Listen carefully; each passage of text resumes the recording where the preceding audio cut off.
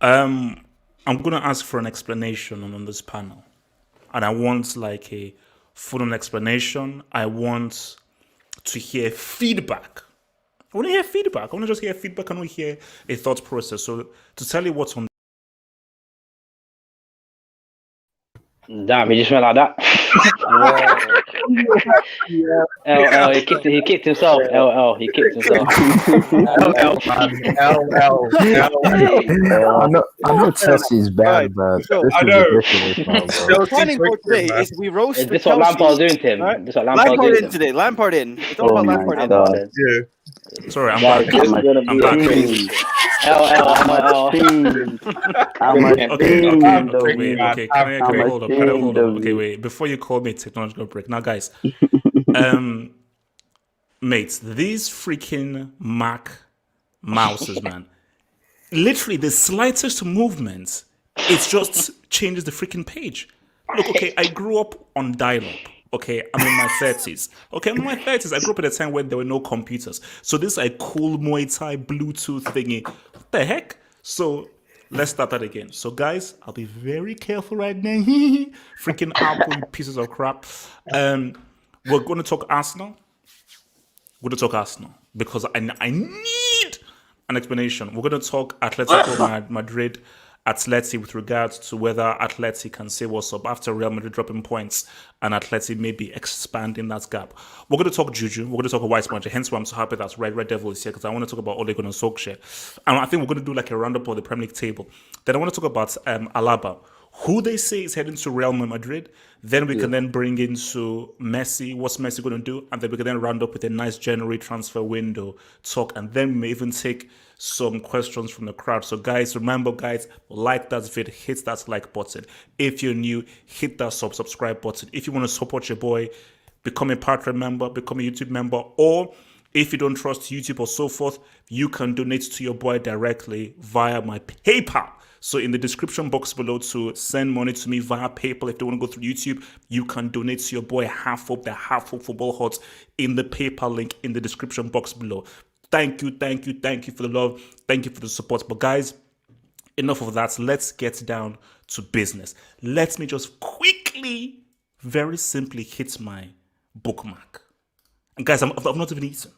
I've not even eaten, so I've got pasta waiting for me right now. So if I jump off, I want someone to take over this whole thing while I go. Maybe I'll give it to Red Devil's studio. So Red Devil, be prepared to maybe host this while I get my food. Oh yeah, Didn't you have pasta yesterday? What did I say? Didn't you have pasta yesterday? No, I didn't. Look, can you leave me alone? Bro, okay. Oh no, don't hate on pasta. Do I look like Bill Gates? Do I Don't look hate on like a damn chef? Look, we are living in a freaking pandemic, okay? So yes, I eat pasta every single day because it is what pasta and rice. It is what it is. Sue me, okay? Noodles. So, let me just very quickly just hit this whole thing. So easy, guys, just easy because I want an explanation here. So where we at? 420. Cool. Arsenal. Guys, I'm saddened. Very. I'm saddened. I blame you, HH. I blame I'm you. saddened. You Can and I Chelsea. land? Can I land? Thank you very much. Can I land? I'm saddened because I don't believe that we are in a situation where before the Chelsea game we're gonna pop bottles. We were gonna pop bottles. Like, I mean, we were gonna have like a ball, guys. We're looking at like a 6-7 hour celebratory stream, and guys, we know that we live for these streams. We're gonna have a ball. We're gonna celebrate. Fast forward a few weeks, the Premier League table looks messed up. I don't understand it. How in the Lord's name is Arsenal 3 points behind Chelsea? How has Lampard given these guys? Where did this come from? Where did these performances come from? How have they completely changed things around? So I put out my post-match reaction, but guys, this is your platform, guys. This is for you guys, and this is for the fans, for people to please explain this to me, and so please help me understand how the heck Arsenal are in the situation that they're in? Is it a case of this? They always had this? Is it because of the changes that Arteta made? Did Lampard somehow motivate them? I need answers. I need explanations. So I'm going to roll first with Wilton. How are we in a situation where Arsenal, who we thought would get relegated and we're laughing at them, are somehow 3 points behind Chelsea? First of all, I never said Arsenal was going to get relegated. I think most people, I'm pretty sure most people on this panel here, even though they were saying, some people talked. No, I don't think they actually believe it because it's Arsenal Football Club. There's no way they're as bad as Sheffield United, Fulham, and West Brom. Like, there's just no way they're going to get relegated. But as for Chelsea, you guys been inconsistent merchants. That's what you guys been all season. Because I remember that winning streak when you guys went on when y'all drew against United. Did you just call Chelsea inconsistent merchants? Yes, that's what you guys are. You guys are inconsistent merchants. That's been the story ever since that game against United. You guys draw that game. Then I think you guys went like on a 5 or 6 game winning streak, but you were half popping bottles, and I'm like, bro, look at the team that you're going against. Hey, Wilton, come on, man. No, Wilton, come on. Are you going to deny me not wanting to pop bottles? No, you before could the pop last bottles, game? but I was just saying. I wasn't in the hangout. I was gonna actually warn you that somehow Arsenal was gonna have to turn that corner, and it was Chelsea was just the wrong team for Arsenal. They were just not the wrong team. They were just the good team. So, especially a London derby, bro. A London derby. Come on, we all know Arsenal's gonna turn up in a derby. No matter how trash the team played, if it's a derby or like a rival match, they're always gonna turn up. I just think it was gonna be this bad. You guys got bullied by Arsenal. Like, it was ruthless. Wilton, relax, chill. You don't have to sort of, double down on it. But as for Chelsea, this is I don't know. I'm not a Chelsea fan, but for me, I think Chelsea goal this season was to make top 4, win the FA Cup, and maybe get to the Champions League quarterfinal. Not to win the Champions League in the Premier League. I don't know what kind of sense you're making. There's no way. Trust the process. Trust the process. Wilton. How do you spend 200 mil to come top 4? Bro, there's no way you're gonna beat Liverpool or City to win the Prem this season. Okay. That's So what the 200 mil was for. Wait. No. But Wilton, Liverpool, no Van Dijk, no Gomez, no Thiago Alcantara. Specifically Van Dijk, a guy who people have said was responsible for them winning the league last season and is one of their most important players. Man City, Aguero has pretty much been injured for most of the season and so forth. So when you take those two things into account and the fact that everybody can agree Chelsea have one of the best squads in Europe on paper, based on the kind of players they can bring it. So based on that, how should their goal be top 4? Because your manager is Frank Lampard. That's why your goal. That's and Liverpool's manager. Liverpool has one of the best managers in the world, and your manager is a rookie in his second season. There's no way I expect them to challenge for the Prem. I'm sorry. I already told you, even when you splash all that money, I knew Chelsea wasn't going to challenge for the Prem. Either y'all were going to finish second or third. I didn't expect Chelsea to cause Liverpool from not winning the title. And as for the Champions League, I just say maybe Chelsea goal is to make the quarterfinal. If you make the semi minimum, like you always say, # semi minimum, maybe that would have been the icing on the cake for Chelsea. But next season is where I would think Chelsea would be challenging for the Prem. Should win the Prem, not even challenge for it. Should win, but your manager is Frank Lampard. So but specifically for Arsenal, because look, we'll deal with Chelsea. Have something to deal with too against Man City. Arsenal, I mean, are these guys going to get like top 4? Like, I mean, I don't think they're gonna make top 4. They might finish top 6. They might go to Europa League again, but I don't think they're gonna make top 4. But again, trust the process for Arsenal, because on AFTV everybody was saying Arteta out except for DT, and I think. Entire. Yeah, they were the only ones saying that. But trust the process. Because I'm like, I don't know why they keep on saying they want somebody. Yeah, I get it. Arteta's a rookie. But he won trophies. He got you the FA Cup and the Community Shield. While we have old Gunner using white magic, hasn't won anything yet. So you got to trust the process. Easy, bro. It's a young team. It's a youngster team. Like, Arsenal fans are acting like Arteta has the money, has the financial backup behind him, for him to take them to whatever, like for them to challenge for the Prem. Arsenal, they made a music video, didn't they? It's party time. Arsenal, for me, it's a damn good track. Arsenal's a project. They're not gonna be fighting for the Premier League in the next 4 or 5 years. Like when Klopp went to Liverpool, it's a project. You got to trust in the process. And look what the youngsters are doing right now for Arsenal. All right. Osasuna, talk to me. Arsenal. I blame two people, Lampard and Jorginho. Lampard, I blame because he decided to go. I think what happened was Lampard, instead of coaching Chelsea, what he did was he went to Arsenal's dressing room with a two-man coaching job. And they're like, hey, this is how you beat Chelsea.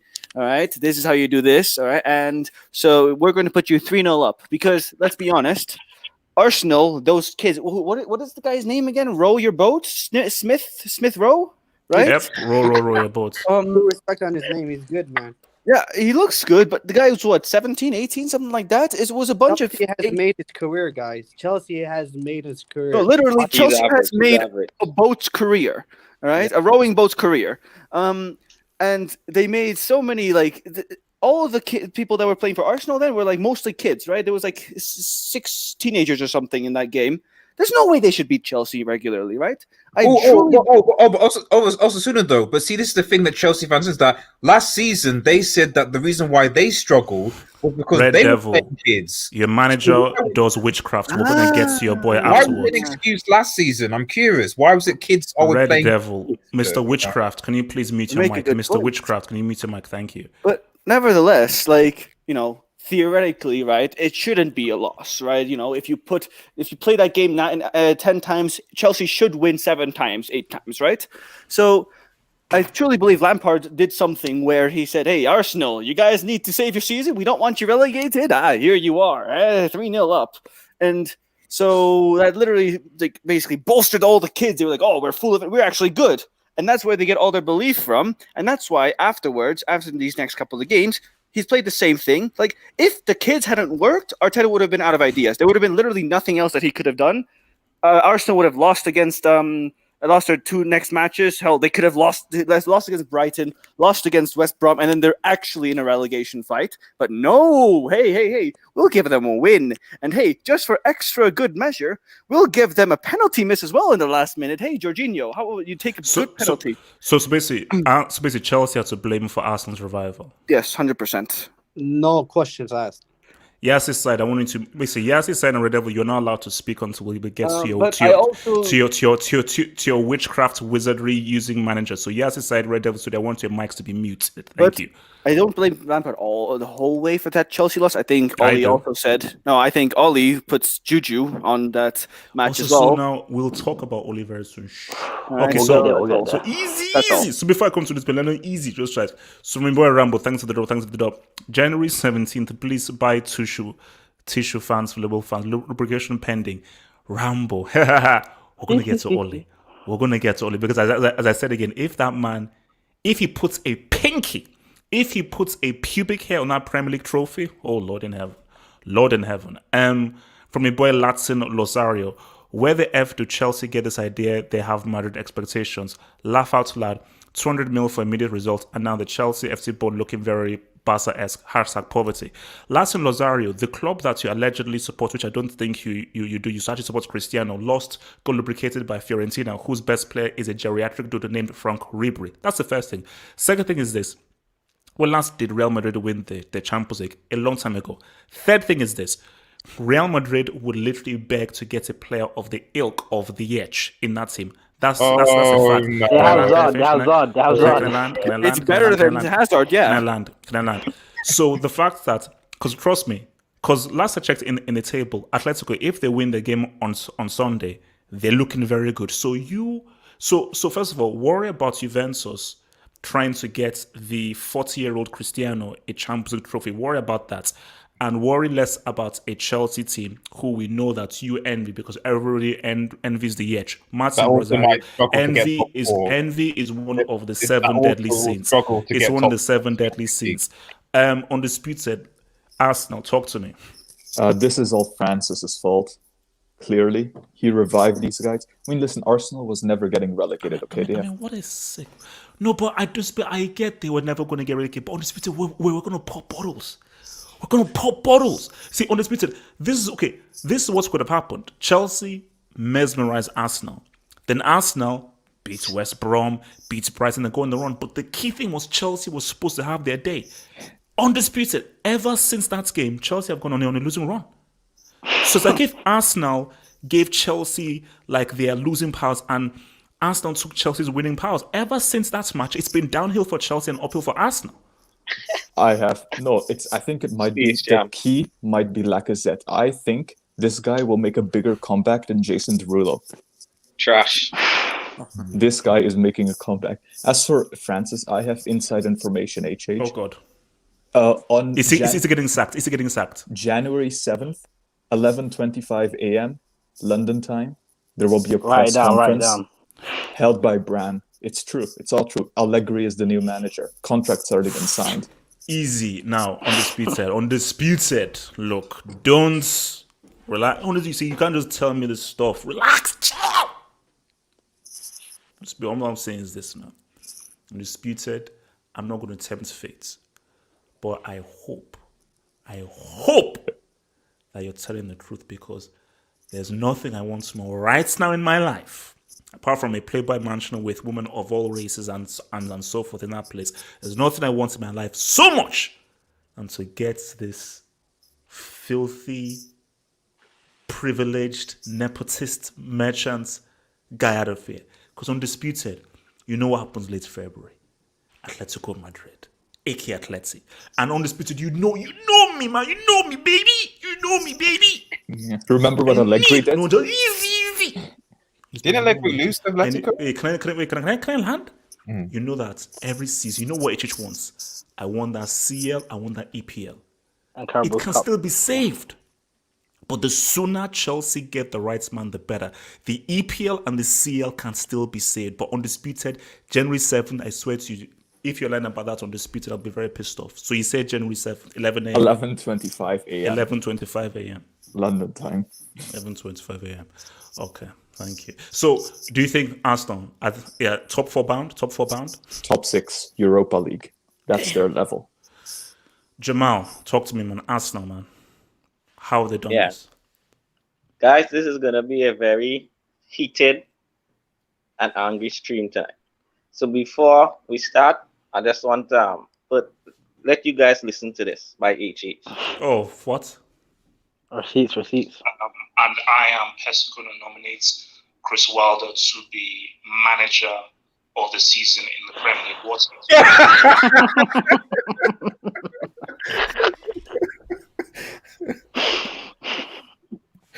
HH, why? Why? Okay, Jamal. Before you go on, I think this is needed, man. I think before you go on, hold up. I think this is needed, man.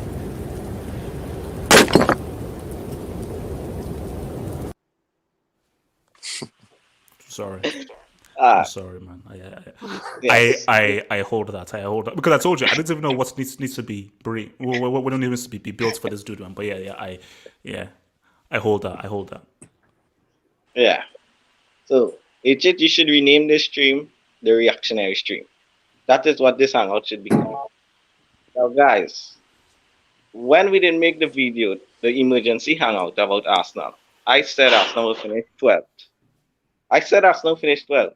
To get 12, they need about 50 to 55 points. They are not going to lose every game, guys. Calm down. I know they're 6 points off top 4 right now, or I think off Chelsea, but they are going to take more L's.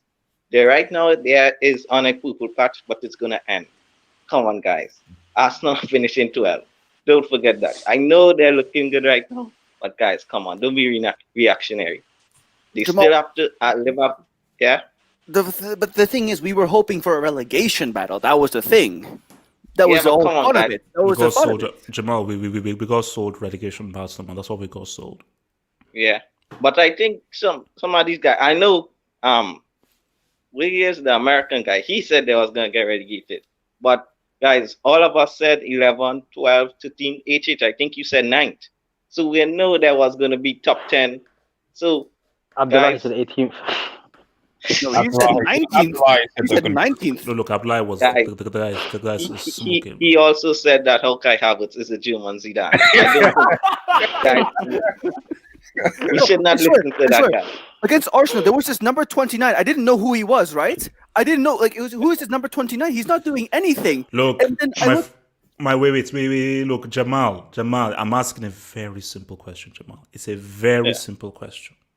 Yeah. Where did this Arsenal revival come from? That's what I want to ask. Who is to blame for this Arsenal revival? Where? Who? How? You know what it is. You know who it is. It's Francis.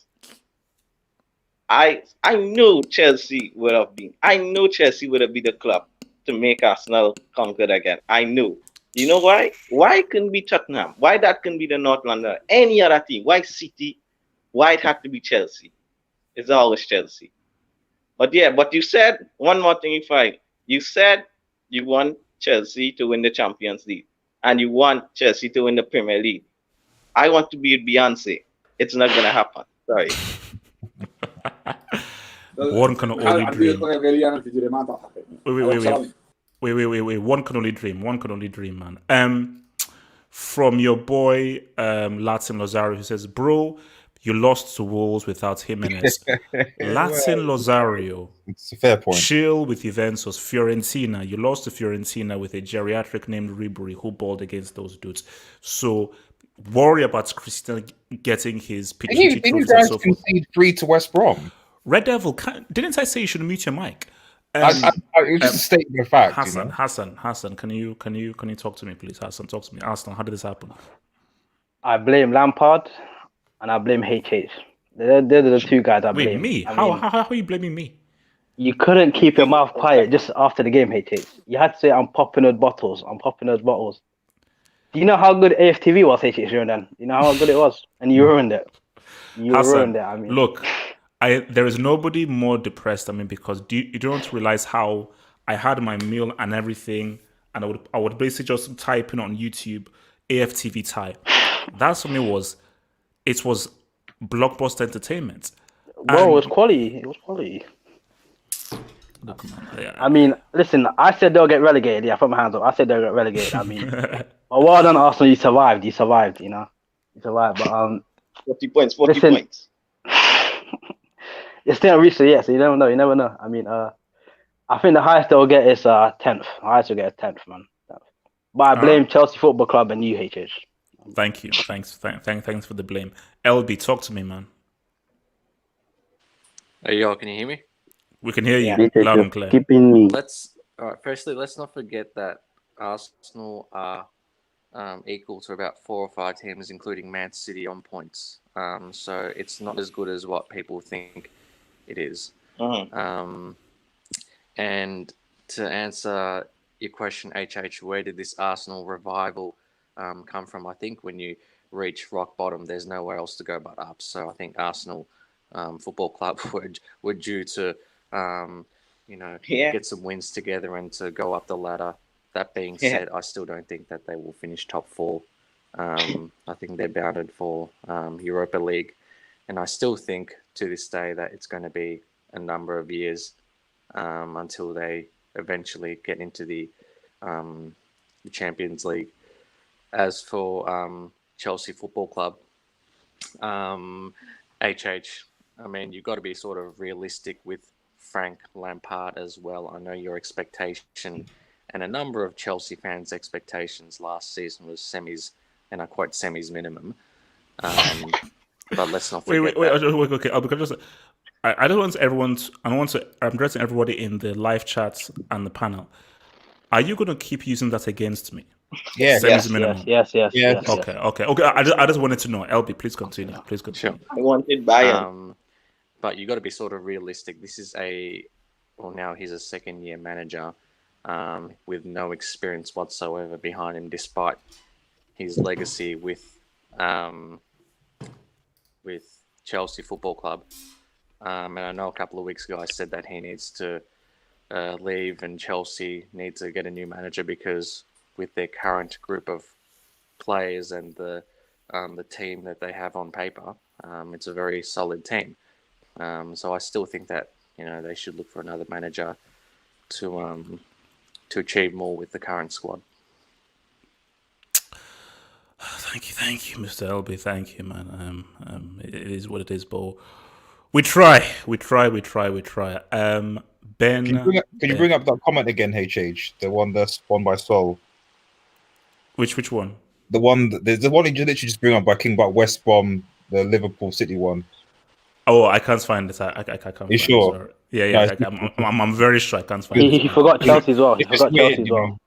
Liverpool, City, Chelsea, but United somehow, Chelsea. Ben, it's weird. Juju, we'll get Ben, to you. can you please take over? Okay, I can hear. Okay. First of all, I was the only one who defended Arsenal. So let's get I was the only one. You said Arteta was better than Oli. That doesn't change. Let's calm down there. Didn't he say they were gonna win the league? So now you can change. So now you can change what I said. Before you were saying, I said Ben, my friend, you're looking bad, man. Because as far as what Oli's do, you're looking bad, man, my friends. I don't know where I'm saying them, man. I still think he's better than Oli. Has better players. My friend, talk about Arsenal, man. Yeah. So, like I said, I think Arsenal are not as bad as your way. Like someone said, this is a reactionary stream. Yeah, very reactionary. So you reacted. So how do you expect Arsenal to be relegated? I never said that's not going to happen. I never said no. I never said not you now, not you, but people on this. I was listening to it and they don't expect them. They will not get relegated. So I'm looking at the table right now. Anything is possible. Like mathematically, anything is possible right now. Apart from first and second, third, fourth. No, first and second, maybe third. But like mathematically though, and I don't think it's gonna happen. But mathematically, anything is possible, and the table is looking very crazy right now. But if you isolating all of these things, looking at the pitch, what actually happened, and isolating all the Lampard did this and Lampard did that, Arsenal actually started. This guy was defending like Simeone before, and now they're playing out. Today they were scintillating. Yes, it's West Brom, but they played very well. They came out to play, and they started playing that way for Chelsea. And yes, there's some bit of psychological boost that win got, but I don't think, like I said, that I don't think it was much about that win. I don't think it's much about Chelsea as much as Arsenal just wanted to do something, and so I think they took their destiny in their own hands, and they're doing well. And for people saying that they will finish 12, no, they're not going to finish 12. Arsenal's going to finish. They're going to finish at least in the top 10, and not 10th. So who stimulated this revival? Who's to blame for this revival? Well, a lot of things. But that win, obviously, was a psychological boost. And part that they used young players. And today, the young players were crazy. Like Saka was mad today. Smith Rowe was really good. Tierney was looking like is it Alba will call now? He was looking really good. I know the guy. He's been using him as a left-sided centre back, but today he used him as a proper left back, or not just today. I think since the Chelsea game, he's been using him as a left back, and he's looked really decent. So yeah, like I said, I own it again. I stood by them, and they're doing well. Okay. Deal with it. But can I say something real quick? Go for it. Yeah, I just want to say, is Oba still in Class C? Because he hasn't come back yet. He's still on it. He must be Class B. He must be Class B now. We're looking at promoting him to Class B. Are anybody worried about the tweet about Arteta? How they said he was struggling in second year and then win the Premier League and the Champions League? No, I ain't worried. Look, my friend, look, man. if that thing comes through, man, that guy needs to be found. That guy needs to be Yo, hatred, that's scary stuff, man. My God, that's scary, man. No, we can't do a first match stream. We can't do first match stream. It's like some kind of secret society stuff, man. Okay, let me come to this boy. Let me come to so I'm going to come to Red Devil, man. So Red Devil, Arsenal. How did this Arsenal thing come to be, man? Do you want me to show the Juju video again, or is that 218 video? No, don't. Because that's probably a big reason. No, to be honest, for me, the simplest reason is that Arteta actually grew a pair and dropped the players. Well, okay, I'll take that back. He was inconvenienced in that Chelsea game where I think Willian, Abba, a few other players were ill, injured, etc. And so he had to bring in the kids. He had to play Martinelli. He had to play Smith Rowe, etc. Who else? I think Bellin might have. I can't remember. the point I'm trying to make is his hand was forced and it paid off, i.e., via the youngsters. Arsenal had already good talent in Saka and Tierney. They already had good defenders in reserve in Pablo Mara, for example. They just weren't using him. So suddenly, players that weren't in the first team coming back that were arguably better than his first team players, and they're now a better team. Like they're using better and different players that want to try hard. Like Emil Smith Rowe, lo and behold, you've got a player who is actually a creative midfielder, is actually creating chances, as opposed to Willian, who you kept on putting in the team because you were loyal to him and created absolutely nothing.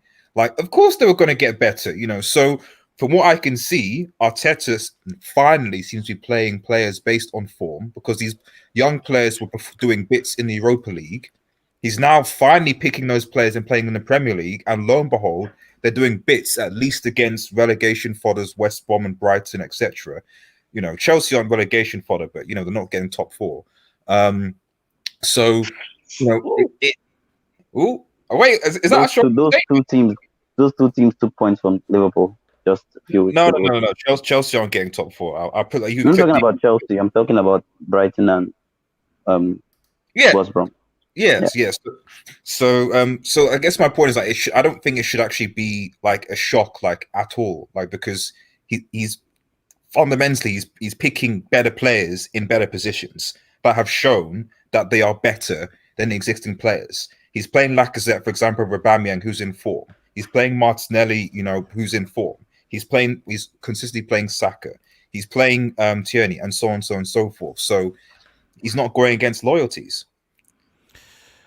So no, look. Well, yes, side said that I should share this, but whatever this says, that's not how the table is going to end, man. Because United are not winning anything. Because Chelsea aren't getting top four, man. Relax. So actually, let me bring this up first. Whimsical thought. Thanks for the dub. Hope has Red Devil and ESA raved about United. After all the disappointment, they deserve these good times. No, they don't. They don't deserve it. No, they don't. They don't deserve anything. Nothing. In life, you Red deserve Devil, nothing man. Europa, Red Devil. Remember? Europa. Relax. Easy. Let me Elche first. Easy. Muntaha, let me talk to you. Doesn't matter, bro. Doesn't matter. Muntaha, Arsenal. How have Arsenal revived themselves, man?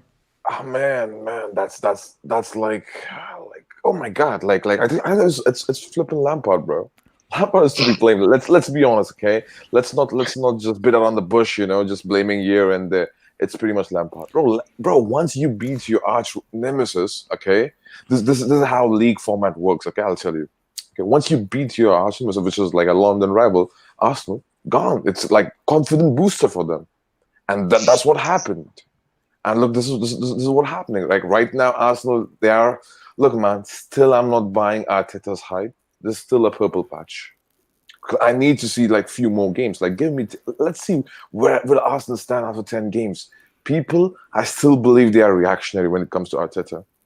Like he's okay manager. Okay, don't take me wrong. He's doing good. He did bits and pieces here and there. So you think Arteta is the man to lead Arsenal to the promised land?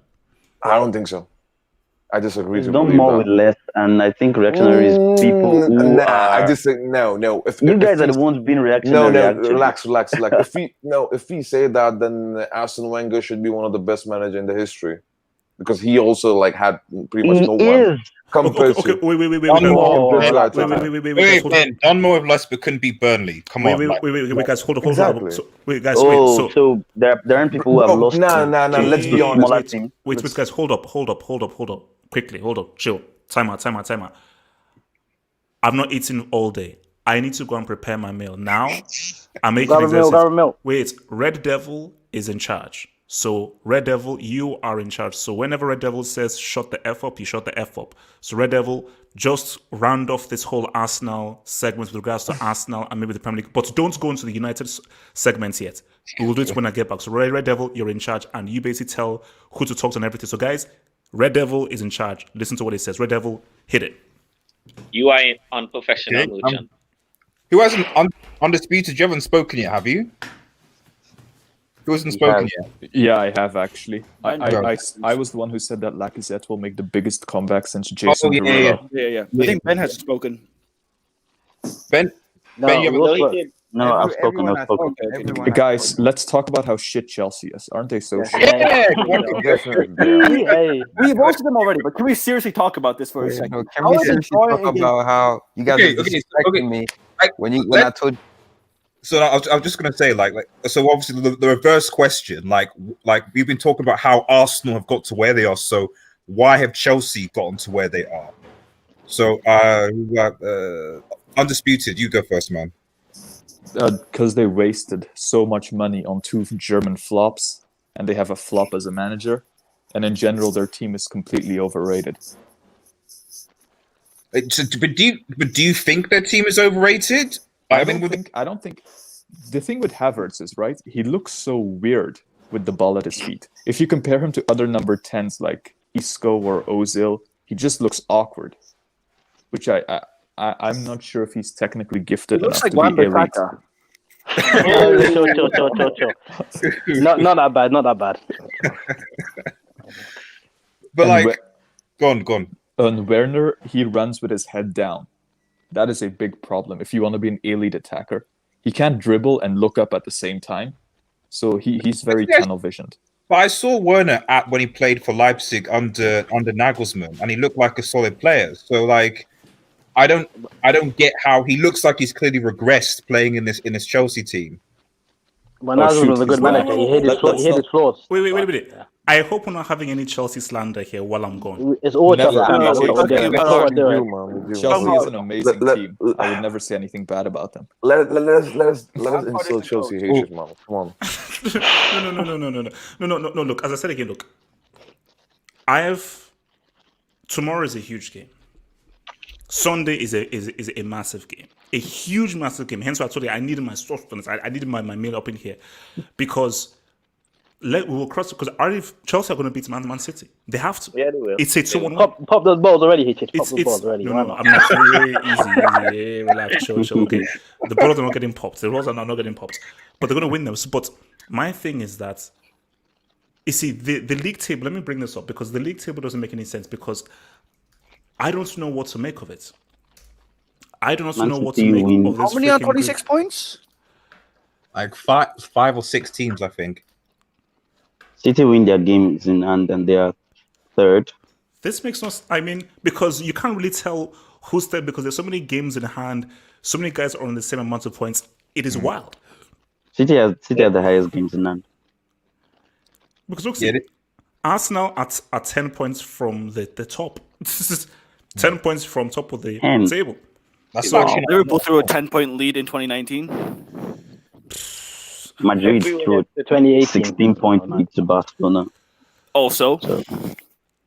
So that's basically, for me, it's really hard to judge with things. Hence why I think that the table will start to make more sense if, hopefully, the COVID thing doesn't go well. We actually get towards nearer the end of the season, so we can say what's up, man. So has everybody spoken about this? Add something, or does someone want to add something in as well? No, I think we all spoke. We just started slandering Chelsea. All right, okay, all right. Thank you for this slander mention. So let's we're already know. Okay, then 9:20. It is just such a quick pasta. Well. Look, chill. I want us to talk about Ole Gunnar Solskjaer. So, Ben, why are you so obsessed with City? It's because he's a Pep cultist. He's a Pep cultist. I'm a narrative. See, I have my narratives, man. Calm down. Hey, relax. Leave my narrative. All about the agenda. Ben, me too. So, guys, and that's why I like Arteta. Easy. It's an agenda. Look, Ole Gunnar Solskjaer is using witchcraft. So let's just start there. He's a juju.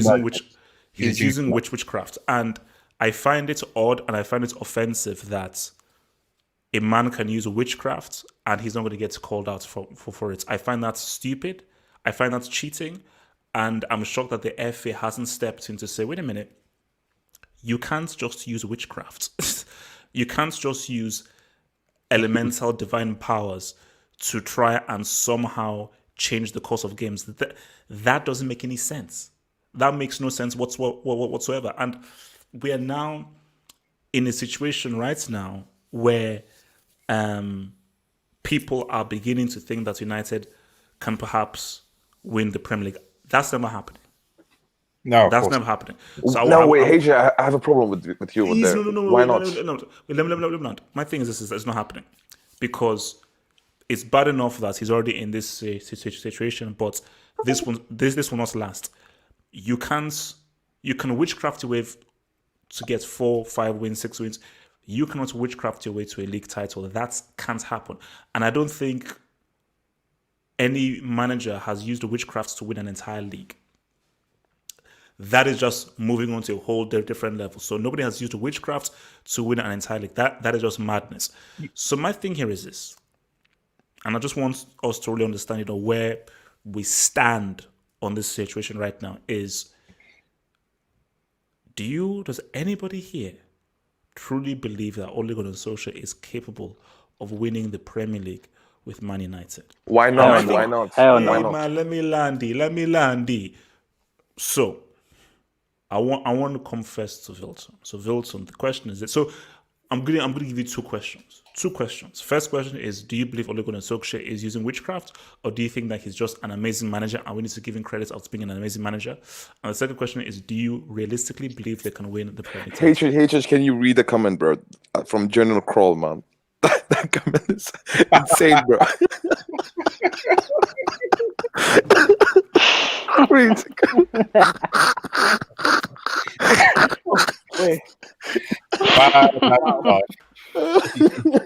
You guys are absolutely a sick merchant, bro. You have Ollie's sick in the head, man. He's sick in the head. Go for one title. He's sick merchants, bro. It's one of the greatest hangouts ever. His job was on the line, man.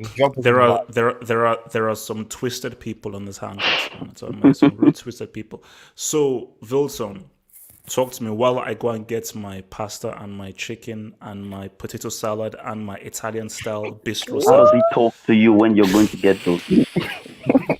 I was about to say the same thing. Wilson, use your imagination. So Wilson, please, the floor is yours. And remember, I can hear you through osmosis. Okay, Wilson, talk. All right, first of all, I'm starving. First of all, before you go, I need an apology from you because all of you absolute loser in this panel said the title race was done in the Prem, and I've specifically said it's not over. And that's HH. Because Liverpool beat Spurs. Oh, the title race is done. There's 25 plus game left. How's the title race done? They dropped 4 points to West Brom. Can I respond? Who got battered by Leeds and Arsenal? Let him respond. They considered so 9 goals in 2 games. Wilton, my response to that is that Man United are not in any title conversation. So I don't care. I don't give a crap what this says because maths is overrated. This means nothing to me. This right here means nothing to me. So I don't give it. Okay, so what if United beat Liverpool at Anfield in 2 weeks' time? Well, it's not going to be matter. Wilton, are you listening to what I'm saying? Manchester United are not in a title race. Exactly. They're not in a title race. And Red Devil can start think that this is all reverse psychology. No, it's not reverse side. Then we're not favourites. Can I land? Red Devil can try and say this is reverse psychology and everything. I will not live in a world where Ole Gunnar Solskjaer is lifting up a Premier League trophy. That is not a world I want to live in. That's not a world I want to be a part of. So Wilton, my thought is still the same. They're not in a title race, and I'm not taking them seriously as title challengers. So you can. I'm not. Please continue. Yeah, I don't think Manchester United is gonna win the Prem because the thing about they already forgot about the Champions League flop. After they lost to Leipzig, I would have fired Ole Gunnar. I would have fired him after that game. Because you can't start the Champions League by beating PSG and Leipzig 5-0 and not get out the group stage, and you still let Ole still stay in charge. That doesn't make sense. Unless this is United standard now, not to make it out the Champions League, go to Europa League. I guess that's their standard now. And as for the title race, I still think Liverpool gonna win it, but there's a title race right now. I know you don't want to say it, but there's a title race. 33 points. Even though if the league was over now, Liverpool would have won because of goal differential, but you can't tell me there's no title race, bro. You acting like Liverpool are up by like 20 points. Like they both have the same amount of points. Only goal differences. Because this is why I love football. That Liverpool United game, that game's gonna matter. That game's gonna matter, bro. If United Liverpool's it's a must win for Liverpool. Because if United get a draw, bro, I think you have to say there's a title race. You're gonna have to say there's a title race, because it's gonna be a must win game for Liverpool. No. I'll tell you when it's a title. It will only be a title race when Solskjaer lifts up the trophy. Then I'll accept it's a title race. There's no race anymore. There's no race. He's won it. No race, is it? He's won. But Did you hear what I said? I'll say it again. I'll only accept it's a title race when Solskjaer lifts up the trophy. That's when I accept it's a title race. Yeah, you accepted that Chelsea won a title race when you guys battered, you know. But at the end of the Wilson, day, can you please finish? yeah. Wilson, please finish your thing. Yeah, at the end of the day, I think United's all hype right now. Ole Gunnar just feeling himself right now because there's 22 games left. Are we really gonna put our trust in Ole Gunnar to be consistent? Because he's not a consistent merchant. That's the problem with United.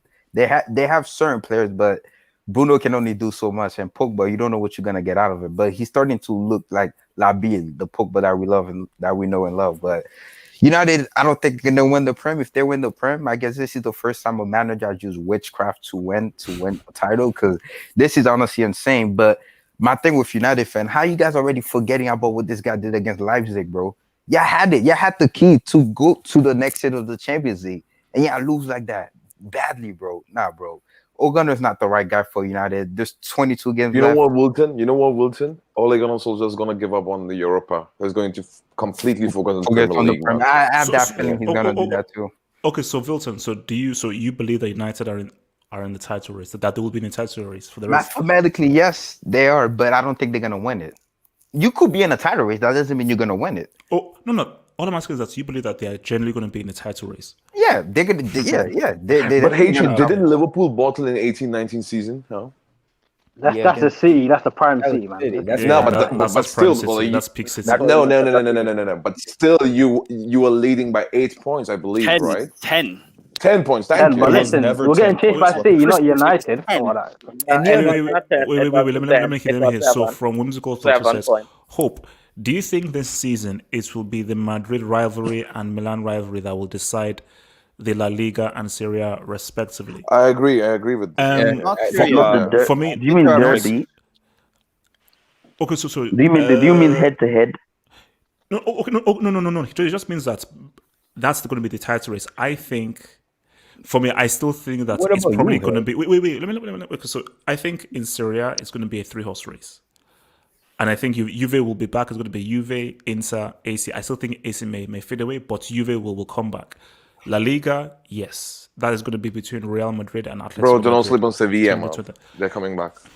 Good evening. Please don't give me Good evening. Guys. Oh, that's Villarreal then. Okay, so from Rambo, who says United have already scored a penalty for January 7th. That's true. Already go down. That's the other thing too, bro. VAR is actually insane in the Premier League for United, bro. It's insane, bro. I don't like. It's insane, bro. You see, that's not. Look, I've watched it again. I'm not even taking them seriously for winning the league title. If these guys VAR and penalty Penandes merchant their way to a league title, I'm going to punch somebody. Like, I'm going to start fighting people. I will start, because if you've won it through witchcraft, juju, cheating, messing with the VAR, and diving for penalties, then that's just cheating. Before I round up, Red Devil Shoe, I have this question for you. If Ole Gunnar doesn't win any trophies out of this season, but you still make top 4, do you want to keep? But Hatred, I have a question for you, right? Wait. Let Red Devil answer the question. If right now, right, United, right, if you have finished top 4 and Ole Gunnar doesn't win you any type of trophy this season, do you still keep him as a manager? He will remain, because he'll be the first manager since Radix that would have gotten top 4 back to back, so he won't be sacked. How does Sender has give him a new deal, 5-year deal? How does Sender has fallen, nature? You can say the standard has fallen, but that's the ambition of the Glazers of Manchester United Football Club. So the only thing I would counter. Red Devil, is that true? Red Devil, can you see that? Can you Red Devil? Is this true? Huh? Is this true? Apparently this season, Leicester City have more penalties than we do. Red Devil, is this true? Leicester City have more penalties this season. Red Devil, is this true? Yes or no? I just want to clarify one point, HH, if you can let me. Red Devil, is this statement true? Yes or no? I don't think it's a true state. 42 in 52 games. No. 42 penalties. Where's he getting that from? Where's the data? Mamadou, thanks for the dub. Mamadou, thanks for the dub. That's correct. What I want to just one point before I go to want to say Wilton is that like Manchester United, and what I say is true, is that since the beginning of 2020, so that's last year, Manchester United have the most points in the Premier League. So this idea that Manchester I have a rebuttal to that. So yeah. Rebuttal.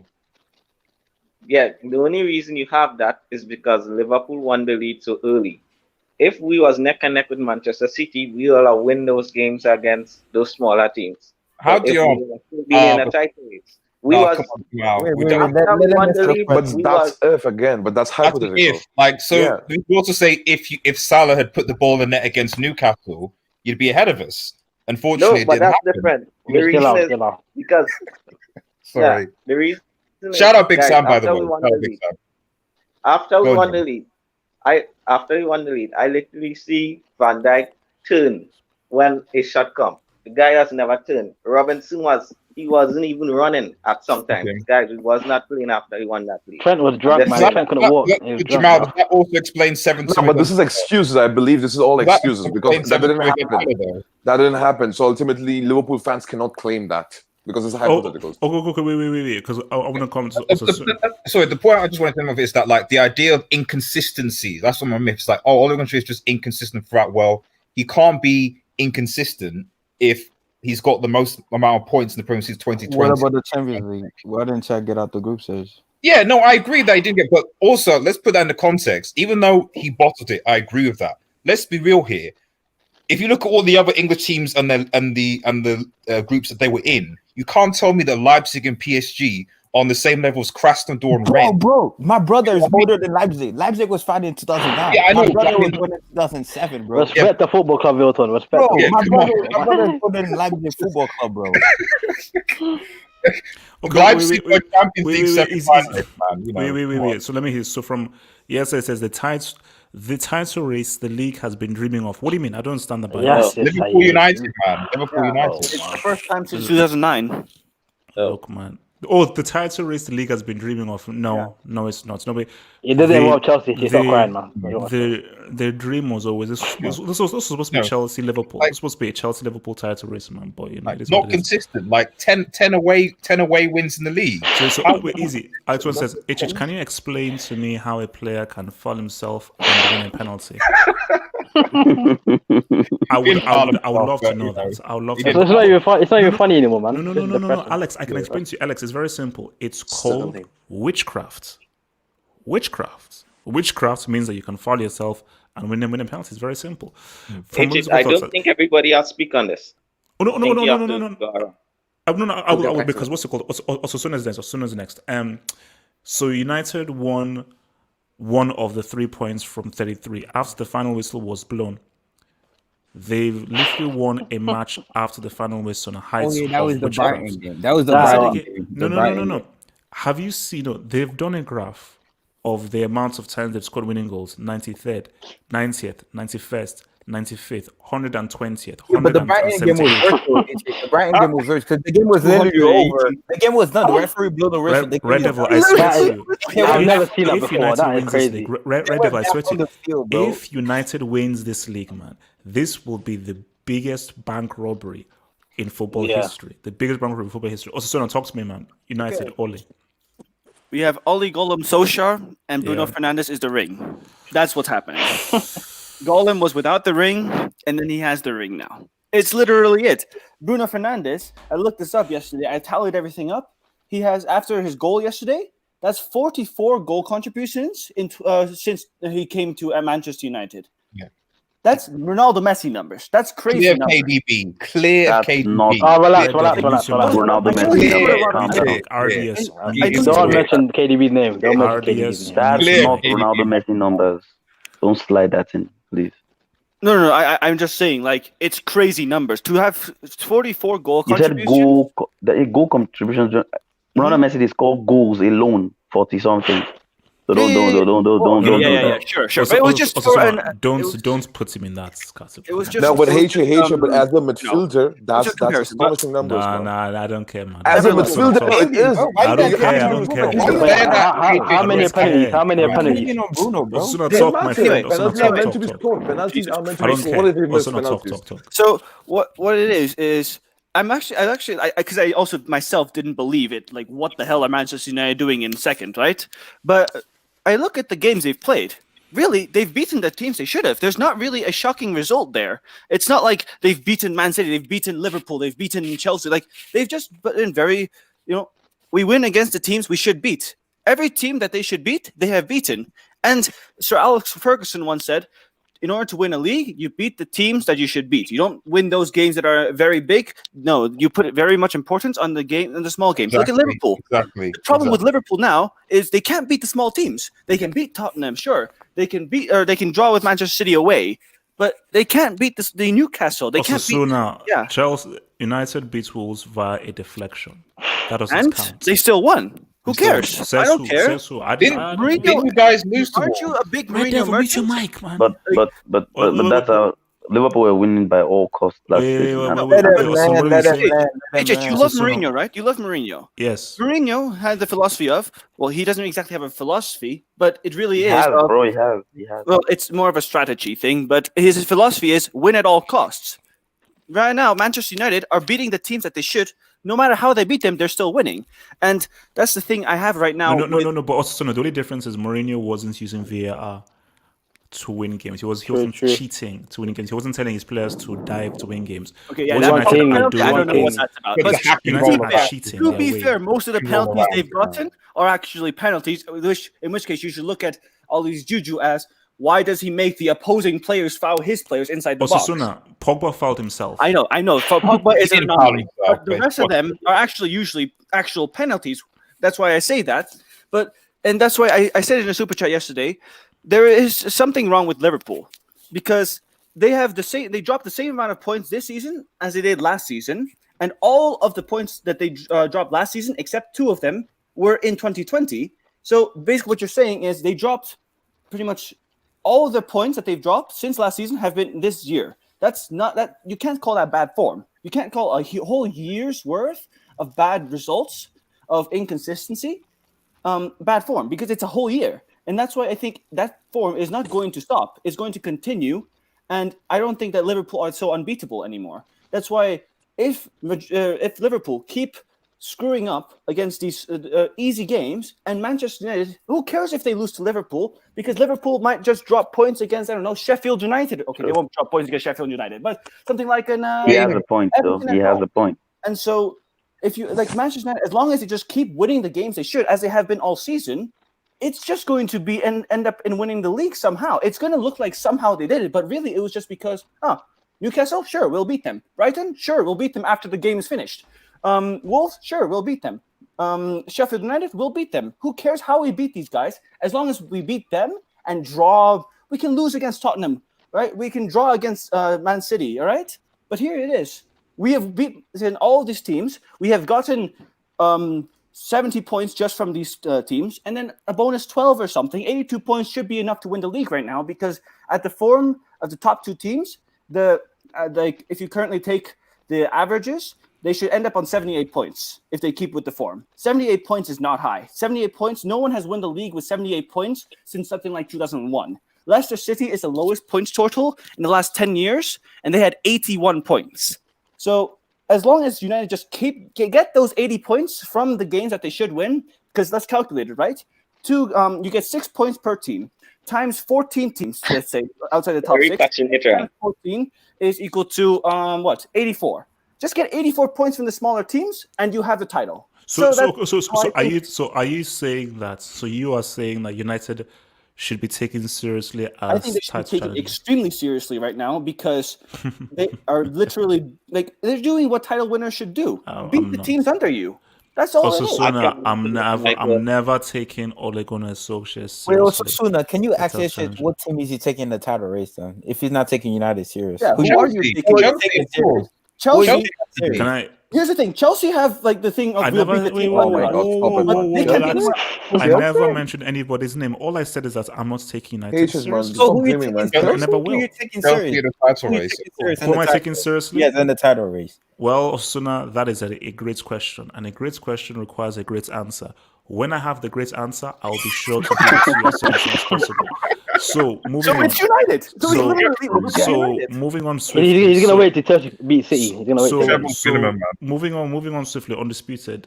Are you taking Man United seriously to win the Premier League title, knowing full well Ole Gunnar Solskjaer is a Norwegian PE teacher, knowing Listen. full well that he is wait, let me Oh yeah, yeah. knowing full well that he cheats, he uses witchcraft, he uses juju, and he basically interferes with the VAR mechanics in the So Alex booth. is in that box. So Alex is in that box. If there is any justice whatsoever, Man United will get relegated to like Juventus in 2006 Fact, for fact. paying the referees. I am a very proud Manchester United hater. Very proud of the fact that I Right hate here, that right club. here as well, man. Right here. As much as I think Manchester should be the last city on earth to get vaccinated from COVID-19, I am worried. Whoa. I am worried. Whoa. Oli is being carried by these players. Bruno is the most informed midfielder in the league. Pogba looks like France Pogba. Rashford looking like Mbappe. Should be looking. But there's one thing. The game on the 17th, it depends on one player, and it's Thiago.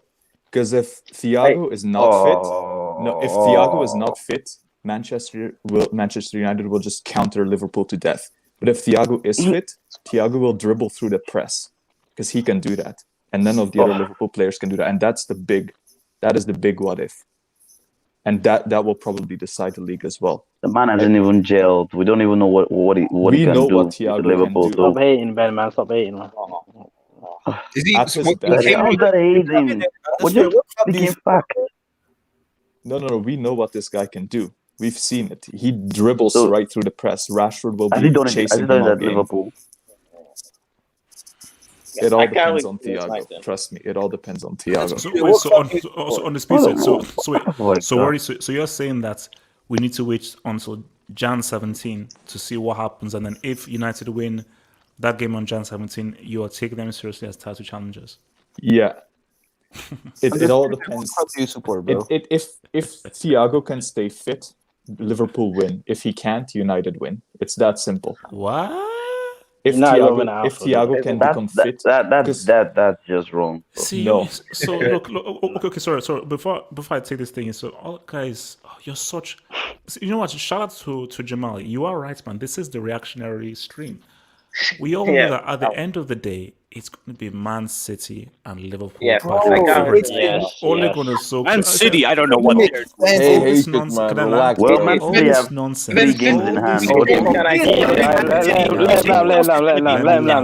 Let me land. Man City. All this nonsense about Ole Gunnar Solskjaer or whatever. Come February, when they are struggling and badly to make top 4, come back to this stream. Come back to this stream. So They it's literally Can I have go? the same amount of points, bro. easy. Before I come to Jamal, let me hit this one. From musical thoughts, man. Guys, all of us are salty because none of us saw United coming back like this. Hope, question for you. Why are you not giving Bruno the respect? Guys, clutch. Bruno Fernandes for me is a good quality player. I have made him tier 2 Actually great, in to be the honest. ranking. He's the He's best great, bro. midfielder in the Prem, HS. He's better than What's his score on the eye test? What's his score on the eye test? Bruno, Clear of KDB. he failed the eye test. Only just. But Havertz passed the eye test. Havertz passed the eye Can I ask this question? Havertz passed the eye I would test. like to answer this man's question, please. Thank you. Isn't Werner past that as Whimsical well? thought. Yeah. I apologize. I will answer your question right now. So, whimsical thought. Great question for you. So, whimsical, basically, you say, why don't I not give Bruno the respect? My thing is that I give him the respect that he deserves. He's a tier 2 level 1 player. He'll never reach upper tier 2. He'll never sniff that standard. And my thing about it is that first of all, 90% of his goals are penalties. That's And not true. but That's not hey, true. Hey, let me really respect this guy, man, please. 55%, but okay. Thank you. 90% of his goals are penalties, and you know that I don't really count penalties as real goals. You have to score from open play. Hence why Salah, until you score from open play, unlike Hazard, you can't be Hazard's level, who scored from open play in a European final. So Europa League. Hazard scored just 3 goals in the Real Madrid career right now. Just 3 goals? Guys, I need to respond. Wait. Since scoring that goal, Hazard's the overweight hooker. So, why not giving Bruno? So also the other thing as well is my dear friend Whimsical thought is Bruno doesn't pass the eye test. I can't rate you if you don't pass the eye test. So most of his goals are penalties. Most of his assists aren't actually real assists; they're actual deflections. Hey, let me answer this guy's question. Let him land. So let me 90% of his goals are penalties. Most of his assists are deflections. He fails the eye test, and he is in a team that are winning games by mistake. They're not winning games through skill; they're winning games by mistake. So how can I give a guy credit when you're winning games by luck, fluke, and wizardry? So you don't consider grinding as a I will only result, give him credit if you're winning games in reality. If you're winning games being helped by external forces, I can't give you credit. So talk to me. United, talk to me. Double, man. I don't know what you're All right, is it my turn? Yes. Guys, no interruption, please. Let me talk. After you can talk. I just want to say this. Guys, you guys are so reactionary. But I get it. Human beings are emotional merchants. We are very emotional. Guys, how can you say Manchester United are going to win the title? Guys, this team have no one who has won a Premier League title. The only one who has won a Premier League title is Phil Jones. Guys, can they handle a running? The mentality. Can they handle a title running? You guys are so reactionary, man. I mean, watch. You know, you guys are so reactionary. Watch this. These are the same guys who say Mourinho is going to win the title. And now the same Mourinho won't even make top 4. Didn't De Gea win a Premier League? Yeah, De Gea won. Come on, guys. No interruption. Let me land. If you check 4 weeks ago, you guys said Mourinho is going to win the title. Now you guys are saying they're not even going to snip top 4. You guys said that how it was Liverpool, Tottenham, and Chelsea. That was the 3 guys who have won. Watch what Chelsea and thing now. Guys, they are not Jamal, stable. relax. Manchester United are not stable. I just want you see the main thing in all those things. You guys said Tottenham, Liverpool was there. You guys said Chelsea, Liverpool was there. You guys said no, it's Manchester United and you contend. I don't know why you're generalizing by saying Let you. him land. Let him land. Guys, the only team I want to hear is Manchester City. I'm not interested in nobody else. Manchester City is the only team who I fear. Manchester City. It's gonna be Manchester City and Liverpool, guys. Forget about it. Have your fun. But I know in February, God luck, play this. It will be Liverpool and Manchester City, not United. City. City is the only team from Manchester I want to hear. You see, my thing, guys, is that look, man, City have loads of games in hand. So because we have to first see now, if City mess up those games in hand, then fine. But this isn't the proper picture of the table because we're not seeing everyone play the same number of games. So after everyone plays the same number of games, then we can have a clear picture of where everyone truly stands. Can I say this quick? Yeah, I just want to say, Saeed, this guy last week was saying Oli out. Now he's saying Manchester United is going to win the title. You see, and next thing, you guys are saying we dropped plenty points. I know. But guys, you guys are brainwashed from the last 2 seasons. The last 3-4 seasons, Liverpool and Manchester City was perfect. But before 2-3 years ago, teams was winning the lead with 85, 84. I remember Fergie last year. You guys draw to some small teams. I think you guys finished with about 86 points. So let's revert back to how it was before the last 3 years when Manchester City and Liverpool have just been perfect and get 100 points, 99 points. But I think this year it's gone back to how it was. And guys, again, I'm saying this again. I only want to hear Manchester City. The only team I fear is Manchester City. Nobody else. Yes, aside says Jamal, who does United fan have that have won a title? Liverpool, 1 title in 30 years. See, Guess what? How many wait, CLs? wait, They had James wait, Milner. let James Jamal Milner. respond. Let Jamal respond. Jamal respond. Man. Yeah. How many guys has won the Premier League in Manchester United squad right now? None. Oh, maybe Phil Jones. How many David guys De Gea. have won the title David De in Gea. Liverpool? I think. Oh yeah, 2. How James much guys Milner. have won the title in Liverpool right now? I think 32. So yeah. I live in now, not in the past. Yeah, but how did you do it last season It's then? so funny. It's so funny how a United fan can troll at Liverpool right now. Wait, Hassan. I'm going to Hassan. Hassan, talk to me. United, man. Talk to I me. mean, everything Jamal said was perfect, man. Perfect. I mean, United are just on a good run of form right now. I know they got the most points in Jan, but that's not how the league goes. I mean, so I still think we'll win the league. I still think we'll get a centre back in January. I think Fabinho needs to go back in CDM. I know he's a good centre back, but he's a World Cup. He's DM, yeah. He's DM, yeah. He ain't got the pace, so I think we need a centre back. So Hazam, them Go on, think they're Jamal. gonna beat us in Also, Anfield. now Matic and Matic well. You guys are really thinking Chelsea. to beat us in Anfield. Anfield. Bro, Jamal. No, let Yeah. them hype them up. Let them hype it up. Wait. So Hassan. So you're saying that you're not taking United seriously? That you're taking. I'm just taking them serious for now, but I expect them to fall off. I mean, this Juju will come to end. We've seen it before. HH. They went like on a 14 game. A beat run. Ollie came in. I think they went on like 10 game the next year. They'll fall off. Fernandez, the penalties will stop coming. The white Juju will fall out. Go out for a bit. We will win the league. I mean, just like Jamal said, I'll take Lep serious. Domestic merchant, I'll take him serious. Only. No one else. Liverpool fans are saying that Manchester United are going to fall off, but is this guaranteeing that Liverpool are going to win every single game until the end of the season? Listen. I never said we will.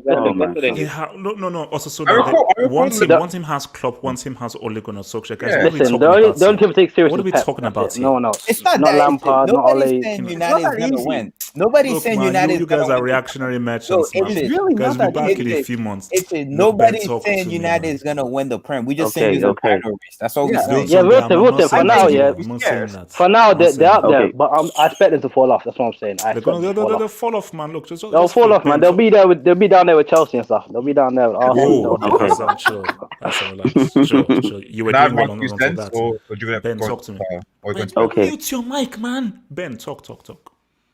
It's like, thank God they've been saying this. Like, why are we this react?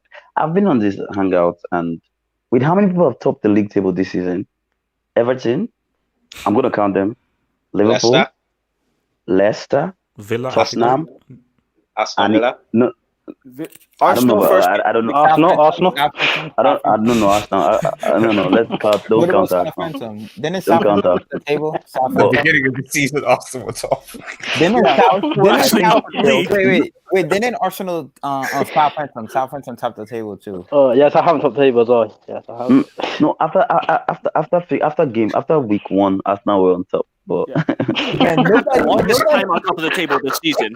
again, nobody's saying United is gonna win. All we're saying is a title race. I still think Liverpool's gonna win it, but Can I it's a title talk? race. You can't dismiss that it's just not a title race. Can I talk?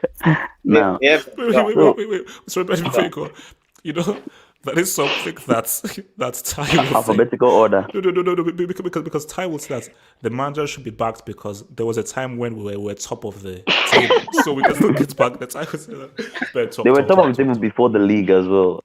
Yeah. And they Ben, talk ARS. about Oli, man. Talk about Oli, my friend. Okay.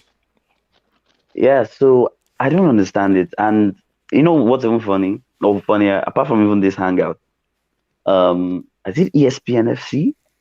These guys talk about every single club having a chance to every week. When They it's have no Tottenham, content. They have to. Will Tottenham win the league? When it's Man U, will Leicester? I've heard them talk about everybody. Are we crazy? Yeah. There is only one team that's going to challenge. And just think about this. The one team that has been constant in all of this is Liverpool. That tells you something. Yeah. They've been constant. It's Liverpool. Let's not fool ourselves. And the other team who Christmas break is usually a problem for Pep. Bro, Can you let me talk? It's usually a problem for Pep. But now, when you spread those games into other times, don't you think that's more advantageous? That actually puts them on a better advantage than other teams because they didn't play those games like on that close arrangement. And it's Manchester City first of all, and they've had I think the second or number one like best defense in the league right now, like in terms of record. So the guy is trying to solidify that, and slowly they're getting better in terms of going forward. So I don't see a world where Manchester United we are deceiving ourselves. If they win their 2 or 3 games in hand, if they lubricate, they've only got Chelsea 2 games. 5. Okay, tomorrow is tomorrow. Okay, if they beat Chelsea tomorrow, which I think they will, and if they like these guys are going to be 32 points, and you're telling me that Man U will not drop points. 32 with Man U 33 and Liverpool 33. This league season is still wide open. We can't. I don't want us to. Please, I don't want next week we'll come back and say Southampton can they win the league? And Osasuna, who doesn't support any team in England, will come and be saying yes they can, and be naming some of them players for us. Please, I don't.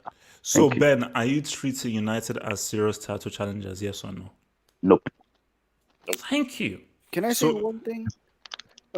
It's that. You say Liverpool has been constant in all of this. So it was Liverpool, Leicester, Liverpool, Tottenham, Liverpool, United, right? But if it continues like this, right, it will be Liverpool and someone else at the end of the season. What if it doesn't work that way? Doesn't work that way. That's what we're saying. We're saying Manchester City and Liverpool. It's a league. Everyone is going to. Liverpool City. United are not in the because if you look at how bad at the end of the day, right? How behind that's reactionary, man. That's the thing. It's a league, so at the end of the day, some of these teams will eventually drop, even if it takes this long. And let's not fool ourselves. This is a very, very peculiar season with the COVID, and those things are affecting. It's making it's causing these issues really. But I think February is going to be Manchester City and Liverpool. So let's face it. Man, I know you like Lep, but your boy Lep is finished, bro. He's gonna try to win the Champions League, and it's not gonna happen. He's finished. I don't care what you're saying. Are we going to talk about Pep today or not? I have a lot to say about him. That makes no difference. You want to compare Lep to your fraud? What do you call it? Social who wins by vibes. Could I? Because I'm the only United fan that hasn't had a let him go last. Let him go last. Red Devil, he's gonna spew nonsense. You're going last. What's it called? LB, talk to me, United man. Yeah, I just want to first respond to a couple of things that I think, and this is not a personal attack by any means, but something that Jamal had said before, that how many Manchester United players have actually won the Premier League. Like what that super chat had pointed out, how many Liverpool players won the Premier League before last season. And where the hell did HH go? These guys run away. Just James Milner. Yeah, just James Milner. Yeah, go on, LB. I'll go on, LB. So I personally don't think it's impossible to win a Premier League or any title for that matter without having that experience. Yes, it really does help to an extent, but I don't think it's impossible. As for Manchester United winning the Premier League, I think they've got Manchester United have nothing to lose. All the pressure is on Liverpool going back to back, and the expectation that they will go back to back and not only win the Premier League but win the Champions League as well, because let's be honest, they're one of, if not the best side in Europe right now. So in my opinion, all the pressure is on Liverpool to go back to back and to perhaps win the Champions League. Whereas for Manchester United, they really have nothing to lose, and it could possibly be their first title since 2013, which is obviously very exciting. Seeing that no one saw this coming. But that being said, it's still a very long season, so we'll just have to see what happens. Can I respond to that? Yeah, I just saying the reason why I feel we won the title. Wait. Sorry, real quick. Now, I don't know whether this is true or whatsoever. It says Ben Mendy has to go to the Scholar after the news. What did he do now? What happened? So they said that he hosted a New Year's Eve party. Dude, man. So maybe he was the guy that maybe sets this whole Wait, thing. I heard it was Kyle Walker. Wasn't it Kyle Walker? No, that was debunked. That was closed. Yeah, that was only a rumor. But the thing is that because I just did a search and the Sun are running it, and obviously guys like Hassan and Red Devil, we know that those guys are trash. Yeah. But if it is true for Ben Mendy, I mean, my God, man, that's he's already Class A, so he must be scholar. Yeah. Well, they'll have to discipline because there is an argument that like if he's the reason why other players in the side got COVID and then the Everton game got suspended, then they would have to discipline him and technically the club. I don't say that in a harsh way, but I say that from a Premier League protocol way because they brought the game into disrepute. Breaking COVID guidelines and then inconveniencing Everton Football Club. It's a player. It doesn't have anything to do with the club. Wait. So Jamal wanted to say something, and then I'll go back to Muntaha. So Jamal. Yeah, no, he just said that how we didn't have no experience on winning the league.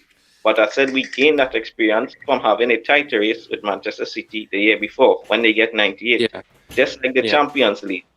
Because the year when we faced Real Madrid, we didn't have no experience, but that helped us. And that make us get it the next year. So that's why I mean, Manchester United have no experience now. So that's why I'm confident. I get what you mean, but like someone. But Jamal, I have a question for you, right? How are you guys going to deal with the injuries? To be honest, can Liverpool afford sign a new defender in the summer? Like when I mean new defender means a marquee signing in January. They're not Barcelona. They're not bankrupt. No, but no, wait. But you guys struggle to sign. You guys struggle to sign Timo Werner just for €8 million extra fee. Bro, we didn't struggle. I don't. You guys struggle. You guys were struggling for signing. We paid more for Jota. I'm pretty sure. I'm pretty sure we paid more for Jota. Muntaha. The reason why it's significantly cheaper to sign a good defender than to sign a good attacker. You can get a good defender for free. Matip, for instance. It's much more difficult to find a good goal scorer, and that's not Liverpool's problem. No, I agree. Actually, I disagree with Undisputed actually on that point. Of course, we spent 80 million on Harry Maguire. Yeah, exactly. Undisputed, who do you support, bro? Who do you support? Liverpool. Yeah, on goal scoring. Clearly, the issue recently has been Liverpool's goal scoring, not the defending. Just to has it not? Red Devil. Wait. So Muntaha, has Muntaha spoken? No. Okay, Muntaha, hit it.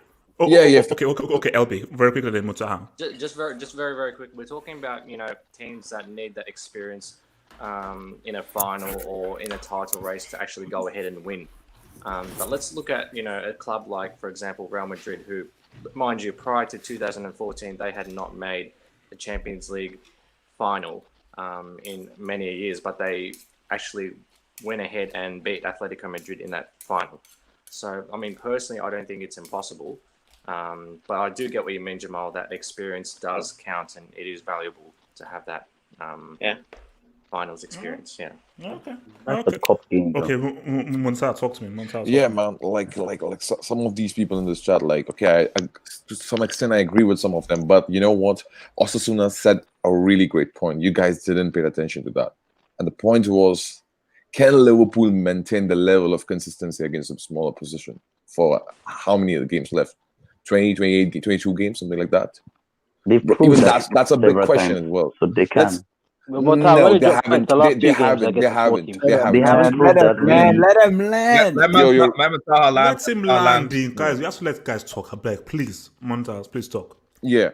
Secondly, right. Some of the Liverpool fans, I understand, Thiago Alcantara is good, but you are hyping that guy to next level. That guy hasn't played 2 proper games for Liverpool, right? He came from the bench against Chelsea and he attempted 10 side passes, and you guys are wanking all over the place. Come on, that guy's been hospital. Let's be honest, that guy's been hospital. Relax. Bayern has robbed you guys pretty much because they knew that Thiago Alcantara cannot last 14 games. No, wait. Spanish let him land. Wait. Secondly, thirdly, when it comes to Manchester United, okay, fine, Manchester United are not the favorites to win. Of course, it's Liverpool, the favorites to win. But who's the team who's competing with Liverpool right now? We are not being reactionary. We are not being This is how we assess football. We assess football on the base of present data we have in front of us. And right now, United is the second best team. That is reactionary. Nobody that's assesses football that way based on just the present data. Data analysis. Oh my god! Oh my god, bro! What do you expect? Liverpool lost this season 7-2 to Aston Villa. So you're not giving even a benefit of doubt to United. 7-2. I know even United lost 6-1 to Spurs. One loss. Okay. Wait. How about the last game they played? Huh? 6 draw. They didn't lose. 6. Yeah, what happened against West Brom? Remember your problem in 2018-19? It was all those draws. Yeah. United are gonna not win as much game as City. No, wait. The context. Oh my god, this guy keep on interrupting me, man. Okay, wait. I'll just say one thing over here. Okay, I'll finish over here. I will start. What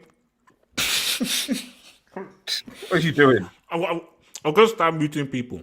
Okay, let a guy land. Let me eat right now because I'm not eating whole day, and let Muntaha speak in peace. I'll start missing people. Muntaha, please speak and let me eat. Thank you.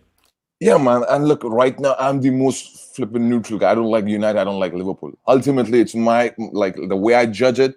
It's not Liverpool in the team in the form as well. Let's be honest, okay? They are suffering from injury. Isn't that Matip injured as well? Matip is injured too. So we don't know what will be the signings and for the Liverpool in the in this transfer window. We don't know which defender they will sign. Ultimately, you can see there is a signs of Liverpool conceding tons of goals this season as well. It's not just United who's conceding goals. So let's not pretend as if this is the last season Liverpool. And one more point I want to address over here. Liverpool fans cannot talk about VAR of Man United. Last season, there's been so many favors been given to Liverpool in VAR in terms of VAR. First game, remember against Man City? The handball of the guy was named, your right back. No, bro, it hit Bernardo's hand first. Let him Okay. Even if that's the case, then why the goals was not cancelled? Why was it not ruled out?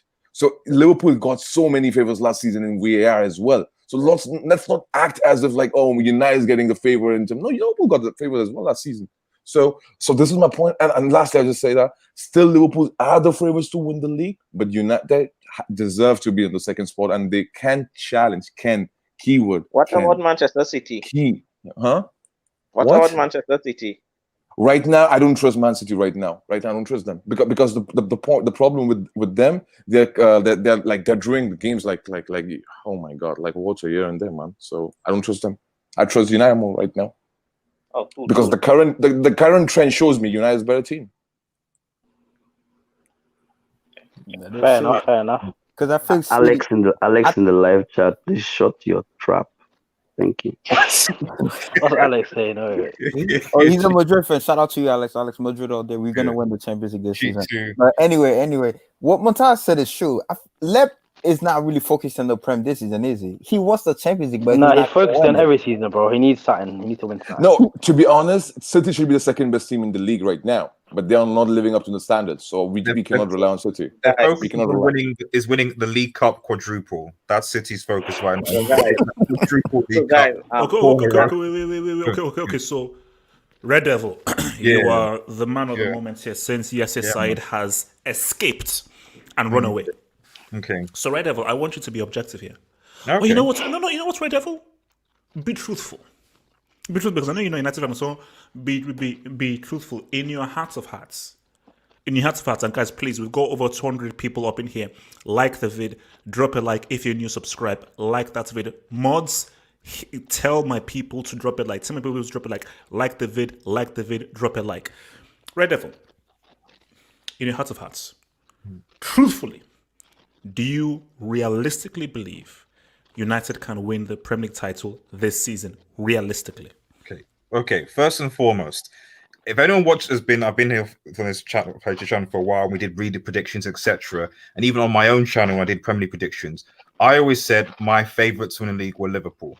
You can go back, you can watch it, it's fine.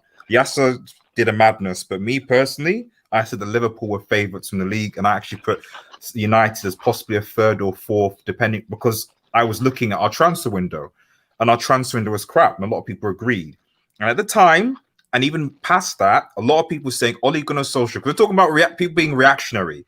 Last time I checked, there were a lot of people that were saying Ole Gunnar Solskjaer was going to be sacked by Christmas. Okay, that was the thing. He's going to be sacked by Christmas. I was one of the first to say that. Yeah, yes. he's going to be sacked by Christmas. He's going to be bad. They're going to be relegation, cadre, etc. That was what was being popped off.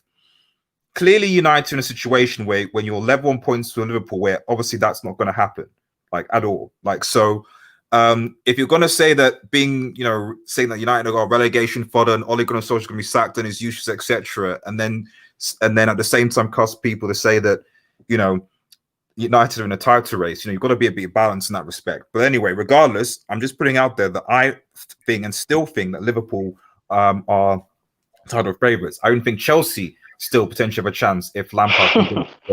You're trolling now, Chelsea. No, I'm not. HH sold it to me. He gave me a convincing, all the talk, the treble, and I bought into that hype. Pop those bottles down, man. Move your face, HH. Pop those bottles, exactly. Pop those bottles, HH. Exactly. I was popping the bottles as well, man. I was like, yeah, man, let's go. So they must do.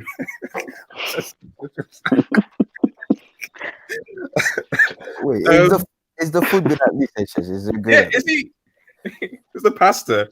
Are you okay? You cannot pop those bottles, man. You cannot pop those bottles. Yeah. I've been starving for so much. Like, what's it called? Yeah. Man, guys, whenever you're like really starving, the food, like normally the food doesn't not taste this sweet, but it tastes sweeter when you've been starving. Yeah.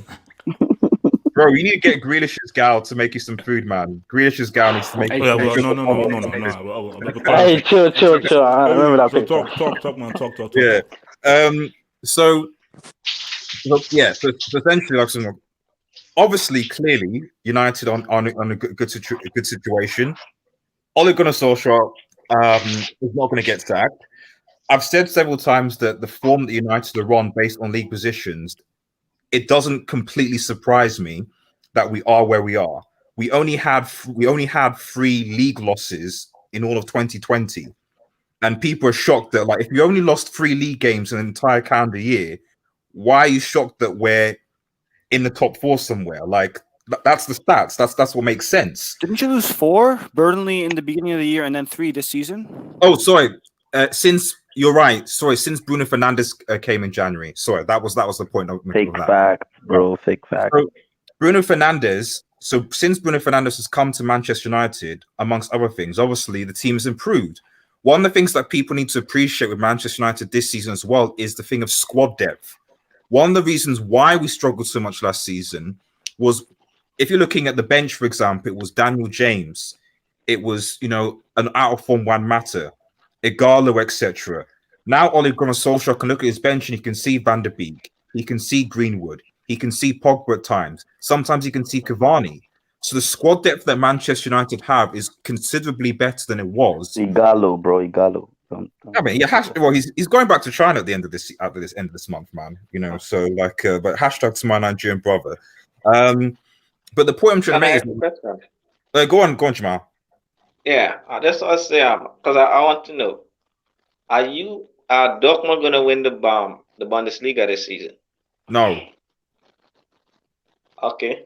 The reason why I ask is because every year, I don't know, like, I watch football different to you guys. Like, you guys watch football in the now, but for me, I think it's up there and mentality.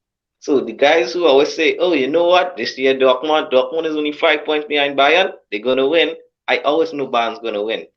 The guys who said, oh, Napoli, they're only 3 points behind Juventus, I know Juventus is going to win.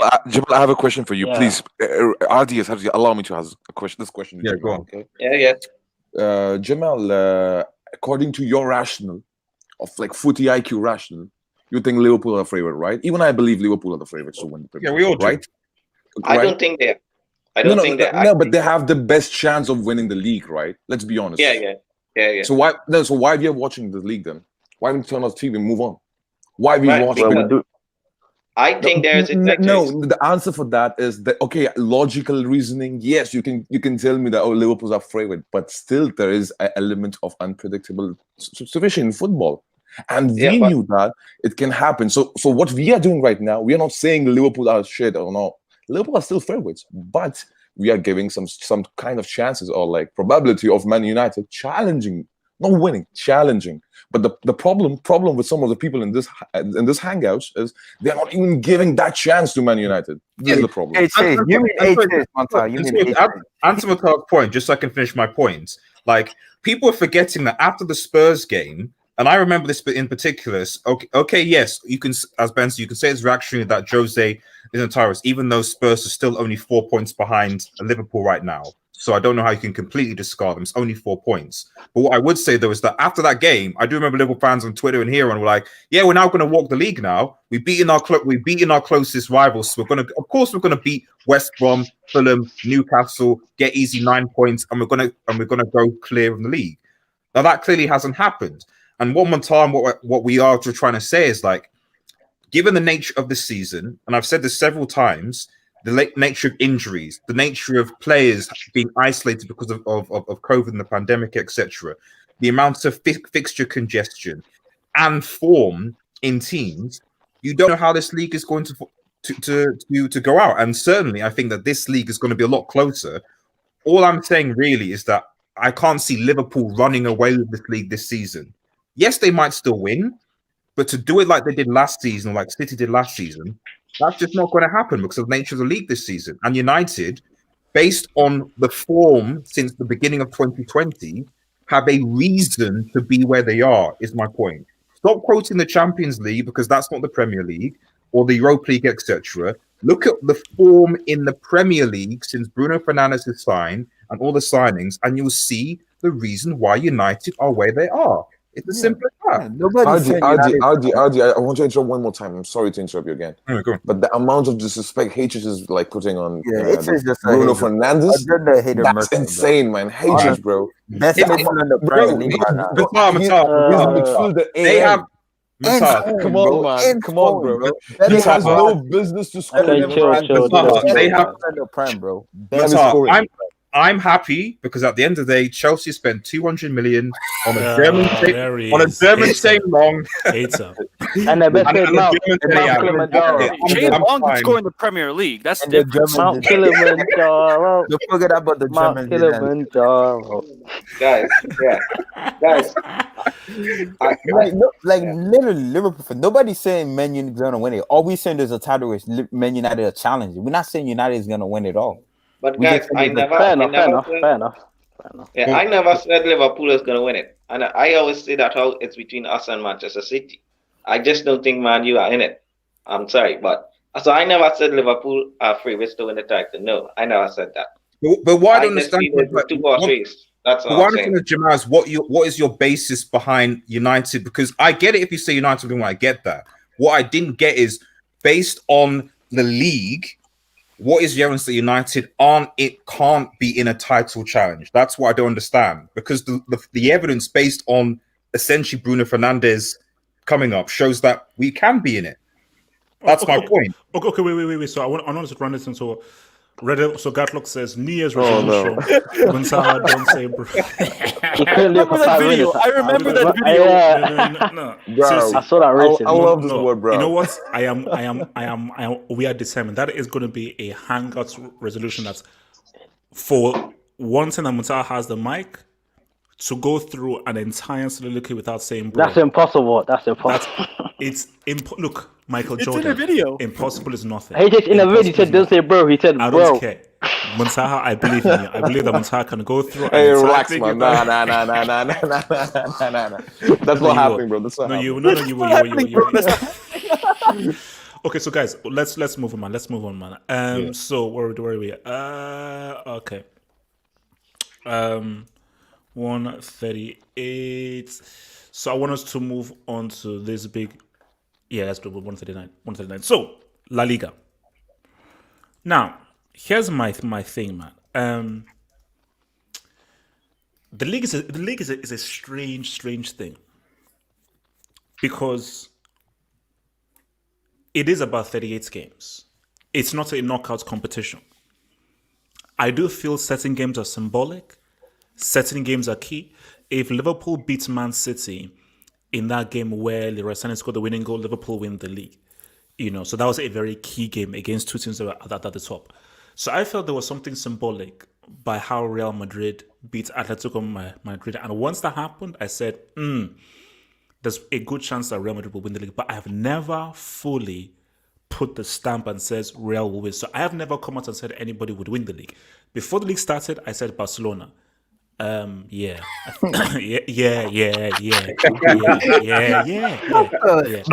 So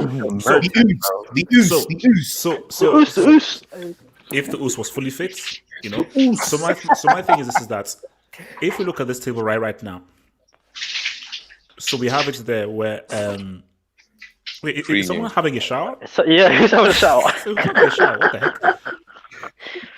Please. Grab a meal in the shower. Grab a meal. If you're having a shower while doing the Hangouts, don't. Please don't. Thank you. The heck? Please don't accidentally turn on your camera. So my. Oh. Please don't. Please keep the camera. Please keep the camera off. I'm begging you. Please, I am begging you. Please. I don't need that for 22-21. So my thing here is that look, Atletico Madrid have 3 games in hand. 3 games in hand. That's crazy. Which is crazy. So if they win on Sunday, they go 2 points clear. 2 points clear with 2 games in hand. So 3 points clear. Is it 3 points clear? No, 2 points. 2 points. 2 points clear. 2 points clear. If they win on Sunday, they go 2 points clear. So and that is and then they'll have 2 games in hand. Wow. So from the looks of things, it seems as if Atletico Madrid are in an excellent position. Barcelona, for me, forget about it. They're not in the conversation anymore. I never took Real Sociedad seriously. They surprised everyone to begin with, but we never knew that they could never last for 38 games. Villarreal, Emery, it's not really happening. Sevilla are too lightweight. They'll be good. They'll do the thing, but realistically, we'll never. Just one thing I would add over here. Just let me land. So for Sevilla, Sevilla are nice and so forth. They are lightweight. Sevilla don't have the core to last a 38-game campaign. So this is the battle for Madrid. This is going to be between the 2 Madrid teams, and I think it's been a long time when we've had a title race genuinely between Real Madrid and Atletico Madrid, and I think that is what we're going to have. But as crazy as it seems, I really am not ready to put all of my weight behind Atletico Madrid. I'm not ready to put my weight behind Real Madrid. But I'll say this though. If Atletico win the league and Cannibal Suarez ends up being top scorer, my God in heaven, Barcelona are looking real fun in the lights. Hatred. You know what? Where's Gatlock? I want Gatlock now. No, easy. And my other thing is because Gatlock will be my. Look, see, if Real Madrid, win the league this season, I think what I predicted is going to happen. I think what you're going to see. We will have a conversation about Zidane. No. This is going to be the decade of where Real Madrid pretty much dominates La Liga, because when Messi leaves Barcelona, that's a whole other conversation that I don't think we're ready to have right now. And I think it will set the stage for Real Madrid. So this is key, because I think if Atletico, based on where they are right now, lose the league to Real, I think psychologically Real are just going to just own this league for the decade. Yeah, a few teams will pop up, but they will win 80% of the leagues this decade. But if Atletico, no one psychologically wins the league for a decade, my friend, psychologically, if Atletico do win the league, then who knows? We could really have a decade of where it's Real Atletico between the two. Because for Barca, I fear for these guys. Barca are in debt. So I'll come first to Wilton. So Wilton, do you believe that? How realistically do you take? How realistically do you take Atletico's title charge? And do you really believe that they're the guys that are going to run with the title, or do you think Real Madrid are still? Do you think that the favorites are still Real Madrid, that they are still the guys controlling the narrative? Obviously, we're not controlling the narrative right now because Atletico have 2 games in hand. But again, it's just, if I'm being realistic, to be honest with you, 3 games. Whatever, 3 games. Okay. Sorry, Ben, for your Barca fans. But anyway, yeah, I'm being realistically. It says we should win the title. We should win it this season because that game when we beat Atletico 2-0, that game could mess them up. It's all about your psyche. That game could have messed them up mentally, but I'm sure they're gonna drop points. We did drop points against Elche the other day, but like Zidane said, but my thing is that, yeah, that 2-0 win was key, but didn't you mess that up by drawing, Atletico winning, and then that negated that win? It was the same from last season when we beat Barcelona in the Clásico. We lost to Real Betis, and we still somehow end up winning the league. But because the league is long, there's like 25, 23 games left. Because Atletico is gonna drop points. There's no way they're gonna. Unless that's a miracle, these guys go on a crazy ass winning streak. They're gonna drop points too. But I do think we should be able to win the league again because obviously Atletico title challenger. I don't think they're gonna win it because I think they're gonna bottle it eventually. But we have to respect Atletico Madrid though. They challenging us for the title and they have the players to win it. If we don't Zidane is really good at managing the league. So what we have to do is manage our game and we could win the league again, to be honest with you. And the fact that we don't have Fazio is not even playing and we're doing good. Oh my God! Thank God, man. Thank God, bro. Thank God. This guy, he should be out in the January transfer window. To be honest with you, the guy is. Yeah, I agree with you. Pay out his contract. Get rid of him. Guys, relax. And Essentials and Lucas Vázquez. Oh my goodness, bro! This guy's insane, bro. What this guy's doing? Sometimes this guy plays as a right back, as a right winger. Sometimes even as a left winger, bro. What this guy do is insane, bro. Put some respect on Vázquez, saying he's from the road. Put some respect on this guy name. You are so what? And it's are you putting Vázquez over Hazard? Are you putting Vázquez over Hazard? Right now, yeah, right now. Wait, guys, you're not. In 2020, yeah. Right now, yeah, right now, yes. It's not 2020 anymore. And an injured Hazard is still better than a fully fit. No, he's not. No, he's not. My only thing I worry about is Casemiro. Casemiro hasn't been in good form lately. I hope that changes. But as for Asensio starting to catch form, he was man of the match today. He got an assist and a goal today, and Benzema's looking really good. No, actually, it was Vázquez man of the match. Vázquez, really? Yeah. No. Okay, but Asensio looks like he's catching form. But my goodness, bro, Mendy, this guy's a wall, bro. I left back. Marcelo, I know you like Marcelo is your guy, but this guy cannot play for us anymore. Every time he plays for us, it's just bad luck, bro. Like he played against Marcelo's dusted, man. I mean that guy. Yeah, like, hey, relax, man. And Courtois, bro. This guy is to me the second or third best keeper in the world. This guy absolutely amazing. And it's just we might sign Alaba. If we get Alaba, bro, we'll get it. So Volton, but I think we're gonna win the title this season. But no. So do you think it's gonna be a 2-horse race? Yeah, Real Atletico. Yeah, I think so. So Barca are not gonna make a late run. You don't think they're? But Barca will finish, bro. They finished. They're trying to find the next layer, bro. They done. They've been relying on this guy for the last decade. The guy wanted to leave. They let him stay. Instead of trying to rebuild a new team, they're still relying on like Leo to do magic for them. Barca is finished, bro. I'm not worried about these guys. Like the Camp Nou is Camp Zizou. We do whatever we want over there. Like these guys are done, bro. Actually, Vázquez or Mount? Vázquez. Easy, man. Easy. Come on. Are you insane? Don't disrespect the GOAT Mount, guys. Come on. Yeah, that's a tough one, man. What? Tough? Really? No, but guys, no. Okay, wait. They're both better Hazard. How about that? Let's agree on that. Guys, I agree with that. See, the funny thing about this is that this is a realistic comparison. You see, deluded Chelsea fans. How dare you to compare the Mount with? Let me land. Many Chelsea fans will have it believe that Mount is amongst how many the times? best players in the world. Okay, how many goals in semi-finals? Huh? Mount has scored in USP semi-finals. How many? How many? Huh? Let me land. All I'm saying is this. I take Vázquez. Of course, Vázquez is better than Mount, but it is a realistic comparison. As in what Mount is. You're saying that Mount shouldn't even be compared to Vázquez? 100%. Yeah. Compare Mount to Hazard. That's the level talk about that. Compare Mount to Hazard.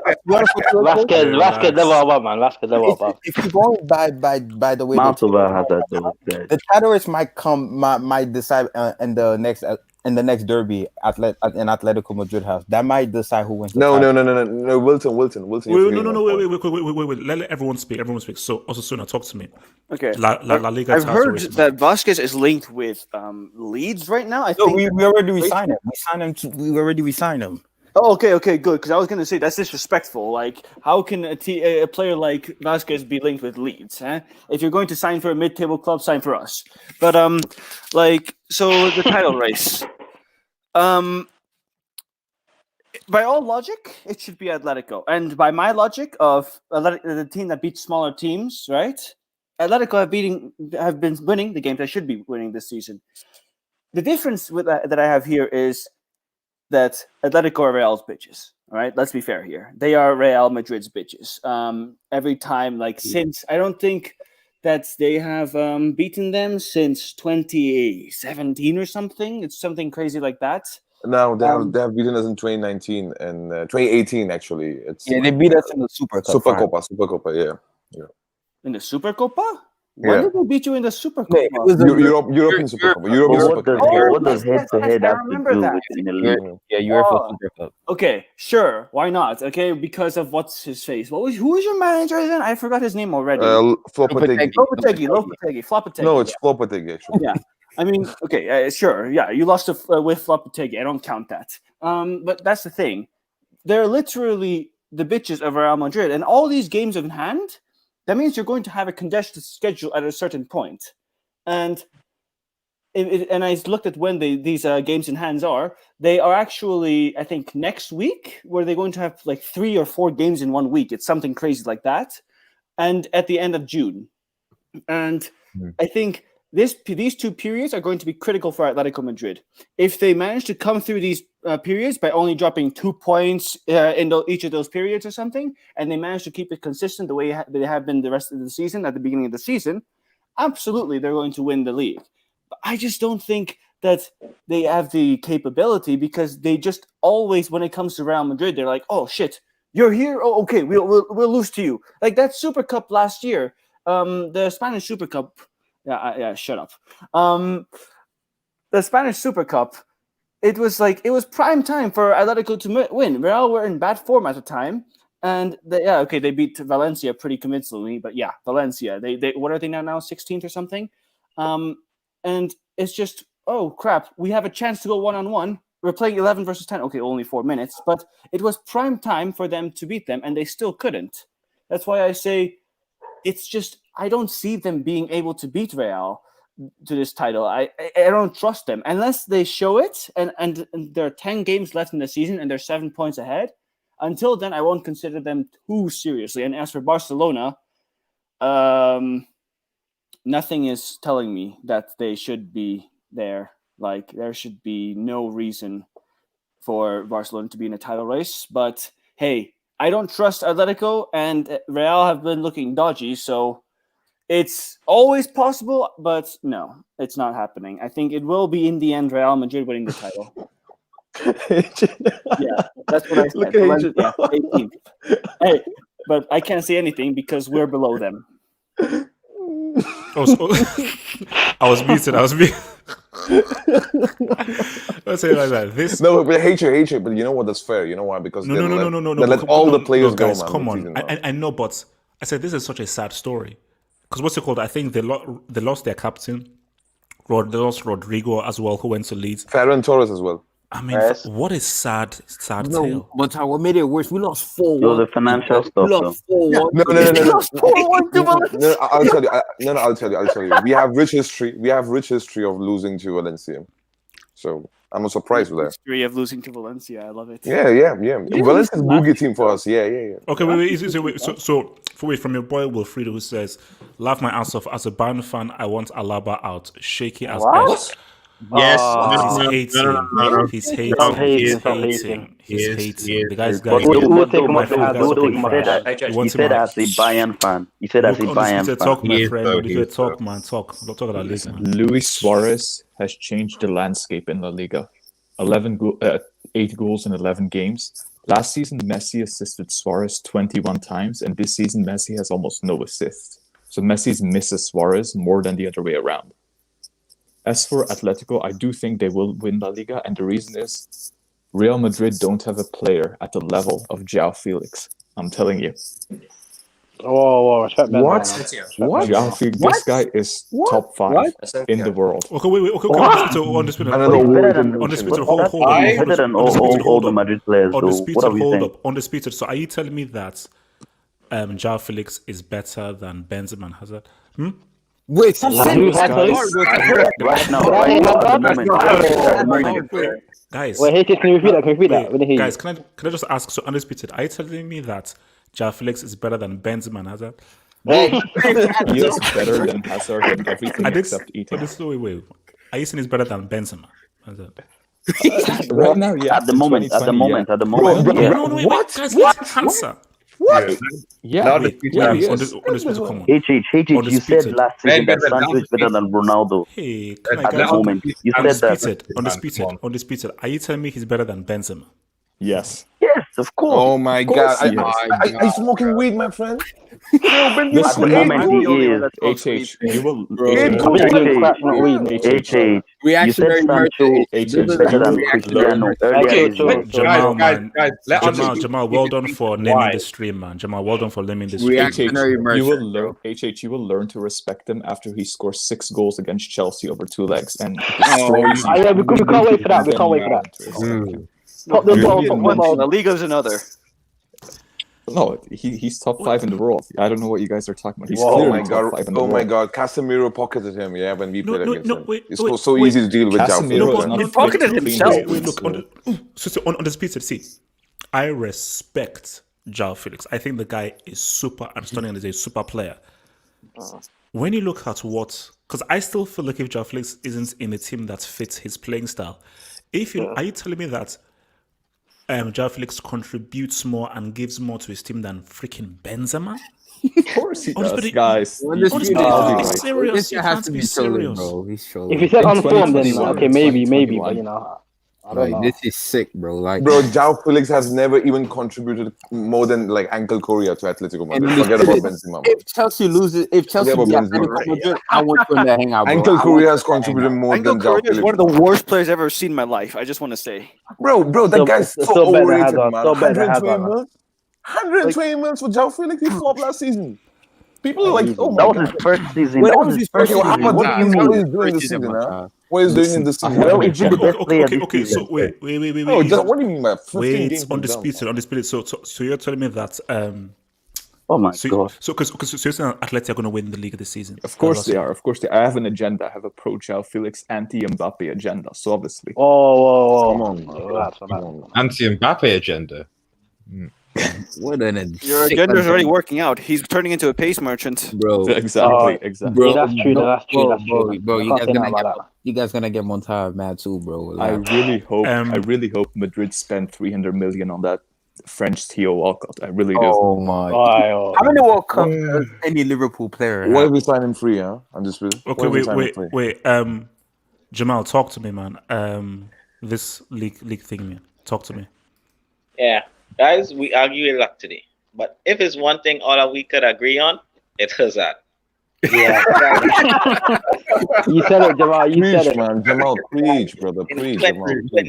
Guys, in 2021, who is better, Hazard or Rashford? Rashford easy. Don't you dare. No. Can I respond? Jamal, please. No.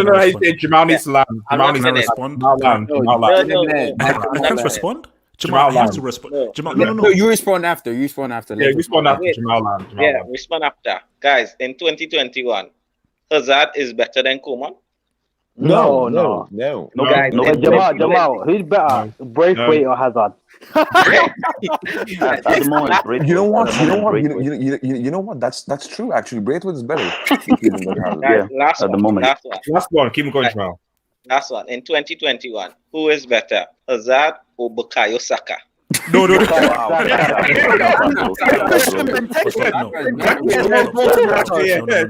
It's Saka. Yeah, it is Saka. Stop. No. No. This is not going on. No. Jamal, you no. You do not dare disrespect a World Cup semi-final. Oh my Europa League legend, man. Get him out. HH once said Hazard won the World Cup Jamal, I just semi. found something shocking. Do you know who has the same amount of goals as Hazard? Mbaye Niang. Jamal, Niang's better in 2021. Jamal, I need you to take that back. Please. Thank you. Guys. Hey, and to add, who makes the front cover of FIFA? Who makes the front cover Guys, of FIFA? Daniel James have more goals than Hazard this year. Guys, can we stop bullying HH? Dan James is better than Hazard in 20. But I'm gonna answer the question now. Yeah, you asked the title race. I feel Real Madrid are gonna win the title. Because in Real Madrid, I see men, I see winners. In Atletico Madrid, I see boys. The only real winners I see in this team is Suarez, Oblak, and Jimenez.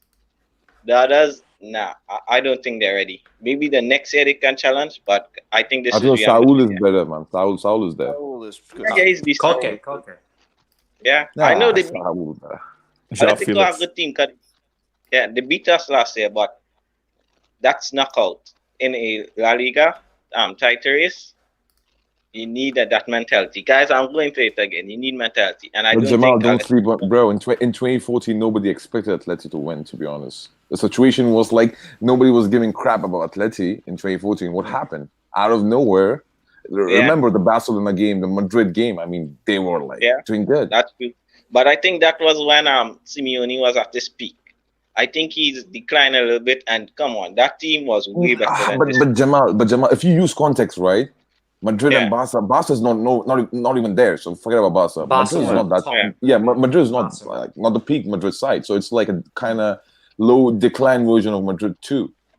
So like we have to understand that the problem with us. I'll be honest with you. I don't fear to play any big teams in La Liga anywhere. My problem is small teams. Like, for example, LSP and all these teams, because these teams, they fucking park the buses, man. And what happened is that they get a draw or something like that. So this is the problem, man. With Atleti, the problem with Atleti makes the game so like anti-football, like they're like anti-Christ of football, man. And they scrape the wins, man. And one more thing, right? Atletico has just lost one game in the league so far this season. And just like when they played against us. Aside from that, okay, they drew, but there's just one. So you're telling me how many games Atleti will lose? That's the point. Which team will be Atleti? Yeah, I think they're in a tight race. But at the end of the day, I just think Real are a little bit stronger. And yeah, guys, Daniel James is better than Hazard in 2021. Preach. Thank you, bro. Common knowledge. Can we please move on to Ben, please, Ben? Okay. So, Hated, I was the one who sent you that stuff, right? Because I have an agenda. What stuff? What stuff did you send me? This Atletico stuff, I tweeted it to you now. But however, Atletico, they've considered 5 goals. 5. No other person has. Every other person has considered double figures. Barcelona, Madrid, they're over 15 goals. Atleti scored the third most goals. Once a team is playing that way, considering the least, scoring the most, well, what do you take them for? Barcelona have scored the most in the league, yet they're 6th because they can't keep the ball. Barcelona haven't scored the most. Sorry, they haven't scored the most. Barca have 29, Real have 30. Yeah. Okay, that means today. How many did Real score today? Okay, that was today. Sorry, that's because of today. But before today's game, Barcelona was the most. Barcelona, who's been terrible, and they've been the most. So, sorry. As I was saying, sorry, someone walked in. As I was saying, so Atletico, they are on course, really. They're on course. And who says that they have boys in their team? You can't compare. In Atletico team, I even think they have stronger mentality players than Madrid even. Like in terms of Koke, Saul. Look at those players. They don't have strong mentality than us. That's false. Okay, so Jimenez. But it's arguable. But it's very, very arguable. That's not true because look at our mentality of players. Look at Ramos is like equivalent to all the Atletico Madrid's mentality, including Simeone. Okay, but for a league. Even for league, yeah. No, wait, I'm going somewhere. For a league format and the way Barcelona are performing and the way Madrid have actually declined from their peak as well. This is the perfect season for Atletico, and they are doing it, and they are actually not playing as defensively as we're saying. And the problem with this Hangout, a lot of people don't watch football. They don't actually watch the games. We just look at the scores and come. Atletico they haven't played as defensively as because of Suarez. They don't play as defensively anymore. They go out and play. So I think we should actually not count them out. I don't think we should count them out. I think they are to consider only 5 goals and have how many games in hand? 2 or 3 games in hand right now, and score also one of the highest goals. Well, they're on course. And Simeone is not. Somebody was saying, you win him and you beat his mentality. Does that guy look like somebody who cares about mentality? Doesn't care about mentality. This is a league format, and he's gonna do it. Yeah. What's it called? Hassan. Yeah, man. I still think Real will still win the league. I think they're still the better team. Atletico on better form right now. I mean, see the 5 goals is a bit crazy, a bit madness. But I still think Madrid will win more games than Atletico will win. I think Atletico will probably draw more games. They won't lose a lot of games. Probably lose like 2 games, 3 games this season. I think they'll draw more than Madrid will win more games. I think that Barca not in the discussion. I mean, Barca, yeah, they're the top four fight. I mean, you got rid of Cannibal, who's in the title charge for Braithwaite, which is not really a good deal. Respect. Anyway, no, I'm not expecting Braithwaite. I mean, but shout out Los Cochineros. You won't win the league, but you will never take Chelsea, so that's all right. That's all right. We shall see come end of Feb. So before I come to LB, from Namdi Nwajide, HH, do you get anything right? Hash, the Oos, the Edge, who's actually injured, but he was top 5 when he was playing. Hazard, can I land? So, HH, do you get anything right? Oh, what the heck? Okay, so if this is HH, do you get anything right? The Oos, who is still the best left-footed player in the world. The Edge, who was top 5 before he got injured. Hazard, World Cup semi. Everyone you say will be good, you jinx. Stop jinxing. Hatred, you know what? Hatred. No. One day they will discover that the guy on the YouTube, you know what? Let me respond to this guy. Namdi, I don't jinx anyone. That is a foolish narrative that has no truth or weight. You did, man. Hatred, bro. Can I respond to this guy? Anamdi, when Hazard gets to full fitness, you jinx him again. I pray that Hazard flops this season.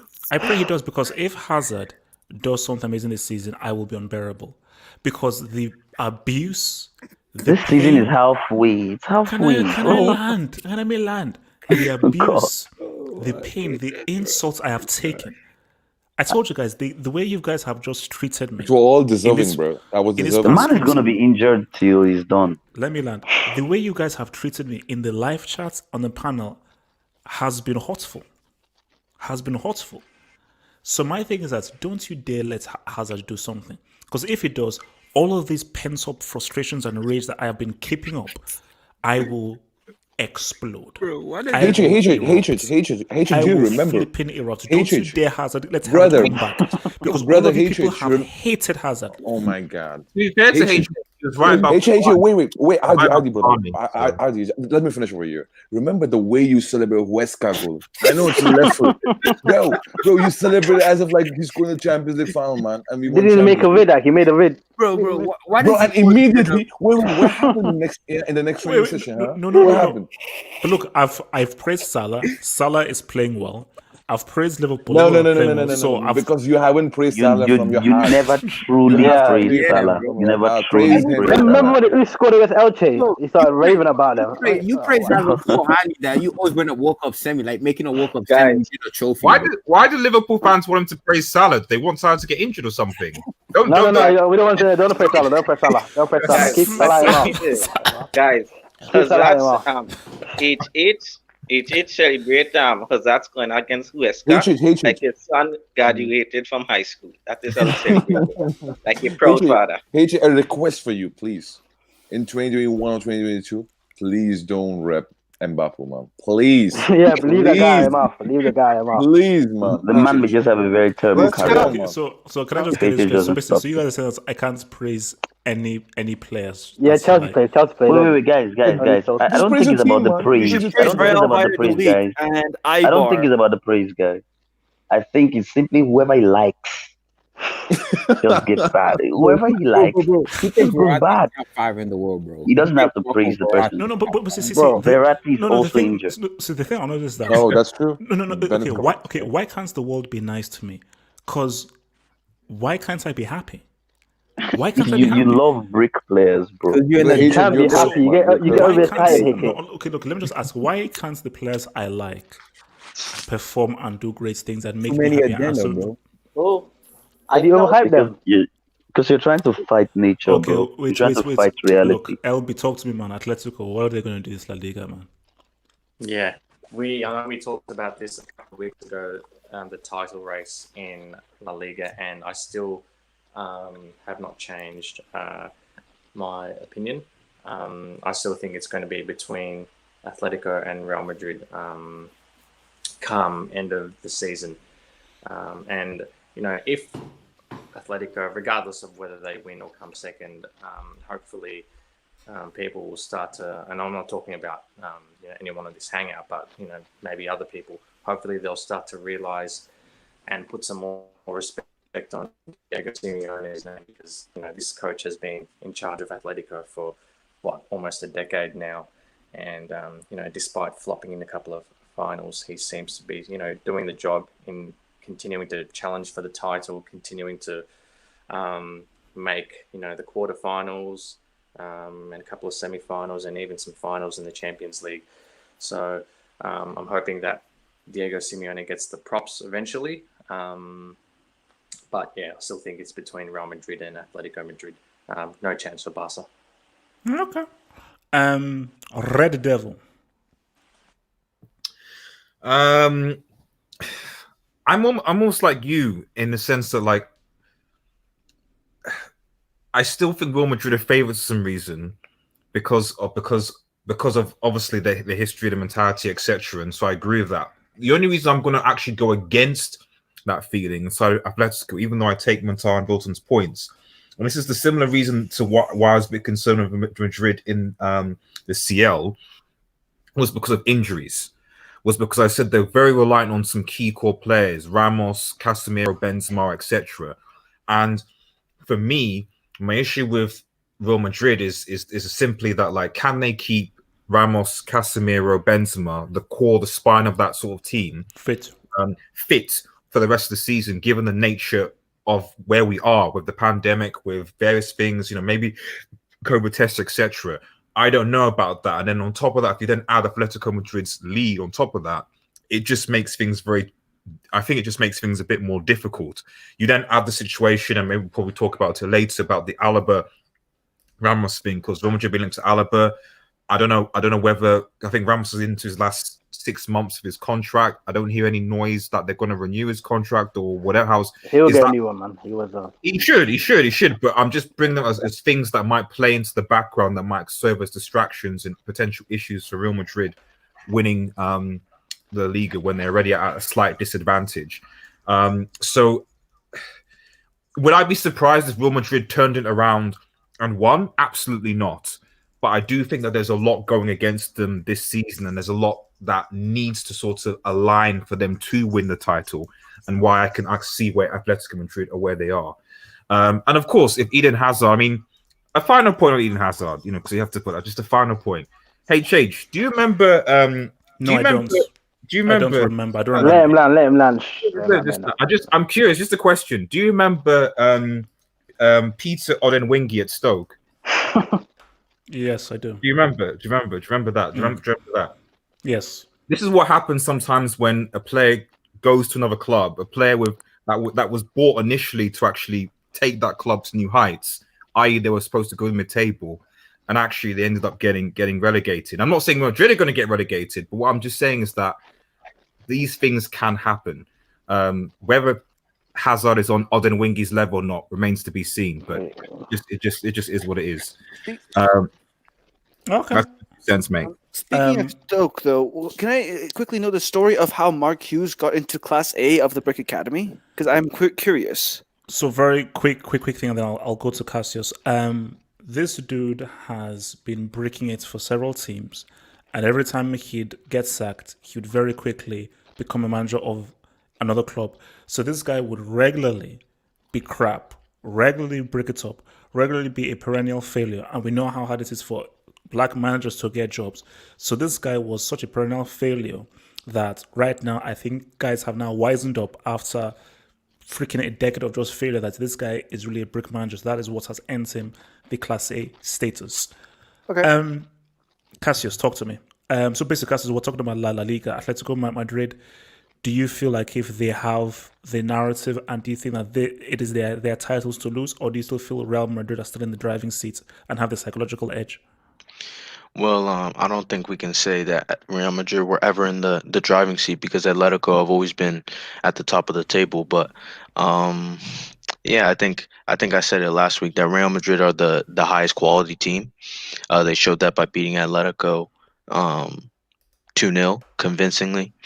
But Atletico, as someone said before, they always beat the small teams, however it may be, 1-0 from a corner, 1-0 from a set piece, and they don't concede goals against these sort of teams. So you have to say they are the favorites at this point just because we've seen that Real Madrid can drop points against teams like Elche, can drop points against, teams that don't really go on the attack, but Atletico, like I said, by hook or by crook, they always get the win.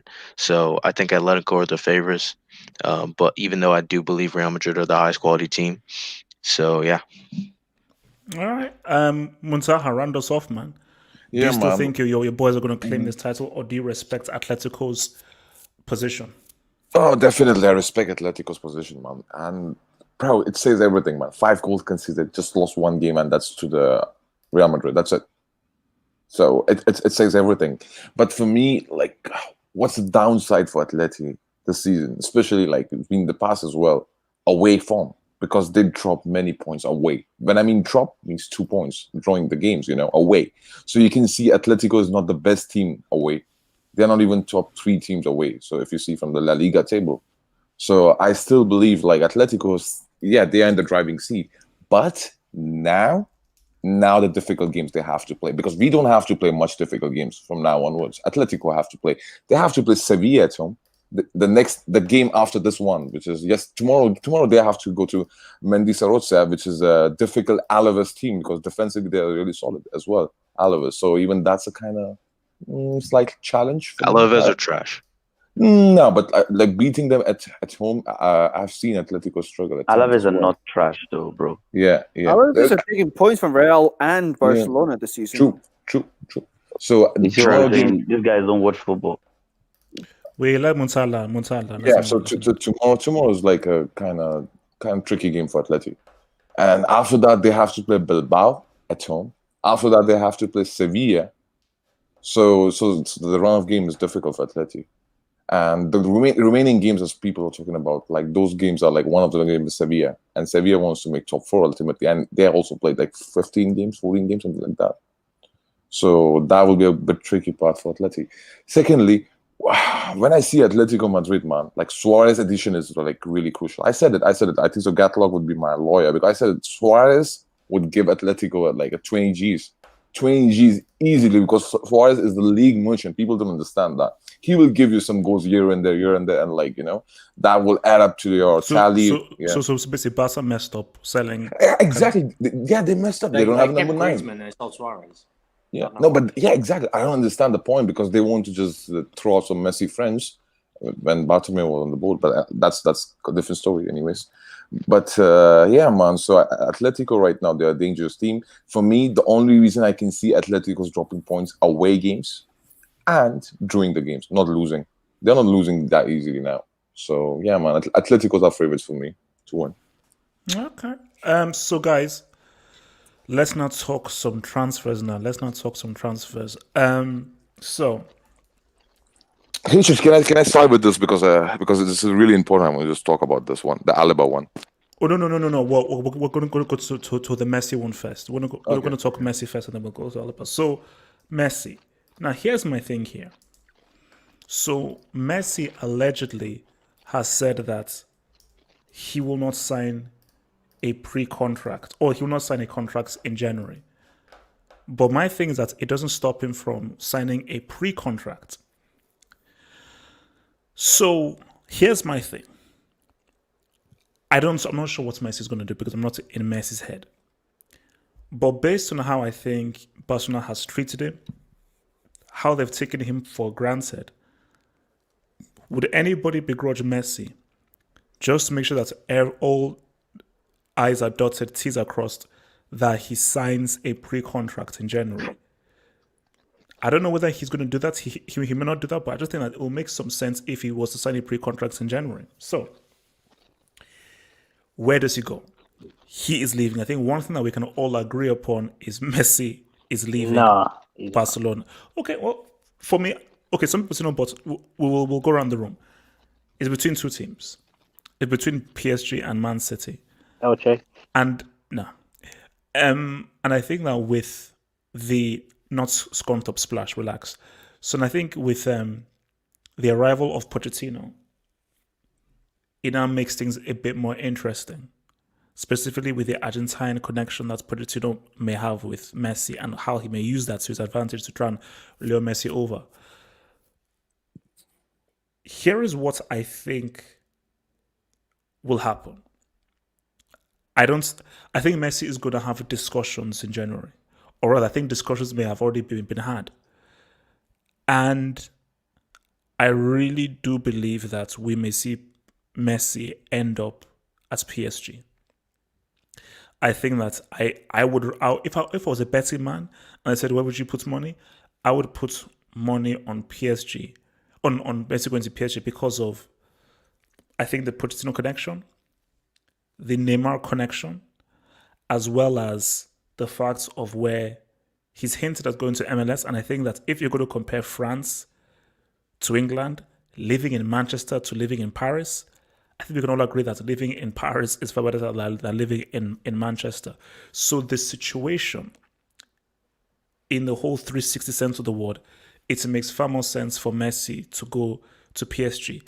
And if PSG have Mbappe, Messi, and Neymar, and they still can't. Choupo-Moting plays for Bayern.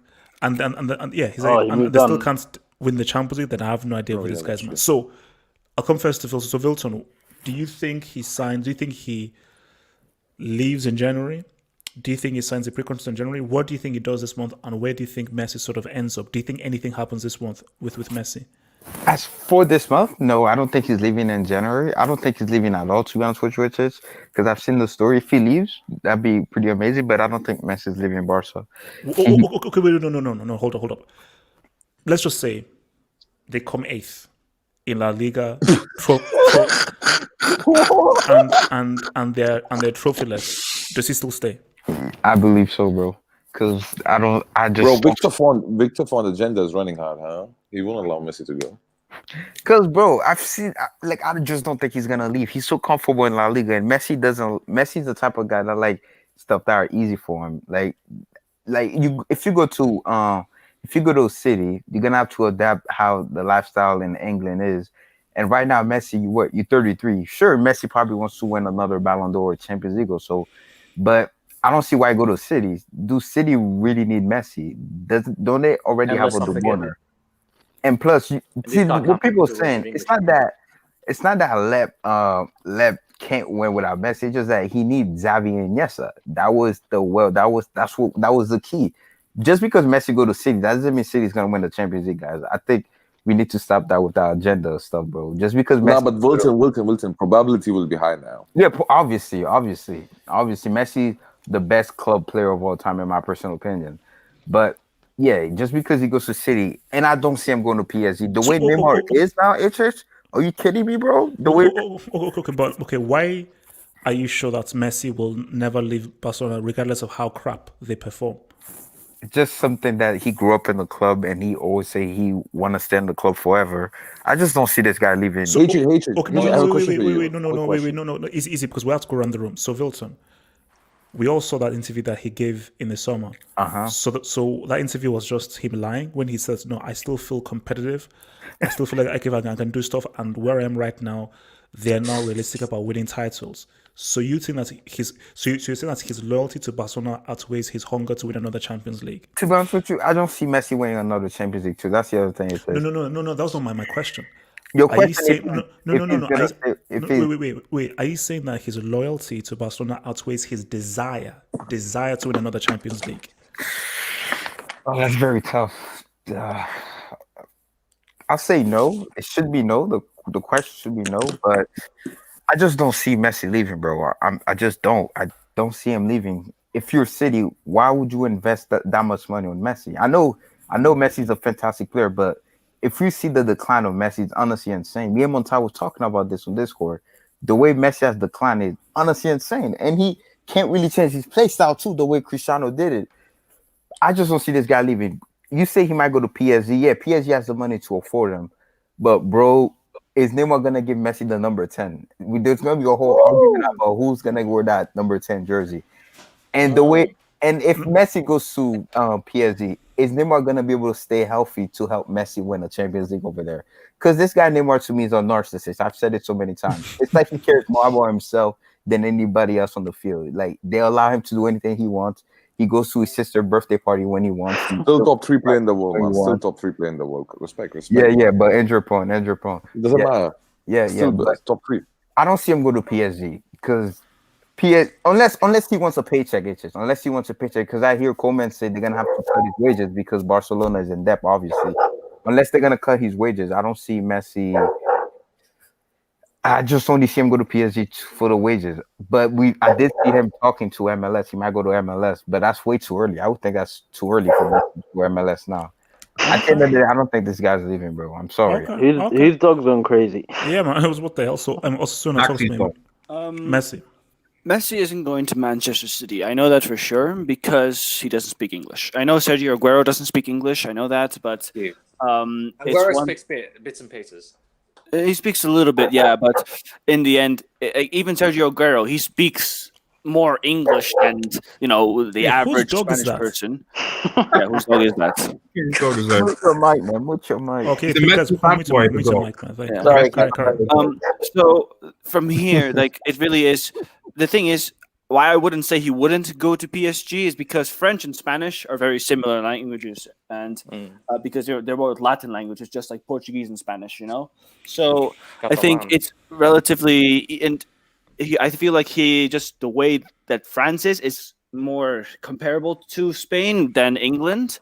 Just the weather, the culture, and everything is like, because Messi is not going to just consider, it's Pep, it's like he's 33. He has to think about a lot of more things than just it's family. Pep, it's Guerrero, it's my friends. He has to think about a lot of things. So I think leaving Barcelona is already very unlikely because he has everything in Barcelona, as Vilton said. Exactly. And if he does leave, it's going to be, I think, PSG. The reason I say, I know he doesn't speak English, but MLS is definitely possible. But half the population of America speaks Spanish, or at least they can speak bits and pieces of Spanish, so that's not a problem. But it's more of right now in the summer. The only thing about him staying in Barcelona is this: Barcelona can't do shit to make him stay because his contract runs out, and if he chooses not to sign a contract, Barcelona literally have zero power to make him stay.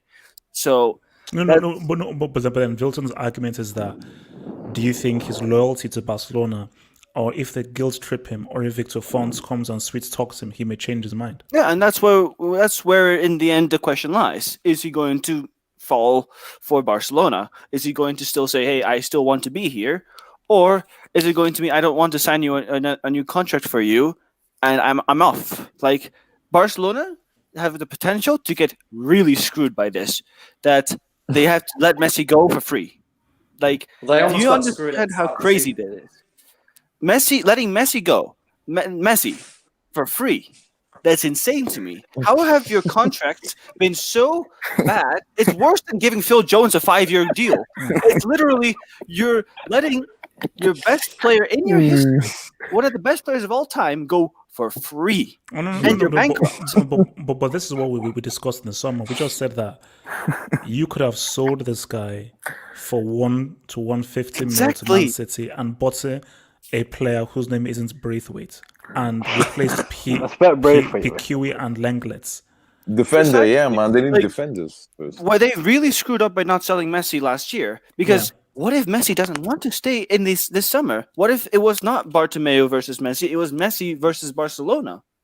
And also, Suna, if he goes to PSG, who gets the number 10?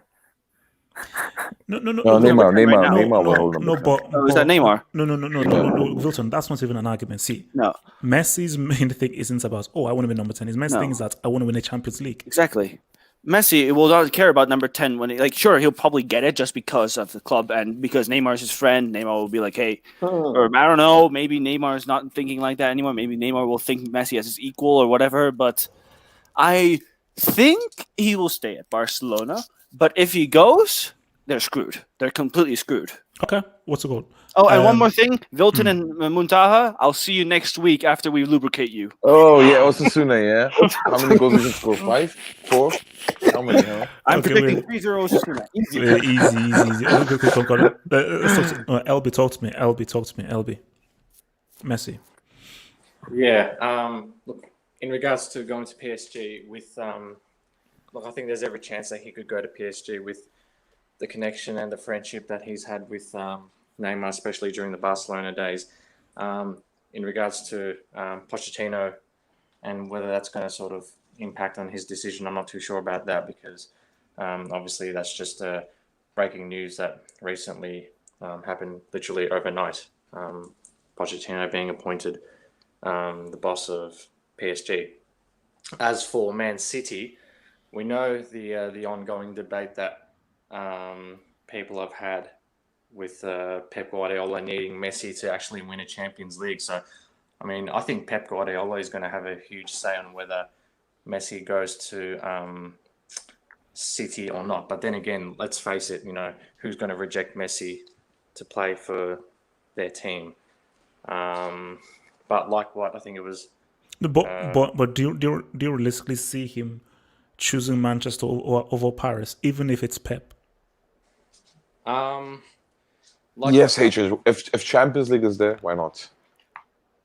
If the Champions League, that's right, exactly. If the Champions League's there, why not? But I think going back to what Undisputed said, it's going to be a huge change for not just Messi, but for his whole family going from, Spain, or should I say Catalonia, to the UK, with the change in culture, obviously the language as well. So it's more to it than just, going to a new club just for your purposes, but for your family as well. And we know that Messi has a big family and they probably can't even speak English as well. So, yeah. Okay. Also called Hassan. Yeah, man. Messi ain't going nowhere, man. He's staying exactly where he is. He ain't gonna go to LSG or to Lep. He ain't gonna run to Lep. I mean, so even if Barca are mid-table, he will still stay at Barca. Listen, the new president will just convince him to stay. He'll fall for it. He'll just tell him a story. Oh, we're gonna win the league in the next 3 years. Messi will believe it. They'll sign a new 5-year deal. And he'll retire. I hope so, man. They sign him for the next 5 years, bro. For 200 million euros wages. For me, if Messi signs a 5-year contract, I think, you know what, I'm done. Because I wish. Then I'll have a newfound kind of respect for Messi. Because if Messi is balling out with Barca finishing 10th and 9th trophyless, man, then you know what, then basically football. Drop the mid-table, please. I'm being serious. I find that very disrespectful. Like you're talking about 9th and 10th and 8th. Like we're playing as bad. No. Let me finish. We've played as bad as we've ever played, and look at where we are with games in hand. Please, you tell him? There's no need to talk about 8th and 9th and 10th. It's I'm all being serious. They're getting top four. It's all entertainment. But for me, HH, I would love him to go to City. You know, I'm a Liverpool fan. Can you imagine a post-match stream when Messi and Lep go out in the round of 16? HH, it'll be brilliant. Oh my! Look, Lep wouldn't stay. Lep wouldn't I stay. wouldn't think about the title, HH. Lep wouldn't stay. Let me bring you a boy. Jamal, talk to me. Talk to me. Where we at with Messi? Yeah, man. Before I answer this question, I just want to say, HH, can you please stop praising Jurgen Klopp? Because you are please. Can you please stop HH? And if you're Liverpool, keep it out of your mouth. All right, back to this, guys. Last summer, I was 100% sure Messi is gonna leave. I say he's gonna leave. Now, I can't lie, guys. I don't think he's gonna leave. I don't think. No, you know why? I was Jamal, you saw the dream. Jamal. No, guys. You know what? I was tagged in a YouTube video of Messi, and it's 92 goals. It was 91 goals for Barcelona. Yeah. And I'm bro, it's Barcelona. Messi, I know he's not Barcelona, but he's a big part. I cannot see Messi in the next team. I mean, yeah, I can't see it, man. So, and the next thing, guys, can PSG afford Neymar, Mbappe, and Messi? Oil money, bro, of course. They have the money. Trust me, they have the money. It might be illegal. They'll get it done somehow. Financial fair play doesn't care no more, bro. City should have got banned and didn't even get banned. It might be illegal, but they can afford Messi. Yeah, but yeah, guys, I think if he leaves this PSG, but I gotta be real, I don't think he's leaving. I think he's gonna retire at Barca and maybe go back to Argentina after. Yeah, I told you, he's focusing on the Copa, bro. He doesn't care about club football right now. It's all Argentina now. No, but all I'm saying is that you're disregarding what he said in the interview. So unless you guys think that what he said in the interview was either a lie, bullcrap, or he's changed since he gave that interview, because he literally said, I want to leave, fuck this club. I want to go to a club to win some freaking Champions Leagues because Bartomeu is lubricating my ass. So there is something called brainwashing, yeah? You know that, right? Oh, so Font is going to brainwash him. Bro, because Font entire manifestos and all this thing, the rally for the presidential election, right, is based upon Messi's contract extension. He's saying he will extend Messi's contract. So his like people, like members of Barcelona, they are selecting Font because he looks to be the favorite guy to become next president. And guys, because of Messi contract extension, so he have to keep his words now. That's not what he's saying. His whole project based around Xavi. I don't think he's ever made a statement saying that. He said that he wants Messi to stay, but he never said that. Yes, I will keep Messi. He never said that. Like Florentino Perez in 2000, where he said, "I will sign this player, or else I'll pay you." Yeah, but he did, isn't it? Florentino did ultimately. Yes, Florentino did, but Font hasn't put himself in that situation. But in his propaganda, what he's spreading and what he's saying, he wants to keep Messi. He doesn't want to live Messi. That's true. Go ahead. Wait, let me hear. So Whimsical Thought says Messi has never finished below third. True, that's true. Yet. That's crazy. Man, I don't see that. It's he may break that record this season. Finishing third. End of story. What do you think? You think he's gonna leave? Yes, Messi will leave. Like, I just think that as much as Messi has been loyal to Barcelona, I think Messi realizes that, okay, these guys are taking me for granted. And I think because of that, because I think Messi still believes that, wait a minute, I can still get a Champions League. And he knew pretty much after the Liverpool game, it was certified after the Bayern Munich game that, yeah, I'm never winning a Champions League. You do know Barcelona are gonna lose millions of fans, right? Yep. Yes. No. But see, Jamal, see, the thing is that let's be fair here. Let's be fair. I know what Messi is and what Messi has brought to Barcelona. Barcelona existed before Messi. Okay, and Barcelona was still a very beloved. No, I disagree with this notion, to be honst. Because now the status of Barcelona is because of Messi. Let's be honest. Let's be honest. No. But okay, let's be honest with it, because I told you, I know what Barcelona were through the 90s, through the 2000s, and I know how they were viewed when Ronaldo was there, when Romario was there, when Rivaldo was there, when Ronaldinho was there. Ronaldinho, arguably one of the most beloved football players in history. So, you see, the issue now is that Barcelona doesn't have a guy. See, if things were supposed to go Griezmann. As Braithwaite, man, Braithwaite's next in line. See, if things went as they would have gone, Neymar, this would be Neymar's team, and Messi would sort of have taken a back seat. And then because Neymar is what Neymar is, say what you want about him, forget who is as a character, he is still that to do one of the best players in the world. Barca will still have that guy that attracts people. The issue is once Messi leaves, are you buying a Barca shirt with Griezmann on the back? No, Braithwaite. You're buying for Braithwaite. It's funny. I was watching ESPN FC. They say La Liga is going to suffer if Messi leaves. It's going to damage La Liga. I don't know where they're getting this narrative from. Of course, where Messi's... That's But see, it's like La Liga have just been fortunate that you've had two of the most popular players in history. Yeah. But what people have to realize is that La Liga existed before these guys. It's just that you just enjoyed over a decade of crazy popularity based on just how popular these players were. So yeah, obviously it will suffer because you will not get as many numbers as you should have. But it's still Barcelona. It's still Real Madrid. It's still clubs with huge, massive history. And I think what people have to realize is that things move on.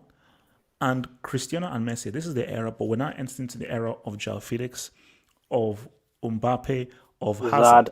So we're entering into the era of the young peeps. So these are the guys that would define the future: Mbappe, Felix, Foden, Sancho, Hazard. So as these guys will not define the future, as these guys will not define the future, they will not define a whole new era. So, what's it called? Red Devil. Talk to me, Messi. Red Devil. Level. He's thinking about Oli. I haven't spoken. He's wanking off to Oli. Okay, Ben. Talk to me, Messi. Oh no! I hear you guys. I hear you. So I'm just making some food. Messi. Right. Okay. Like a lot of people already said, to be honest, I don't actually think Messi's going to leave Barcelona. It's for the simple reason that, it's his family, really. Like his family, his children, his wife, etc. Everyone is settled and everyone is happy in Barcelona. It was clear that the issue was with Bartomeu, who's now gone. I think there's a waiting, seeing who the president's going to be. And if there's a good president who kisses Messi's boots and promises positive things, then he's going to stay. There's no problem. If he was going to leave, I don't know. PSG, yeah, I guess. He even in the interview, he was saying he wanted to go to a club where he could be challenged, where he could continue to challenge, etc., and play at the highest level. I'm not saying PSG are a banter club, but I would find it very weird for him to, even Ronaldo went to Serie A. I'd find it very weird if he'd going to play in the French league with what Messi still has to give. As far as Manchester City goes, that seems like a logical option, but from what I'm hearing, from what I'm reading, like it seems to be very much Pep has talked to Messi, Messi's talked to Pep. It seems to be a very good relationship, but nothing more, nothing beyond that. So it doesn't sound like he's got a massive interest to move to Manchester. So the other option, I guess, maybe could be like going to Serie A, going to Juventus or something like Chelsea. Well, they've already got their version of Zidane already. Why do they need Messi? True. You don't need Messi as well. You don't need Messi when you've got a Zidane. When a blonde R9. What's the deal? So Serie A is obviously an option. Juventus like often to sign these players on the free and stuff, and they could certainly afford the wages. I'm sure people would wank on seeing Messi and Ronaldo in the same team playing at Juve as the unstoppable force. That if we're talking about bringing Serie A into the mainstream, that would certainly bring Serie A into the mainstream more so than it already is. So you actually see Messi going to HH will love that. HH will love that. Well, I mean, it wouldn't be impossible for Juventus. The only big thing for so many clubs is just that most clubs are broke right now because of the ongoing pandemic thing. So really, but Messi's free. Messi's going to be free. It's the wages, obviously, though, isn't it? That's true. Yeah, that's true. That's true. Yeah. So, and even the oil-rich monies that we're talking about are not spending like Chelsea spent more than City and PSG did in the summer transfer window, despite, So, fundamentally, what I'm saying is that, let's be real, he's going to probably stay at Barcelona again, and the whole transfer saga will be put to bed. Can Bram afford Messi? Bram can afford anything if he puts his mind to it. Just that. What do you think about Chelsea? Under Lampard, if Lampard can get sacked, yes. Lampard would bench Messi and play Mount in front of him. That's true. You see, Red Devil. See, that's the kind of mind that we're dealing with, because Lampard. Because I heard what Lampard said about Pogba, about how he doesn't like Pogba does all these flicks and tricks and all that kind of stuff. Yeah. So Lampard will say Messi does all this dribbling, flicks, tricks, and fancy stuff. Mount. That's the kind of dense special we're dealing with. If you get Messi's yet gonna be on the bench though, isn't he? No. Messi gets given like a free roll. Like Yech is out wide right. So what about the sick? Yeah, look, they can fit them in. They can fit them in. So Thought says in the 90s decade, Barca won 6 titles from the possible 10. How many Champions League they won, by the way, in the 90s? Easy, Monta. Easy. Let me read his thing. Barca has a legacy and titles even before Messi. Yes. So. Nah, I disagree with him. Can I explain that? They have titles. Can I explain that? They have titles. But they were never seen as a top 2, top 3 football club, but they are seen as a top 2 football club, top 3 right now. Because of Messi's contribution. Let's be honest. Let's not fool ourselves. Okay. So Monta, have you spoken on this? No. Okay, can I continue? Talk to me, Messi. Yeah. So there's an article I found. Yeah, on 11th of December 2020, the candidate Victor Font believes he can convince superstar Lionel Messi to remain at Camp Nou beyond the season, and the article is too long. Blah blah blah blah. You can see it. I can post in the private chat. And secondly, when you talk about Messi leaving Barcelona, right? Man, look, I just want to give you a situation, okay? Messi playing at Barcelona, losing in round of 16 or quarterfinal with Barcelona in Champions League, okay? Just take this as a situation. And going to Man City or PSG, losing in semi-final or quarterfinals, which is bigger, which is more harmful for his legacy. I believe going to Man City and PSG. Because now you have similar pressure. You have actually more pressure. You have better players. Now you have less reasons or excuse for that. So you cannot tell me ultimately that Messi is he'll have a pressure in Barcelona, like in PSG. He will not have a pressure in Man City too. So for me personally, I want Barcelona to give him 5-year contract extension, man. So let him stay. Let him finish his contract. Let him finish his career in Barcelona. There's no point. Like for me, yes, you're a better player, but you are declined. You're not the same guy anymore. You can see from the numbers. That's what I said too. Exactly. You can see from the numbers of last season. Forget about this season. Last season. But and against the bigger position again. My thing is that do you think that the decline is related to a state of mind that football is psychological and it's very much about where your mind is at as much as how good you are? So don't you think that he is just doing the bare minimum because I'm just so he's sort of just like punching in. But if you're in a team where it's competitive, they're realistic that they could do something. We'll see that all. But if he loses, in there. The pressure's hatred. Last season he scored 25 Gs in La Liga, I guess, and 20 assists. How many in the big deciding factor games aside from Atletico away, and in Champions League last season, right? Aside from Napoli game, which was in second leg, I believe, on Camp Nou. What was Messi's contribution? Big difference maker. He produces numbers. He's stat padded. Definitely, give him that. He's Messi because he can do that. But doesn't mean that he is that at the utmost level of playing at the football, like prior to the season of 2020. Literally. So till, yeah, I think the 2019 season has been the one which took off everything from Messi ultimately. So for me, even if it goes to PSG or Man City, it's not the same Messi of 2015 ultimately. Yeah, okay, you have Neymar over there. Other than that, even if he goes to PSG, look at the pressure. It's bigger pressure than Barcelona right now. You're telling me you're Messi and you're only reaching at least semis, finals? Come on, man. Okay, so what do you think he does then? He stay because when you if you're Messi, you leave now, bro. You're gonna have so much pressure on you and you decline. You're not the same player you were 2-3 years ago. And the other thing, if it as a big club, PSG, Man City, do you really want to buy Messi? If you buy Messi, it's gonna be cool. It's gonna be good for the brand. You're gonna make a lot of money, but are you gonna rely on? No. The problem with Messi, okay, it's not about just his footballing numbers he's producing. No. That's not the only problem. The problem is pressure, mentality. Again, you have like so much in Barcelona. Nobody's expecting you right now to do, win Champions League. So you have still the room for the excuses. But if you goes to PSG or Man City and you don't perform, when I mean perform means like not in terms of performing. I mean not winning Champions League. That will tarnish his legacy.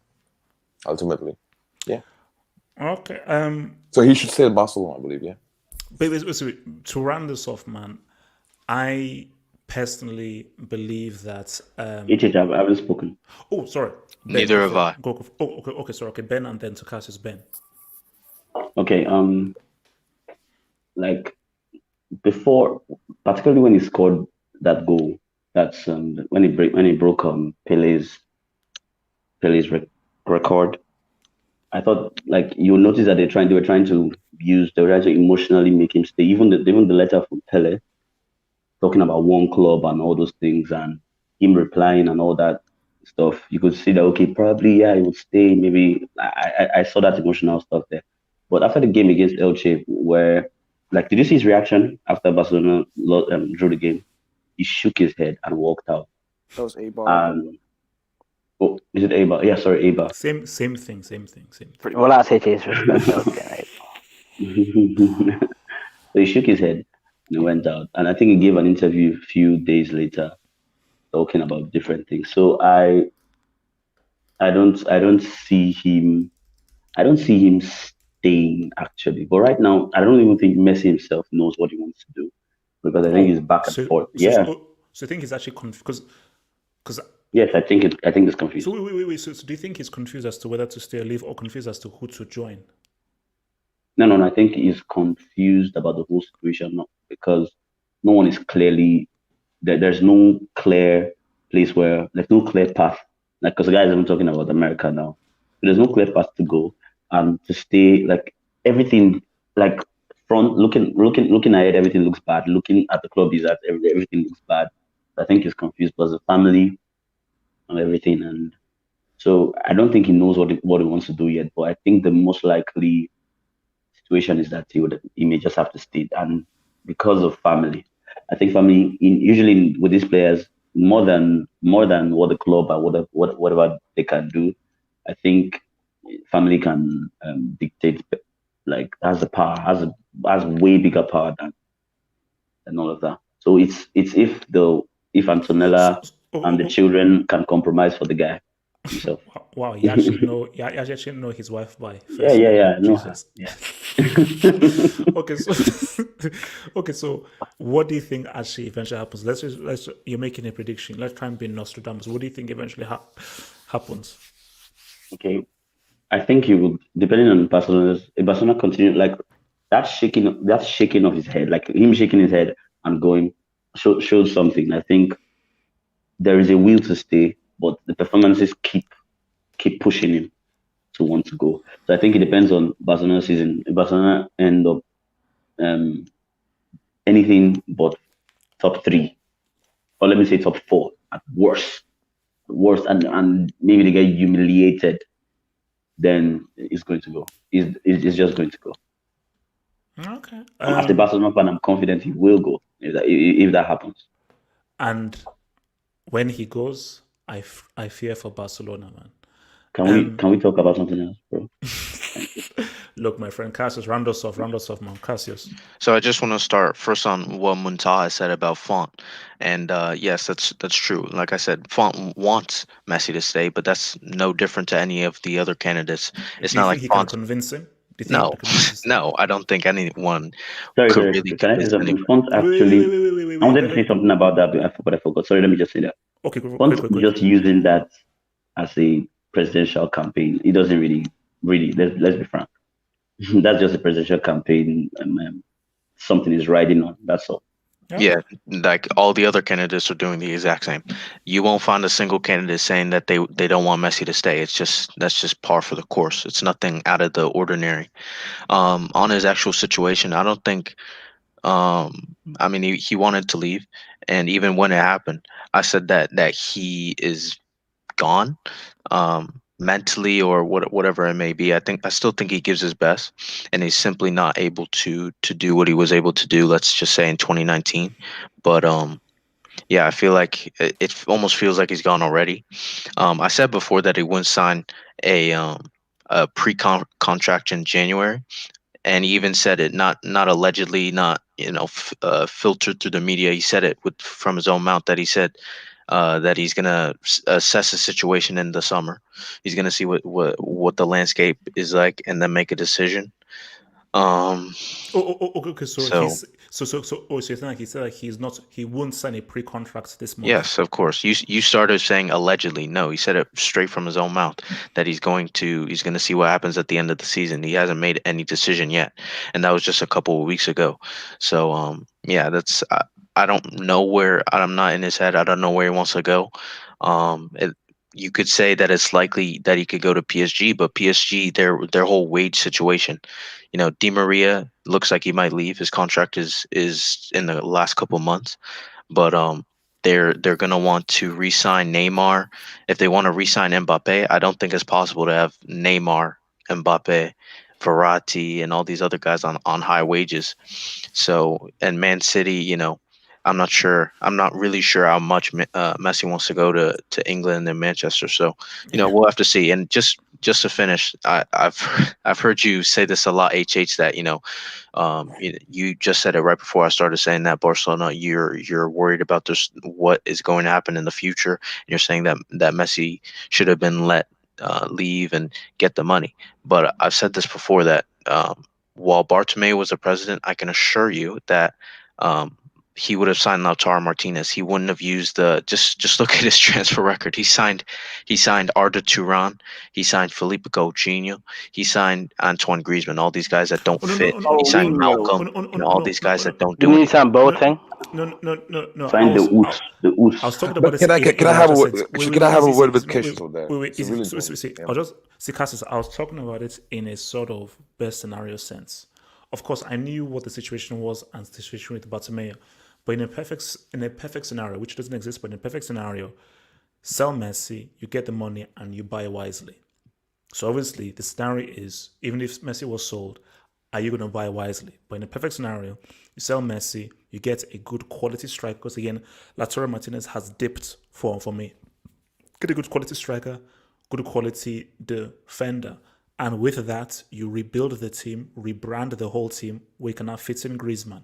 And therefore, you have a more realistic team that can now have a better effect on the league than what you have right now, which is sort of like a quasi-Messi era, Koeman era thing. I just have two philosophies just sort of battling against one another, and the team has no There's no such thing as Koeman era. I just want to say that. Okay, not era, but whatever Koeman's philosophy is. Koeman's philosophy, which we can't see what he's doing because he's not really coming through this because you know what, low-key? Messi. Low-key, Setien is better managed than Koeman. If you see from La Liga record. Yeah, low-key, he is better. 2-8-10. Yeah. You might make fun about Setien, but he knows what he was doing. Koeman is clueless, man. You don't understand. Setien did have the Cannibal Suarez, though. He did have. See, Montaha knows what he's talking about. I've told you, Koeman is incompetent. I don't know why. Just because he wasn't able to sign certain players, he knew he signed the contract. He knew what he was walking into. He's not clueless. He's not that stupid. but he's just not able to make a positive impact on the team. No. As a manager, if you see, no wait, he messed up leaving Netherlands, man. He messed up leaving Netherlands. No. But Setien, as a manager, Setien has better history. It's like Moyes. He actually has a better I history. want to Setien have a better history because even Real Betis sacked him. They kicked him. But if you see from an they objective sacked him, but he was playing he did very well with them. Exactly. With Barcelona, if you see, I mean, Setien recorded. I mean, that Barcelona was doing good, regardless of Messi was. Bro, last season Messi was not even on his peak. Let's be honest. But still, Barcelona was playing good football. But look at now. Okay. So guys, look, man. Let's. Can I say one more thing? Okay, quickly. Messi is like, I just realized. I was thinking about this. There are people there in here saying that if Barcelona don't finish in the top 4, he will still stay at Barcelona. Messi isn't playing in the Europa League. No way is he going to play in the Europa League. Barcelona get Europa League. He's not going to accept it, right? Osasuna, you understand the pressure. For example, right? Going to Man City and PSG, it's not just reaching semis. Oh, you perform well, you score 40, 50 goals. No, you have to win Champions League. So you think Messi is going to dance? But that's mandatory. Okay. Messi will dance to that song. Guys, we're moving because we still have a few topics to roll over through now. So, guys, look, all I'm saying, last thing on this right now is basically, let's see what happens. But I'll be shocked if Barcelona end up trophyless, finish 3rd or 4th, and Messi stays. I still believe that Messi is going to leave, and it depends on where he goes to. So, speaking of another guy that is also on his way out, David Alaba right now. So, my thing here is this, is that this is from a Bayern perspective and a who to go to perspective. Bayern fans, I watched Bayern's games through the Bundesliga, specifically after the pandemic break. And obviously, I watched the entire Champions League run, specifically from the knockout stage. You cannot tell me that Alaba is going to be a loss. Sule isn't that great a defender. Boateng is getting older. Hernandez is high. Pava is high. But what you're missing is a guy who can play midfield, can play left back, can play centre back. So, Bayern fans saying that, you see, my thing is that, and this is just for Bayern fans have to accept, is now, make no mistake, this isn't a case of a Lewandowski, because now that would be a monumental loss, or a Mono, that's a monumental loss. But this is still a loss that has to be respected. And I think that, look, it's a very weird situation because it goes to value. Does Alaba deserve to be paid as much as Neuer and Lewandowski? That's something to be debated. That's something to be discussed. But losing him, because remember, you've already lost Thiago Alcantara. Losing him, that's not a loss, HS. Thiago's not a loss, I believe. It might not be massive, but still a loss. It's a loss. Nah, because that guy never lasted 50 games, 40 games for Bayern. Yeah, let's be real. But it's still a loss because he was still one of overhyped player, nothing more. Okay, so look, so with regards to Alaba, so my thing here is that look, Bayern, you know what? We can talk up and down. Let's just see how things unfold for the season. And because if Bayern go ahead and win the Champions League, win everything, it's all well and good. So we can't see the future. Let's just see what Bayern now do like without Alaba. But that's to one side. Now, we've heard where he wants to join. First off. Oh, no. I'll tell you why. No. I'll tell you why. Let me bring in. First off, Chelsea. Chelsea are preparing a 70 million bid for Basmati rice. You hear what I said? David Alaba, a guy who has just won a treble, who at one point was the best left back in the world, who is a quality DM and a quality centre back, so he can play 3 positions at a very high level. But Lampard are prepared. So Lampard and Chelsea are preparing. Trust the process. They're preparing a £70 million bid for Basmati rice. I find it sickening and disgusting that Chelsea do not aggressively chase this guy. I find it absolutely like disgusting, sick, and terrible. They not aggressively chased this guy. So let me come first to Wilton with this right now. So Wilton. Sorry, HH. Can I go first because I need to head off? Oh, cool. Okay. LB, talk to me about so from the Bayern perspective and where you think he should go or where he might go. From the Bayern perspective, look, I think it's fairly easy. Just to follow up on what you said, HH, for Bayern supporters to come out and say, look, for a player who's as versatile as David Alaba, he's not going to be a big loss because we've got someone like Joshua Kimmich, who's obviously younger and who's shown in the past that he can play multiple positions. Despite that, I still think that he is going to be a huge loss for Bayern Munich if he does leave, because this player has been, let's not forget his achievements with Bayern Munich over the last decade. He was a part of 2 trebles, multiple number of Bundesligas, and in my opinion, I think he was one of the most underrated players in the Bayern Munich side. Never sort of got credit for his achievements and what he was able to do. So I think he still has many years to go in him. He still has a lot left, a lot of good football left. I don't think purchasing Hernandez and Pavard and I think Sula, 3 or 4 seasons ago, has helped Alaba and Alphonso Davies as well in the last 2 seasons. But yeah, despite that, I think Bayern Munich should really think twice on selling David Alaba, considering the quality of a footballer he is. So based on the kind of money that he's asking for, should they just pay him what he asks for, look for a compromise, or you feel like if they should just pay him whatever he asks for?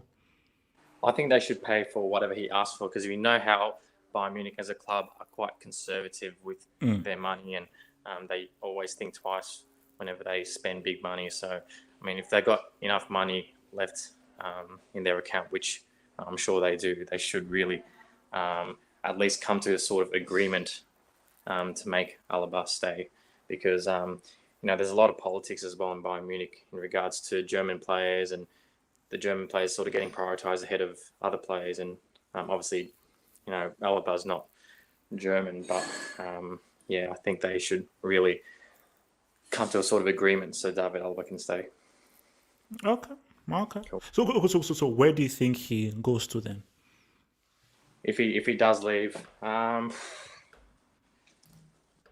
beats me, to be honest. I think somewhere in the Premier League, maybe like you said, maybe a Chelsea, or obviously a team that's lacking a left back or someone who is as versatile as Alaba. So maybe a Chelsea.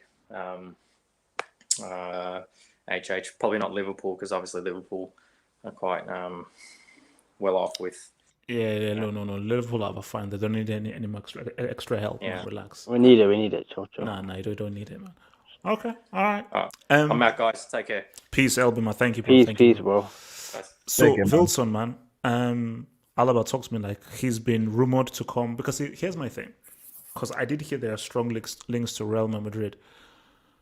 But from Alaba's point of view, if he comes and everybody in Real is fit, does he start? Does he start ahead of Mendy? Does he start ahead of Ramos? Does he start ahead of Varane? Does he start ahead of Casemiro?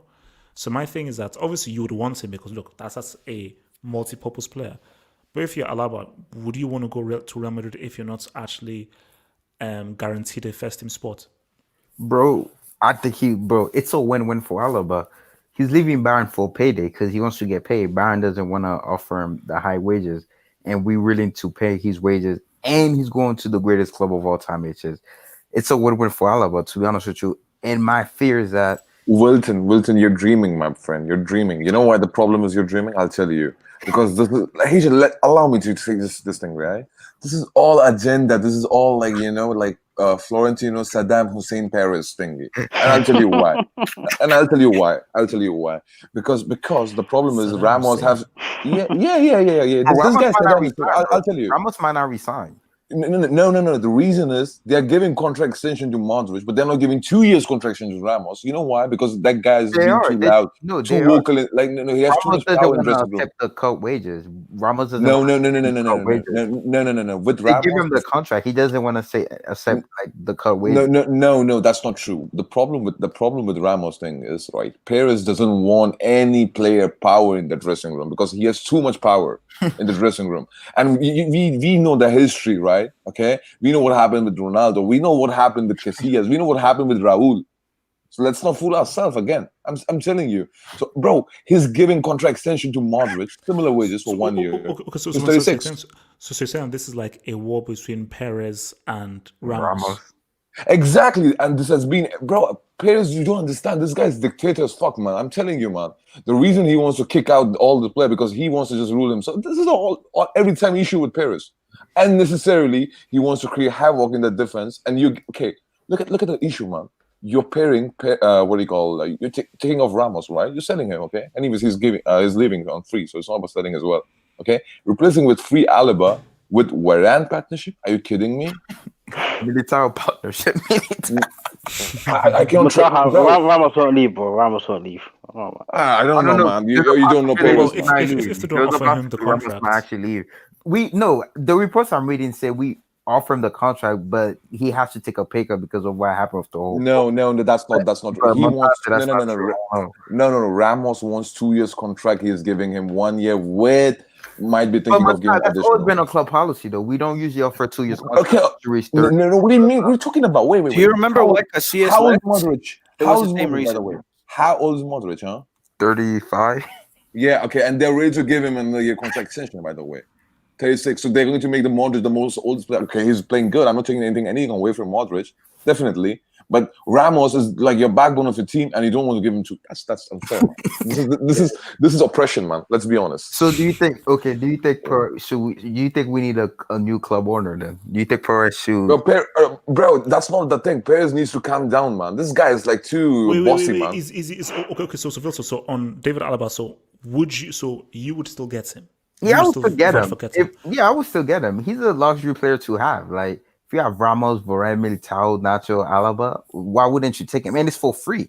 Like, we could afford him. It's free. Like, and also, so do you agree with Bayern fans that they're not going to miss him? No, they're going to miss him. They're mad. Like, literally, I think the reason why they don't want to, because it's in a Bayern policy. They don't want to like give him a lot of money. Yeah. They want to keep the wages all in check. Wages, yeah. See, I respect Bayern for that. They will never go against their policy. Has Bayern ever spent over $90 or $100 million? Nope, I don't think so. No. Yeah, that's their policy. So you got to respect them for that.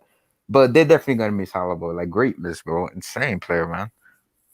The utility, man.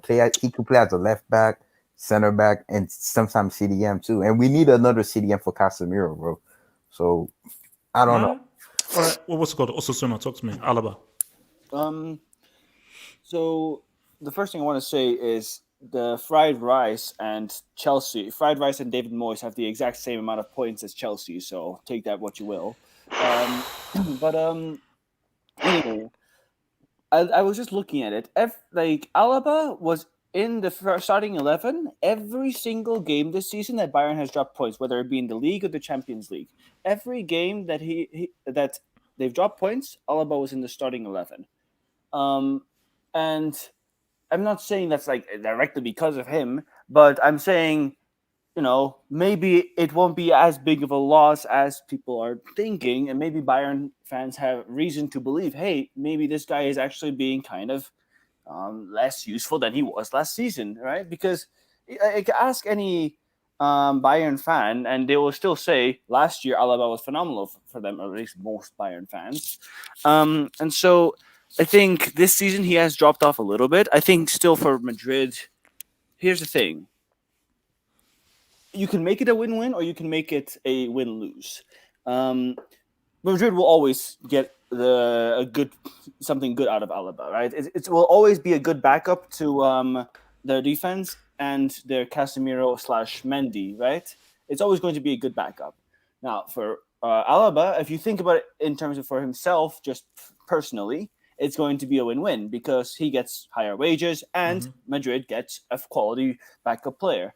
But if the guy wants to actually, consistently play, which I don't even know if he's consistently playing for Bayern right now is the thing, right? I don't know if he's like a full-on starter for Bayern either. So maybe it's not even his goal to become a full-on starter at all. Maybe he's going to be satisfied with it because I'm pretty sure that's his role right now for Bayern anyway.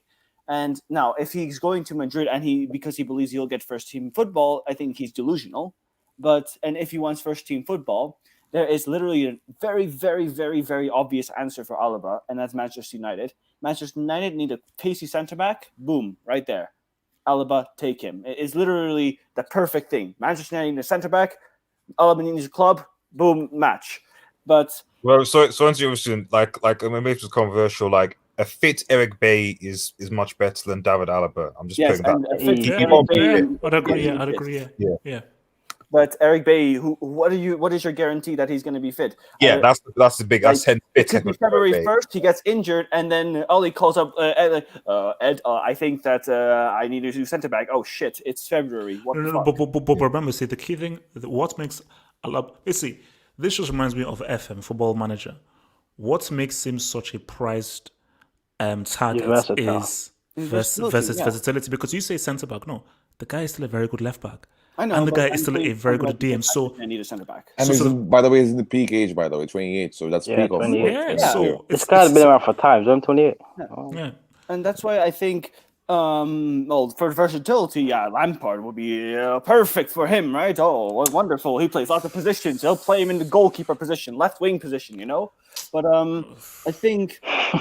Madrid is going to win for sure from it. United would win 100% from it. So okay, so if you're Alaba, like you've got all these options, which do you think would be the best option for him? See, my thing is, I don't know what he wants, but let's say you're his agent. Mm-hmm. Which club would you say now? Oh, his agent? That's Real Madrid, right? It's like undoubtedly, if you're his agent, it's Real Madrid because he'll get the biggest pay out of Madrid. And so the agent will get the biggest pay out of Madrid, right? But I think for Alaba himself, I think the best move is Manchester United. I think really he can play DM there even if he wants, right? It's not like McTominay is a phenomenal player, right? He would start over McTominay. He would be a relatively similar level. Right? So I think if you have a player that can be in there instead of Manchester McTominay, right? Or you have someone that can be in there for an injured Eric Bailly, or if Luke Shaw and Telles both get injured, you have it's so perfect for him because he'll always have a spot to play in that team.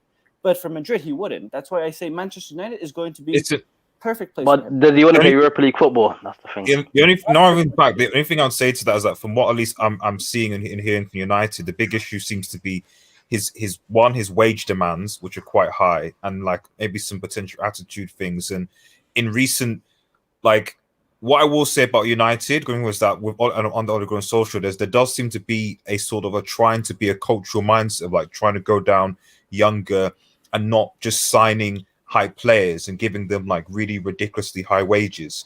And Alaba, I think, was potentially considering something like 300k a week or something. That's not something that would the board or anything are gonna entertain. They'd rather persevere with Bay, maybe get Mengi, Twansiba, something like that, or get someone from abroad, then sign Dan Alaba. Just from because honestly, I think the club and I think they are still burnt from the whole Alexis Sanchez situation. I don't think Manchester United want to go down the Alexis Sanchez route ever again in terms of that, and so we're being very cautious when it comes to signing players who then demand big wages. Wait. So just quick side note: is Alexis Sanchez the greatest decline in football? Or is that Torres? Yes. No, that's Hazard. I agree. Hazard was on top of the world, and he dropped. It's either Torres or Sanchez. It has to be Fabio. How you go to the greatest club to ever created and flop? No, bro, he had his best season, then turned to top of the world. Fat guy. Literally Ballon d'Or worthy at the time. And he just easy. Wait, but can I be honest? Over here? Don't you guys think like that, right? Eden Hazard was actually hyped by Chelsea and Premier League fans. Yes, he hates it. Of course. Bro, preach. Listen, there'll be a talk on this. Chelsea fans tell me that Premier League is the hardest thing in the world. That means he's gonna dominate in La Liga. He's gonna stack that against every low. That's what they. That's what Haiti said. Stop hating. Stop. Everybody knows that when Hazard was at his best, he was top 3. if he pushed me top 2. He was. Oh my god. Top 3 Belgian players. Yeah, you're right. You're right. 100% in agreement. That's why I say he's the biggest decline. No. The biggest decline is between Torres and Alexis Sanchez. Sanchez wasn't top 3. Sanchez wasn't on top of the world. But do you know where Sanchez is right now? He's below the playing better than Hazard. Yeah, but sorry, I'm saying about like where's Balotelli now? Surely that must be the biggest decline. Going from City Premier League champion to what, 2nd division in Serie A? That's surely a big decline. That's got to be Balotelli. No. Balotelli wasn't that great. No. The Balotelli thing, I don't even want to address that because that is so sad and depressing. I don't even want to address that. Okay, so let me look at your boy Natsa. So Natsa says, guys, you have to speak on Saka carrying Arsenal. Look, man. First off, let me just quickly speak on Jamal has already said he's better than Hazard, so we've kind of addressed that. No. But see, the thing about Saka is, first of all, he should have signed for Nigeria, but he signed for England. It is what it is. Quality, he's supreme quality, and I think even when Arsenal have been struggling, he has consistently been one of Arsenal's best players. But my thing though is that Gareth Southgate is not going to know how to use him. But shout out to Arsenal, man. Like Arsenal, they have a player there. And the guy has to be one of the best young players in the league right now. And yes, Saka is better than Mason Mount Kilimanjaro. Yes. You mean Hazard? Or you can make out for? So from Zoateng TV says, I think he would fit better at Liverpool over Man United. Easy. We'll get there. No. Would he play for Liverpool? No. My thing is that Alaba would fit in as both Man U or Liverpool. Like, he's not a player where he needs to work at this better team. I think for Man U, he'd work fine. He's just a really good utility player who really understands how to play centre back, understands how to play left back. So I don't think there is a specific team or system he has to play in or particularly fit in. Winzigo thought that says, if Ramos gets kicked out, I will riot.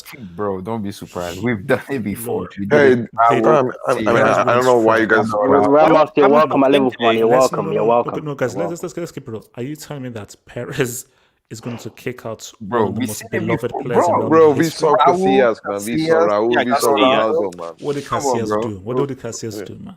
Ramos, Salah will drive you to Liverpool. Casillas didn't do anything for Real, man. What did Casillas do? What? Whoa! Oh my god! They didn't do anything. Didn't do anything, man. My friend Jamal, talk to me. Key save in the That wasn't Ramos playing today. HJ, let's be honest. HJ, please, wait. Let's be honest, okay? Cristiano Ronaldo is the biggest superstar right now in world football. When president hesitate to allow him to leave, because it wasn't beloved. Come on, man. Ramos is not even close to the level of superstar of Ronaldo. No. But the reality is, the Madrid fans never took to Cristiano. Madrid fans ended up booing Casillas. Madrid fans have always loved Ramos. They've always loved Ramos. Oh yeah. No, that's not true. That's not true. No, easy look. We can discuss that on the Real Madrid show coming very soon. We'll have the Real Madrid show coming very soon. Don't worry, we can get onto that. Jamal, talk to me, man. Alaba. Yeah, so you wouldn't take jollof and rice. But to be fair, when we're looking at Alaba too, Lampard say Alaba's on his way. Wait, Jamal, talk to me about Alaba. Yeah, on Alaba. He's getting it. We also talk about, I think, reduce your volume because we're getting feedback from your mic. I thought that was my mic. Oh, yeah, it's Jamal. I think we're getting feedback from your mic. So I think you may need to reduce your mic or the volume thingy there. Is it better? It's slightly up to go. Yeah, I just want to say, guys, he's getting a lot of heat right now. All the guys just trying to do is get this last big paycheck. Come on, man, you can't hate on a guy for that.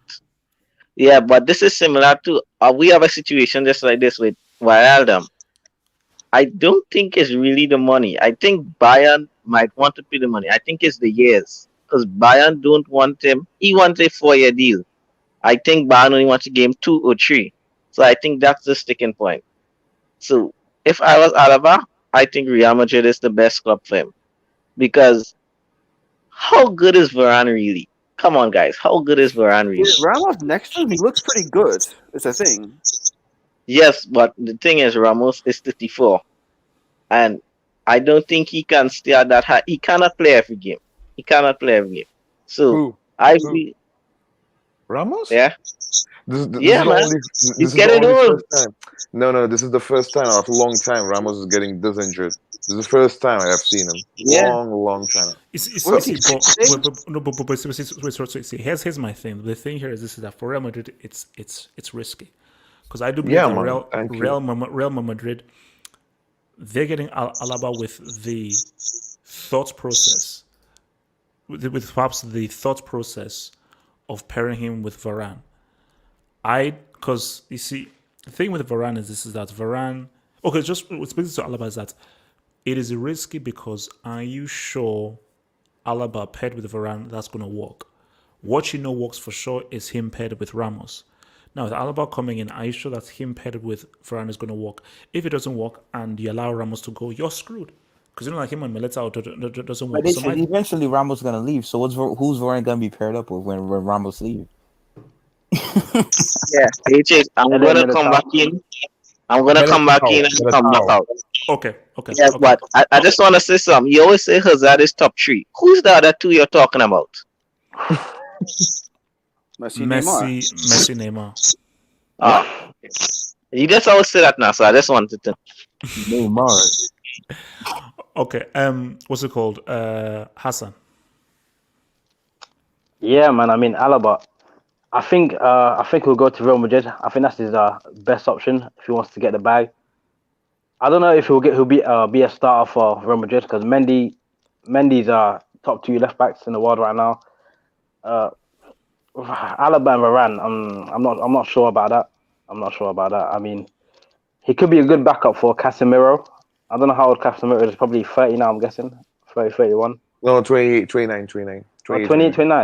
Yeah, he'll be a good backup, but I don't know if he wants to be a backup. So, listen, if I was him, man, we are in need, man, of a centre back. Alaba, if you have a heart, man, we are in need of a centre back. We have a guy called Nat Phillips playing centre back with us. But I think Madrid is his best option if he wants them back. But if you are a caring human being, you'll come to Liverpool, man. You'll come to Liverpool. Okay. I am Ham. Talk to me, man. Alaba.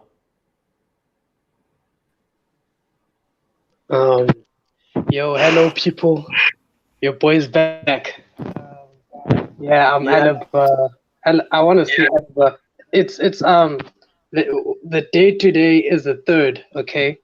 And Liverpool have not signed a centre back. This guy is the 3rd as a centre back. You got Phillips. You got Kevin Phillips. Relax. Can Edwards do his magic and just get Alaba in? We just need to go and raid Bayern again. Get Alaba, number 7. That's all I've got to say. Number 7 for defender? He's number 7 now. Go. No, I think he's saying like the 7th European trophy or something. Yeah. Yeah, I got that. They've got Phillips though in their defense, man, and they'll be fine. Relax. He's Phillips. Okay. So what's it called? Red Devil. Where you stand with the whole Alaba situation, man? He's going to. I mean, I've already sort of touched on why I don't think he's going to come to Manchester United, even though it'd be a decent shout. So, Percy, would you want United to aggressively go for him if not, he had a not chance? for 300,000 a week. No. I'm done with. Damn. Yeah, I'm done with paying players over 200 that don't actually deserve it. Fair enough, they've given their time in the club, they get it, but nothing just because reasons, unless you're Messi or Ronaldo or something like that, which David Alaba is not. So yeah, it is what it is. As far as where he's going to go, I mean, it sounds like he's probably going to go to Madrid. To be honest, I think that's where he wants. I'm sure his agent is trying to broker a move to it, which is why I'm interested to see how the Ramos situation is going to work out. Because if Real Madrid don't give Ramos a new contract, he's going to leave. Where's he going to go? Maybe to a PSG. Would actually Montar? Do you think if Madrid don't give him a new contract, do you think Ramos would go to the Premier League? Or do you think they're pretty much right now they're saying that he might join PSG or Juventus. Okay, so fine. Yeah, so it's between the two clubs. Premier League club might be, but I don't know, man. To be honest, right now I can't say about that.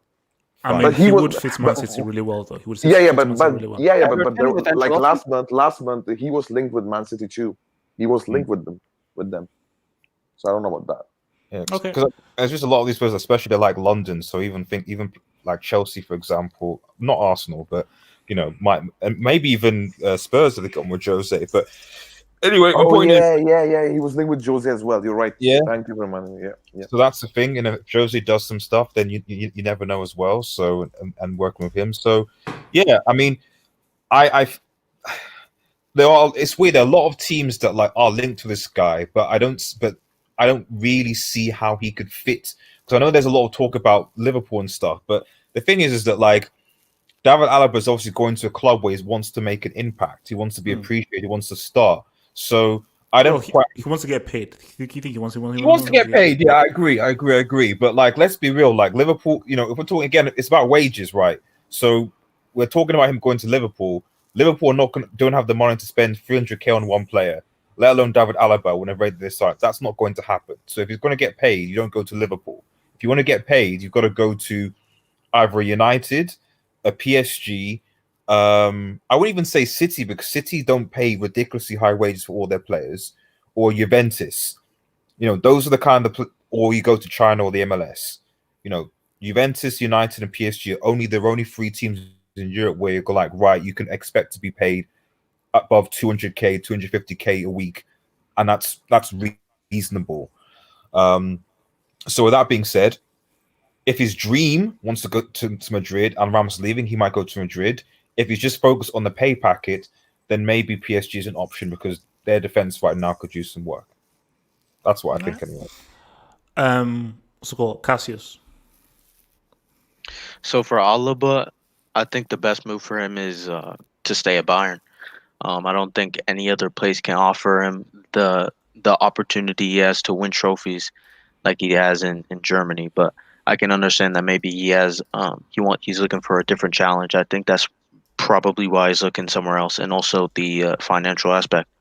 I can't say that I've watched many Bayern Munich games this season, but there's a clear reason why Bayern fans are kind of like, he can leave, not only because of his high wage demands, but also because like in the match reviews that I've seen, in the match ratings, he's always one of the worst ones in the German media. So I can kind of understand why Bayern fans aren't really sticking up for him.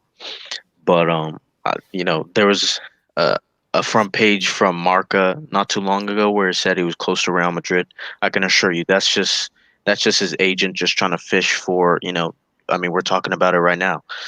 I can assure you it's just to But even Fabrizio Romano said that. Fabrizio Romano said that, like, it's really close. Like, with Real Madrid, this guy, what's his name, Alaba, this link. Yeah, that's what I was going by for Fabrizio. But okay. To be fair, I didn't know that, but I saw it on the Marca front page, and when I see that, like I said, I didn't know about the Fabrizio Romano. I haven't been keeping up with that dude because it's not the summer, but I just thought it was him just trying to drum up interest. I mean, I've also seen him being linked to Barcelona several times, and Chelsea, and other clubs like that. So the way I perceive that is just his agent just trying to get his name out there.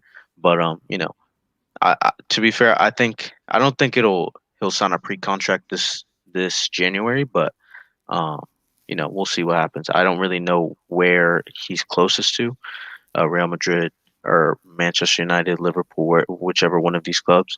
But I think at the moment he's just trying to get his name out there and raise the interest. All right, Marvelous, talk to me. David Alaba, where do you think he's going to go? Personally, I would love to have him at Chelsea, but I think because the thing with him, from what I've read, is that he's looking not only for a club that will offer him first team football, but a club that will also meet his wage demands. And that's why his contract talks at Bayern have stalled, which I've never understood this thing with professional players where if they want 4 years and they're offered 3, they make a big deal out of it. They should be more incentivized to take the 3, perform really well, and renegotiate for the last year. But you want the security. You want the security, though. Yeah, and that's why I'm about to say this. Him being so flustered, and I've been hearing about these rumors for close to 6 months now, gives me the impression that he's more so concerned with the money, and he's money hungry, and he may have an attitude problem to where these off the pitch talks are affecting his performances. Because when I watch some of their games or when I read some post-match reports, he isn't being spoken or regarded as highly as he was in the last 2-3 seasons. So I don't see a situation where Florentino Perez, aka Saddam Hussein, according to Muntaha, would want to have a player in his dressing room that has an attitude problem, that cares too much about money and off the pitch things. So I rule out Real Madrid. PSG, I think if they can make it work in regards to balancing their books, he's a player that they can have. The thing with him, though, is I would label him as a player that, based on current form, he's not a necessity, he's a luxury. So if you can have him, given his repertoire, his versatility, being able to play all through the back line and even center midfield, and the fact that he's won things and he brings experience, then if you can afford him, get him. But is he a necessity? No. You know, so a Liverpool fan, I believe it was I Am Ham, I'm sorry if I'm misquoting, said they want Alaba at Liverpool. I honestly don't think his personality will work with Klopp. Of course. I feel as though there'll be a personality clash. I don't even think his personality would work with Lampard, because Lampard likes mindless drones that he can just order around, play out of position. If Alaba were to go there and challenge his authority and say, I've won more Champions Leagues than you, that may be another clash. So I think the best place for him, honestly, is PSG. If he wants the wage and if he wants first team football, I think if he goes to PSG, he can hack the first team. They're already a team full of prima donnas. What's another one to the bunch, you know? But if he tries to go to Saddam Hussein with that attitude, good night. Okay. All right. So has everyone spoken on this? No, I haven't. Can I? All right, Muta. No, you can't. Muta, talk. Yeah, man, like David Alaba is like, for me, is like top 5 defender in the world football, regardless of his current form. There's slight dip in his current form, and you have to also use the context, right? Because it's been like he's struggling with Bayern for the contract extension from last year. Not contract extension, but this contract scenario. I mean, and it's been the Bayern. Let's be honest, who's the best defender, centre back for Bayern? If Alaba leaves, they have to pretty much convert Lucas Hernandez as a centre back, which he is a really good defender. Don't get me wrong, but you cannot tell me Sule, Jerome Boateng or any other defenders are better than David Alaba right now. I'm sorry, I disagree with that notion where people say no. Look, aside Barney, like you're losing a quality player. Like you can say you don't want to pay his wages, he's still a quality player. 100%.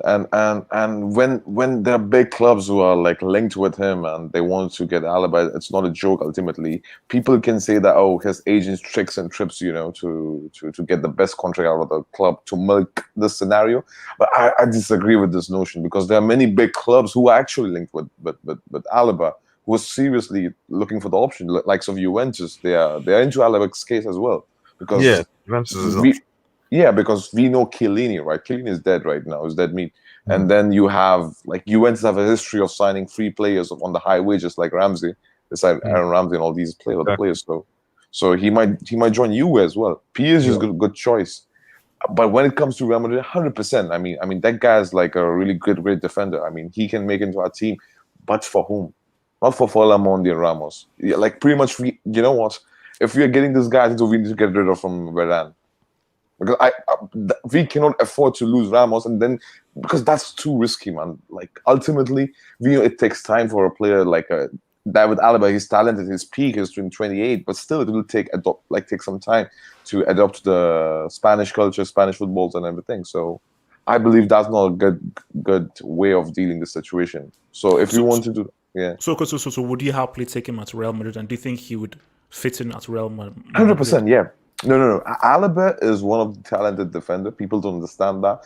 The criticism he's facing right now in the Bayern Munich is because of German media and his the way he's acting against the Bayern Munich Football Club. Because ultimately, his peak, he knows his value. Let's be honest. He knows he's the best defender. So I don't see anything wrong in demanding for those wages or asking for those wages, because I believe he deserve those wages. 20 million euros a year annually, I believe that's his demand. So I think so. He's like easily top 5 defender. So why he doesn't deserve that?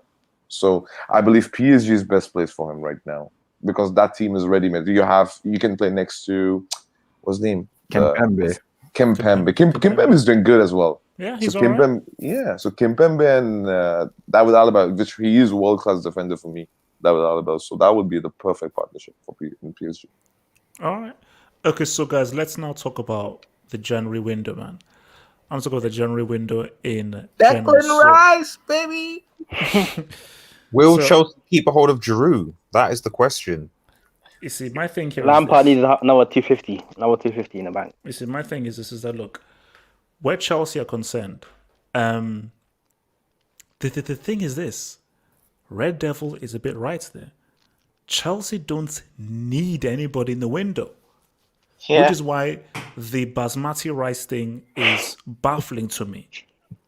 Because as people see, if anything, because I actually saw someone commented on Twitter, was because of rice. I said, no, if there's someone that Chelsea needed, they need a goal-scoring midfielder. Because Mason Mount isn't providing the goals from midfield. Because the issue is there is no midfielder that is helping to supply with regards to goal scoring. A lot of the goals are coming through either Giroud or Tammy, or from it should be coming from the wide people, but Werner is breaking it up. Cho has been injured. Pulisic has been played out of position. So it's really becoming from Giroud and Tammy. You know who would solve that problem? Someone like Bruno Fernandes. Fernandes. You know. But it's Frank Lampard. Don't you need another CDM? Isn't Conte only CDM? No, that's why they're buying wait. Easy. So my thing is this: that look.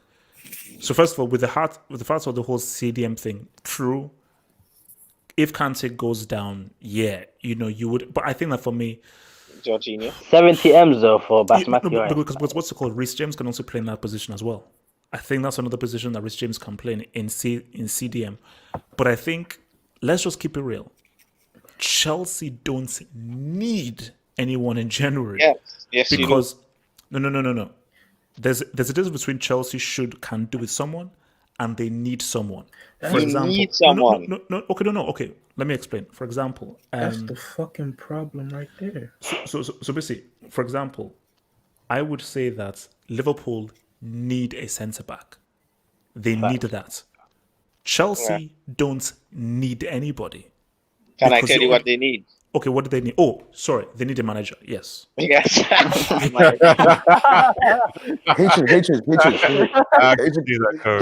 I add over a point over you quickly? Go for Chelsea. I believe Chelsea need a DM. No, they don't. They need. Kante. Okay. Kante is not a DM. Naturally, he can play that. He's versatile. That's different. He's better than no. Mumunta, in fairness, I can never question you when it comes to Real Madrid because you watch Real Madrid a lot. So you should do it vice versa with regards to when I watch Chelsea and I watch them closely. If you look at the amount of interceptions and how well Kante reads the game and how many key blocks and interceptions and how many times he breaks away play for Kante and how many times he actually stops specific breakaways from opposition comes through, it's crazy. The job that Kante does is freaking vital. 100%. I never denied that. But that's his defensive prowess. You need to understand. But that's not his role. That's not the only role. You need a full-time DM. That's the problem. No. But Monta, the whole issue is Lampard's going to leave soon. Wait. Monta, the issue is this: at Chelsea, see, you would be right if this was last season. You would be right. The issue isn't leaking goals. The issue is scoring goals. That's the issue. So the issue is, see, if Chelsea were leaking goals left, right, and centre and so forth, then be like, man, okay. See, last season they needed someone to offer protection, but with Thiago Silva coming in, Chilwell coming in, the defense has been a lot more resolute because with Zuma, they've been a lot more resolute. No, but again, there's an issue, okay? This season, okay, there's Lampard, like you are more defensively sound, I'll say, in the league, okay? So, but what if Lampard is sacked? No, wait. What if Lampard is sacked and now you have to play as a 3-man midfield and you need a full-time DM because Kante is box to box again? But the fact is, there's two different meanings of the word. There's a difference between need and would like. Those are two very different things. Yeah. Chelsea don't need any player. Liverpool need a centre-back. They need that. That is something that they genuinely actually 100% need. It's as simple as that. So I would say Tottenham need a controller. Tottenham need somebody who can actually control the midfield. They don't really have a metronome midfield dictator in their midfield. You don't rate him? Who? No, he's not a dictator. He's not no. I think a combination. Ndombele is an attacking midfielder. They need like a Toni Kroos, a controller. Yeah, like a Toni Kroos kind of guy. So, or like my thing is that Chelsea Chelsea have all the tools they need. Yep. Except the manager. There isn't anything. It's just the issue is the manager. Like, put it this way, because people have said that Chelsea should have been, but let's just keep it real, and then I want to hear what you guys think about your clubs and so forth. Wait, easy. See, my thing here is that Liverpool lost Van Dijk and Gomez. Aguero has been injured for most of this season, and nobody has ever talked about United or Tottenham with regards to winning the title. If you look at Chelsea, we all agree that Chelsea have one of the best squads. So if you have one of the best squads, you shouldn't even argue about having injuries because you have one of the best squads. Liverpool have never had one of the best squads. They've had one of the best first 11s, but never one of the best squads. Hence why when Van Dijk, Gomez went down, it's like, oh shit, damn. Hence why Liverpool need a centre back. Chelsea have so many options from the bench. Have you guys? Because we did this on the Chelsea. Have you seen the amount of guys Chelsea have out on loan?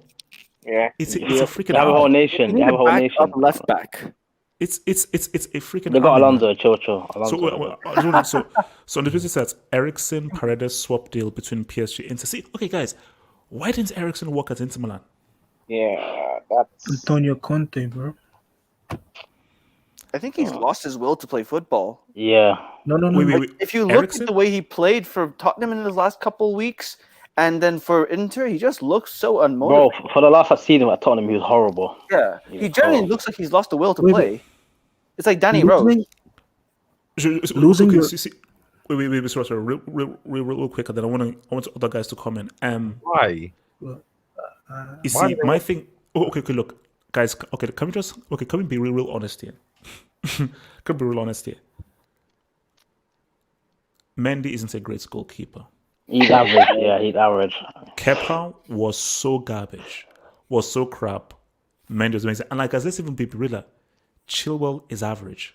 Bro, average. Marcos Alonso was so horrible.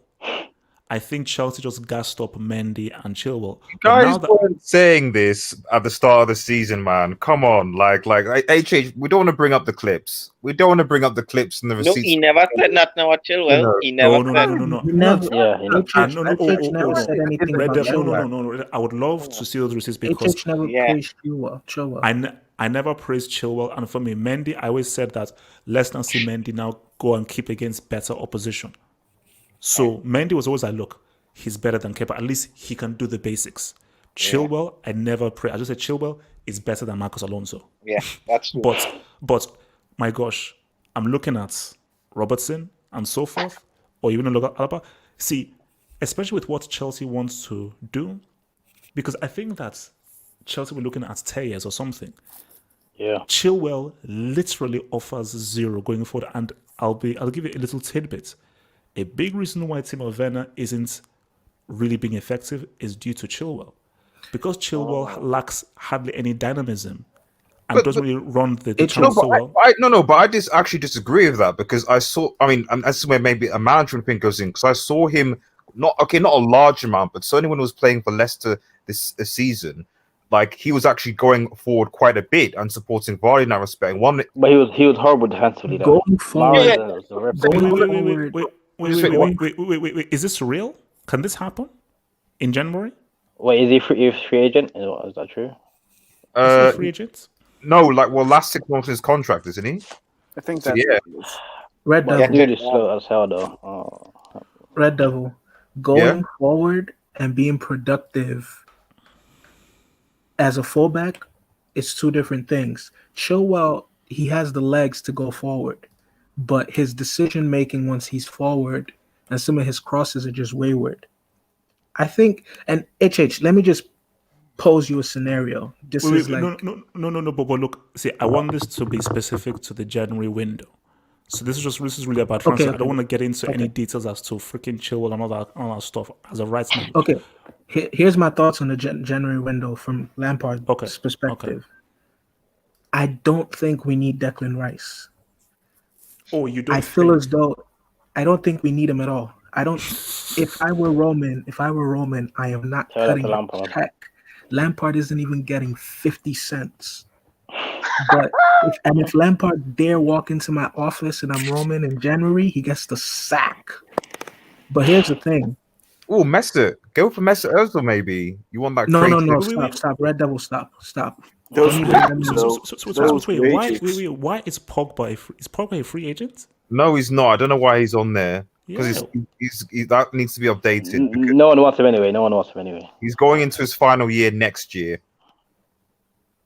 Here's the thing. So I don't want Lampard to go out and buy a player such as Declan Rice, who can play as a center back or as a defensive midfielder and anywhere in the midfield, because it then adds to the problem that a lot of people have with Lampard, where he doesn't have a system.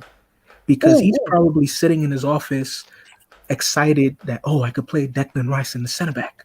I could play him in center defensive midfield. I saw someone in the chat ask whether Mason Mount could play as left back. Under Frank Lampard's system, he could probably play as left back. Yeah, for sure. I wouldn't be surprised. So here's the thing. I don't want Lampard getting players who are versatile. And it's starting to become a pattern. Why does he want all these versatile players? Why does he think he could just chop and change? You know? Can I be honest with you? Wait. Let him have lost time. Let him bro. I'm heated about this. The only reason why we should sign Declan Rice is because our midfield needs physicality in terms of a presence, like a physical presence, like a Matic type player. Because if you look at the players we have in our midfield, Mason Mount, Kovacic, even Kante to some degree, they're all skinny. They could get brushed off, you know? Aside from that, there is no reason.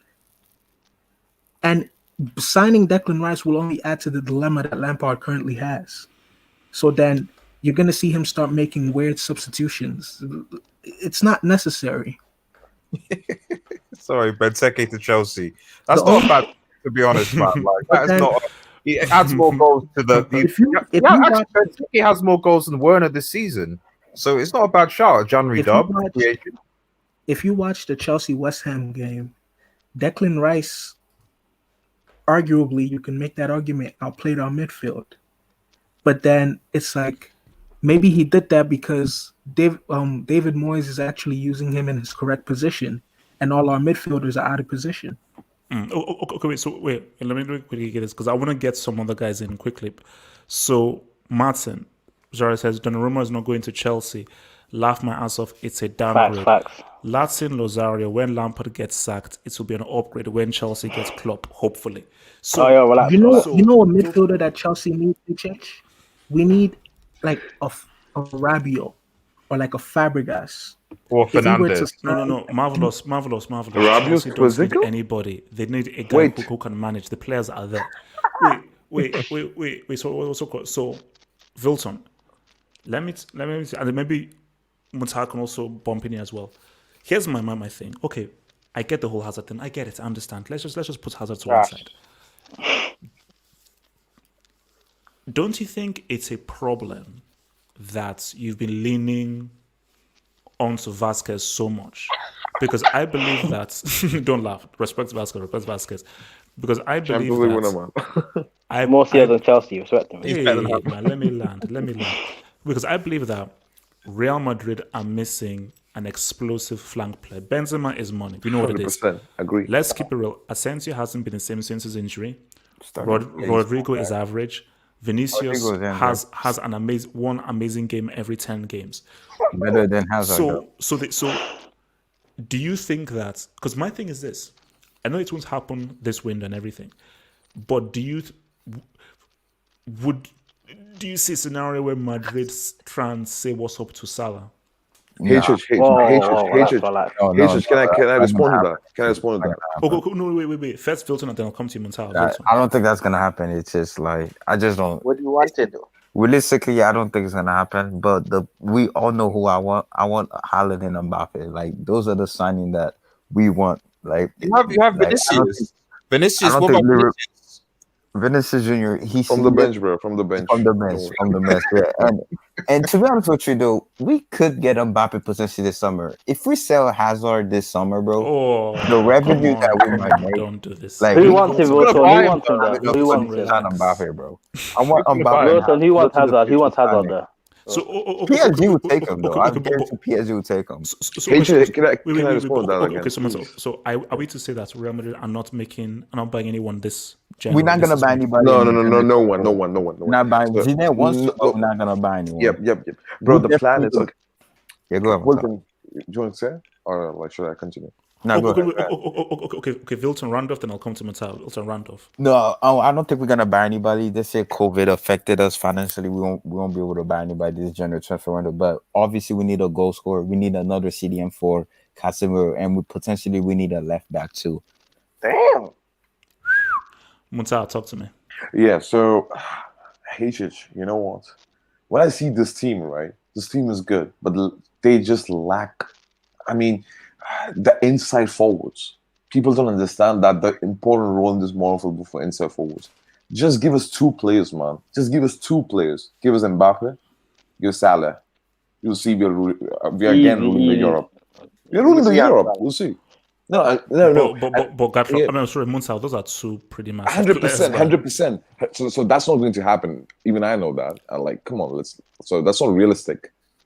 But everything is around Messi, right? The situation is actually with Messi. People don't understand that. If Messi goes to PSG, there's no way PSG can keep Mbappe. There's no flipping way. They have to sell Mbappe. And when they sell Mbappe, we know Mbappe is coming to which club ultimately. If Mbappe is not successful, right, ultimately, Salah is a must, man. In the summer 2021. And the reason Salah, bro, because Salah fit perfectly on the right flank where there's no position for him. Perfectly. Yeah. Perfect. He does. No, because I think we were saying Salah, Salah, for what Zidane wants to do and how he wants to play, Salah is a perfect fit. Yeah. He's a perfect fit. And by the way, people keep on forgetting that Salah and Hazard, they are best friends, by the way.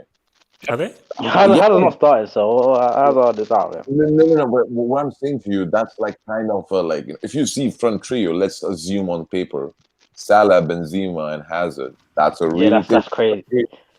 That's crazy front three. I mean, that's scary. I know this is not that easy. This is not a joke. This is not FIFA. But what I'm trying to tell you is that we need. What if Mbappe is delayed? We need to go for Haaland. So ultimately, either you sign Haaland and Salah, or you sign the pair Mbappe and Haaland. So this is not, so now for Jamal and Hassan, centre back. That is the main thing that Liverpool needed this summer. That's what they are looking for. So, do you have any names that you'd want, and what kinds of centre backs and defenders are you looking to try that you want Liverpool to get? That you think you want to go first, Jamal? This summer? Nah, you go first, bro. All right. I mean, I would prefer Ibrahim Konate. I mean, Is that the Leipzig dude? Yeah. Sevilla. I prefer him more than Upamecano because of his height, and I just think overall he's a better defender than Upamecano. I saw someone in the chat say Chiellini, but listen, a pairing of Chiellini and Fabinho is slow as hell. That's the only thing I'm scared of. No pace in that centre-back pairing. Yeah, but for me it would be Konate or Upamecano for me. Okay, Jamal, what about you? For me, I know we wouldn't get him, but the guy I want is I think he's from Sevilla. I think he's called Kunde. Oh yes, with the afro. Yeah. That brother is cool. He's cool. The only thing is he's short though, but yeah, he's cool. But knowing Liverpool, we might go for a young, cheap centre back somewhere. But yeah. But I just want to ask you this: would you take Hazard back? See, the fact that you're taking long to decide, you know he's trash, bro. No. My thing is that, am I getting Zad or Hazard? Of course, I'll take Zad back. Dude, but Hazard keeps on getting injured. And guys, our next. No, because what people don't get is that, okay, I get the jokes, ha, very funny. When he's fully fit, you cannot deny what this guy does. This guy has just been very unlucky with injuries. So fully fit, he's top 3. Fully fit. One more question. Yeah. Go this for is the it. last one. Yeah, absolutely. You know you protect your favorites. You really protect your favorites, but you haven't said nothing about this guy whole season, and I'm gonna address it right now. Oh god. Jadon Sancho, he's been trash this season. Do you feel he's mentally affected by not going to Manchester United because the deal was so close? What's going on with him? He's been trash. I think he's garbage now. Basically, I think the Woodward was right. No. Basically, I think the Sancho thing, 100%. He's just badly out of form. I don't know because I'm not in his head, but 100% he has completely just lost his magic, his touch, his effectiveness. And I think that has also affected Dortmund as well. So with Haaland being injured, and I think Favre getting sacked and so forth, and I just think his form dipping. Yeah, it's. I don't know what it is. I mean, look, it could just be out of form. He did. During the COVID, he got fat a little bit after the COVID break and everything. He was really out of shape. But he's still young, so maybe it could just be inconsistency. There is also just a small point. I know, but just maybe to be in context. There is something going on. Obviously, he is in Germany, and given the isolation restrictions, stuff like that, actually him being able to fly and be with folks and stuff like that was obviously quite limited and quite restricted given the pandemic. So I'm not saying it's the 100% reason, but like from what I could see and from what was being said, like it wasn't as if he was able to basically see his family's folks as often as he was. So there might be some personal elements there because of the nature of the pandemic that could also be affecting his game. So that's just something to bear in mind as well. Can you guys see him move in January? No. No. Like I think that even if he was unhappy at Dortmund and so forth, I think based on his recent form, I don't think there's anybody that would, especially COVID, money is tight, that would risk spending the money on him. So for instance, if let's say you're a mid-table club, I would do with a Sancho. Would Sancho move to mid-table club? No. But if we're not looking at some of a club like top 5 or top 4, would it be worthwhile putting in a risk for a guy who is out of form? You know he's good. You know he's got the ability, but he's out of form. It's not worth the risk. Can I ask you a question? It's a really interesting question, by the way. Yeah. Before I ask you this question, you need to apologize to Kingsley Coman, by the way, because I remember the way you criticized him. Like justifiably so. No. Wait. No. I don't need any apology. He was playing trash, so I justifiably bricked him up. But he played better. It was someone like Benzema when he was trash. I said he was. I believe. You're extremely harsh with that. I believe, Look, you were impatient. People say that I put him in the brick academy. That never happened. You said they should sell him. That never happened. Hey, what class is Hazard? What class is Hazard right now? What class is Hazard? I'll check. No. I'll get back to you. I'll check it. So, Musa, what are you gonna say? Like the question is like who's better ability-wise as a player in his peak, right? Sancho or Kingsley Coman? Be objective. Come on, man. Sancho. I disagree. I disagree. Bro, as a player ability. Because you said peak ability-wise, of course it's Sancho. Of course, if it's Sancho. No, bro, did you see Coman's dribbling and his like, I'll be honest with you. The way Lewandowski fanboys criticize Coman, they made him like as a villain. They made him look like a villain. Let's be honest over here. Coman, look at his contribution, the way he's playing, and especially under Hansi Flick. That guy's been better than Sane. No. For me, Coman has been very effective. But the question you asked me wasn't about effectiveness. Was who's been the better, who's been the better player at their best? For me, Sancho. I respect what Coman has done. Coman looks really good, but I think Coman is just he consistently does the right kinds of things. But overall, Sancho at his best, when he's at his best, there is more to his game. Remember, Sancho can also play number 10. So the fact that you can play outside and you can also play number 10 shows that you have goal scoring, playmaking, and a high football IQ. Because you need a high football IQ if you're a number 10, which is where he'll be played in the first leg against PSG. So I'm still going to have to give the doctor. But HJ, if you see Coman's explosiveness, his technique and ability to beat position is clear. Like it's so fine, smooth compared to Sancho. When you see his first touch and everything. It's better. As I said it for me, I'm still going to take Sancho. You forgot. Has Sancho ever scored in a Champions League final? Because Coleman did it. I'm confused. Look, man, he closes. Wait, Milton. Wait, I got a question for you. How good is Militao, man? Because we've been linked to a minute. How good is Militao? Okay. I'll be honest with you. Militao is extremely talented on ball. He's like a Brazilian flair. But the problem with Militao, I believe, is his positioning. His positional defending sense is not there yet. Aside from that, he's extremely press resistant. He can play the ball from the back, and he's good defender. He's good. He's not that good, but he's okay. He's good. But he needs loads of improvement in defense.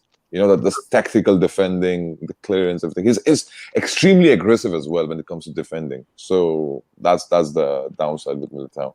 No, I mean, basically for Liverpool, I just think that I said they need a centre back, and I think you see this is the key thing about the defenders, and I think the issue where we're living in, people are like, oh my gosh, you have to now be a ball playing defender, you have to be good on the ball because everybody's obsessed with playing out from the back. Sorry to interrupt you, HH. I'll just because it literally just came to my mind because I think this will be interesting. Big question. Where's Costa going? I think that's an important. Where's Costa going? He's a free agent. Back to Chelsea. China. Would you take him back at Chelsea? Italian team. But they have Giroud and No. You see, based on Costa, because I've been looking at Costa recently for Atletico. He's lost it. I don't know what, but he's just lost that kind of dog kind of tenacity, striker's edge that he once had. So for me, he's just not the Costa that you saw led Chelsea to the league title. Now, if you can find that, oh my gosh, boom. Because I said again, I blame Conte. I have no idea how Conte screwed that up and allowed and fell out with Costa, because Chelsea could have defended their title and Chelsea could have probably dominated the Premier League for a few seasons if they'd kept that core, specifically with Fabregas, Costa, and so forth. But he's just not the same. Can you bring up LL lad's comment?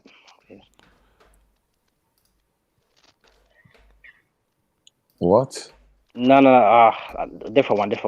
I think you were saying something like, "Give us Varane and we'll give you Salah" or something like that. Is this guy crazy?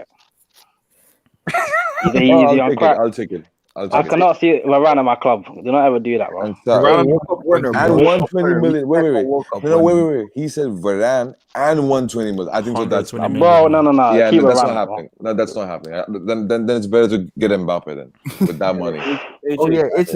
Isco might go to Arsenal though too. Isco might leave this January, go to Arsenal. Oh yeah, he needs to leave, man. HA. But like one thing I just want to talk about Isco, right? Isco, I've seen the biggest waste of talent. And you know why? Just because of complacency and his reluctance as a player. Because he's been linked to Arsenal, And Dele Alli has been linked to PSG too, I believe. Wait, But let me come to so Red Devil United. What business are they doing this month? Or what business would you like them to do this month? So what I'd like them to do would be to sign a centre back, a CDM, and a right back. Damn. What they're probably going to do. January. That's it. This is what I would like to. Wait. So centre back to replace Maguire or Lindelof. Harry Beckenbauer. Like it's okay.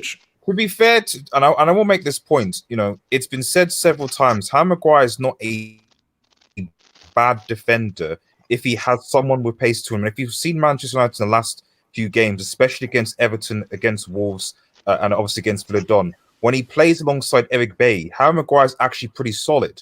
The big issue that United have had over season is that Harry Maguire and Victor Lindelof do not complement each other. They're a terrible centre-back pairing. Like, it just doesn't work. And I've been saying this for like ages. So when you put someone like Bailly next to him, if Bailly was fit all season, that we don't need to go into centre-back. Bailly is good enough to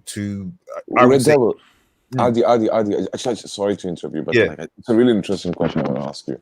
Yeah. Don't you think so? United was a bit biased towards the signing of Maguire because they think biased, you mean biased in terms of because English signing 80 million euros. So they got fooled by the English hype. Well, to be honest, like the previous season, like we could have signed him because Mourinho obviously wanted Maguire. He said it several times in the summer before he got sacked. So we could have actually got Maguire for 60 million, even less. But the Edward would have bought the time like, no, we're not giving you money to buy a centre back. And then, so in that sense, the board screwed themselves over because Mourinho wanted him. They didn't go for him. He would have been cheaper. And then when Oli came, like, okay, I still need a centre back. And they're like, right, okay, there isn't really any other centre backs available, you know, that are accessible. But Adi, but again, when Maguire was on the market, you guys were linked with likes of Koulibaly and other defenders. So don't you think that's not a shrewd decision to go with Maguire? So two things about that. I don't think that the board. I know there were a lot of stories around Koulibaly, but there was never anything really concrete in terms of discussing Koulibaly. I think a lot of that was actually generated. It was just talk. It was just talk. It was just talk. There was no agents. There was no contact. There was no nothing at all. It was just, to be honest, it was just all hype. And let's be real. Like Man City also wanted Harry Maguire as well during the summer, but they weren't prepared to pay any more than 60 million because that seems to be their going rate for defenders. Manchester United were just so desperate because, let's be real, to be fair to Man, we were desperate because we don't, even now, we actually have a lot of centre backs, but they're either really, really bad, i.e. like a Rojo, or they're really, really bad and injured, i.e. Phil Jones. Okay, so so Smalling was sold, or is he still on loan? Smalling sold. Smalling's gone to Roma. So really, we don't even have 4 fully fit centre backs at given one time. You know, right now we've got 3 in because Lindelof's injured, so it's Harry Maguire, Bailly, and sort of Twansibi. And Twansibi and Bailly are injury prone. So if those 2 go out, you only have Lindelof and Harry Maguire. So honestly, as much as I'd like us to sign a centre back, we're not going to sign David Alaba because of his wage demands. Upamecano might be a summer thing, but Chancellor is going to Bayern.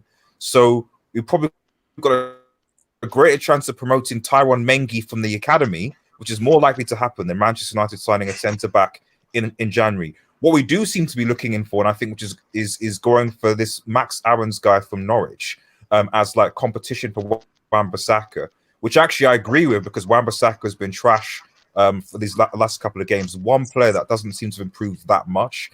So getting in some competition, young youth competition in that position is something that United will look in for. Will they sign a centre-back? I don't hear any noise from inside Manchester United saying that they're going to go for a centre-back. There's no noise. Usually there is some transfer noise. There's nothing. It's dead silence. So I generally think that they're thinking, oh, Bay's big. We're going to go with Bay. We're going to go with Twansibi. We're going to hope that Lindelof's back. Good luck. So that's why if Oli does win the title, then, you know, you've got to credit him with that. But I have a question for you, right? Like specifically for HH. Okay. If you see from the last decade, right, the entire last decade after the retirement of John Terry or Ferdinand, when was the last time England actually produced a world-class defender? When I mean defender, I mean centre-back. There hasn't been one since John Terry and Rio. So don't you think so? Like for example, English football defenders has been declining these days. Like for example, like especially Prem. Oh no! What's like, I think? No. They're not producing defenders. Don't you think so? No, we basically discussed this before. Is the national team have basically done like a flip? So way back like 90s, 2000s, England were very difficult to score against. Tough to defensively, brick going forward. Attacking wise, they had nothing. Now what they now have is an abundance of young talents. Attacking wise, going forward, but the defense is a brick. I mean, they went to a World Cup with a John Stones and Maguire pairing, and they both conspired to let in Mandzukic score that crucial goal for Croatia. So I think that it just goes in circles. No. Look, they did not react to Mandzukic's movement, so they were able to blame as well. But see, my thing is that what's it called? For instance, Brazil will always have a conveyor belt of great attackers, apart from 2014 when they had Fred and Joe as their striking pair. But like you see, Italy will always have a conveyor belt of great defenders, But I think like in England, it is really because I thought, England will always produce top defenders. But I think this is the first time in a long time England don't actually have any world-class defenders. Like, there's not a single English defender that you say, man, this is one of the best defenders in the world. So John Terry and Rio really spelt the last kind of defender. And Campbell, yeah. Okay, because Sol Campbell was good, man. Yeah, it was. No. He was. He probably just like before them. I think just before. That's what I'm saying. Sol was probably before them. He was still of their era, but I think like their peak was Sol's like towards the end of Sol's career and so. Let me take off. Cassius. Yeah, so I just wanted to, in economy class, they kept on talking about diversification. So, I just wanted to point out that Schalke or FC Schalke No Fear are one loss or draw away from having the worst one in Bundesliga history. They're about to break, Tasmania Berlin's record from the 64-65 season. So I just wanted to add that. In terms of the January window, I'm going to go with something that I already know is a done deal, and I'm going to go with Szoboszlai because, Leipzig have a lot of similar players. They have like Forsberg, Nkunku, and Danny Olmo. Is this guy really that good though? Yeah. I just see loads of Arsenal I've only been able to watch one game. It was like Hungary versus some other country, and in that game he was amazing. And I've seen like his free kicks and set pieces. He's very good from those situations. He's kind of like I said, Salzburg or Leipzig have a lot of similar players, but I think that'll just be interesting to see how Nagelsmann is able to use that such a talented player. This guy is I'll question for you. Sorry. This guy is the most talented player to come out of Hungary since Puskas. By the way, HG Sky Sports are reporting that like in the summer we might pursue Salah. This summer. Leave Salah, man. Leave Salah. No, but see, on this basis, here's my thing. This is what I hate. Is you see, look, is this whole thing about hype? When people see, even before I saw Ronaldinho, guys would say, man, bro, have you heard of this guy Dino? Like this guy, blah, blah, blah. I was like, what? As soon as I saw him, I was like, yeah, it is that big deal. That's the answer. I think, he's like, Ronaldinho gets like 150% on the eye test, man. Whoa. So 150, maybe 200 on the eye test. Thank you. So my thing is that, okay, he's the next Puskas, he's this, that, and so forth. I'm like, let's just see. Because for me, I want to be the judge myself. Because guys, I got sold on Havertz. Because I had guys like Abdullahi calling him the German Zidane. Havertz is 20, bro. It's his first season. Relax, bro. You acting like the guy is 29. Yeah, but you're still gonna see something, man. You still see. No, but on Szoboszlai, I don't think anyone's hyping him to be like, even me personally, like I said, I've only seen one full game of him. I don't think he's going to be like the best player in the world or anything like that, or the next Ballon d'Or, or, he's going to get hungry to like a World Cup semi or anything like that. But I think he's just like he's a very unique player, or like people say like the number 10 is dying. He's, a pure number 10 in that sense. So, and my thing is that if he is what you say he is, number 10, real footballer for footballer, I think that is great for Red Bull Leipzig, because as I said it again, how good was Timo Werner really? Let's just keep it. How really good was Timo Werner really? And I think that Nagelsmann made Timo Werner a lot better than he was. I think Timo Werner flopped at the World Cup. I get it, everyone flopped, but it just shows that Werner relied on Nagelsmann, and Nagelsmann was always the key. He's very limited. Nagelsmann was always the key. So I think if he's now getting this dude in who is kind of bring creativity and is just a much more of a better footballer, and already see what he did with freaking Red Bull Leipzig, bro. What's his name? Szoboszlai. Is it? Oh my Szoboszlai. Bro, I'm from Trinidad. I can't pronounce that. Szoboszlai.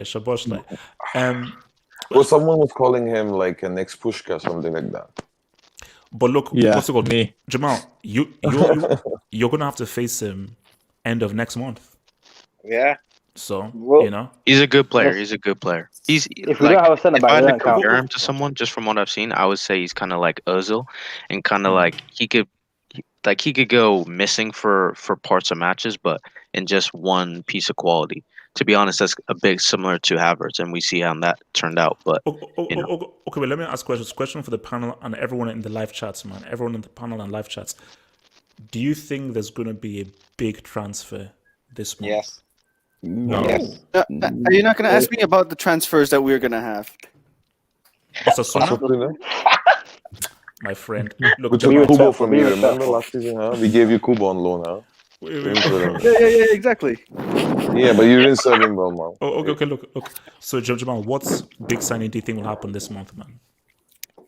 You know what? I'm gonna say it. Oh God. I think Manchester United are gonna panic and they're gonna see if they could get Greenish. That'll be a mad signing. I think that Greenish might go Man U January. I just have a feeling. Thoughts, Devil? What I would say to Jamal's point is that while I don't think that will happen, what could happen, or slightly more likely to happen, is that Paul Pogba goes in January. That there's an agreement that's been reached, possibly with Juventus, that he goes in January for a fee, maybe part of a swap deal. Possibly, I think there's talk that maybe United would be happy to, for example, give Juventus Paul Pogba if we got De Ligt from Juve in a bit of money, because obviously United need a centre back, and then that might pave the way for Grealish in the summer. So that's potentially something that I still think it's unlikely, but could happen, because then that way United get the money. I disagree. Yeah. But I don't want to see that, man. You know why? I'll tell you this, because that's the only reliable defender they have right now. Bonucci's ass, man. Then the Morel is keep on getting injured, so they won't let De Ligt leave. There will be a swap deal, but it won't be De Ligt. It will be Dybala. No. United's Dybala won't go United. Wait, swap deal between who and who? Pogba and Dybala. Yeah, that's not happening. No, they're best mates. I don't think Pogba will go without Dybala. And that was also Burned last season. So, see, my thing is, Grealish is leaving Aston Villa. That is a fact. Yeah. This month, I doubt it's based on just how well Aston Villa are doing.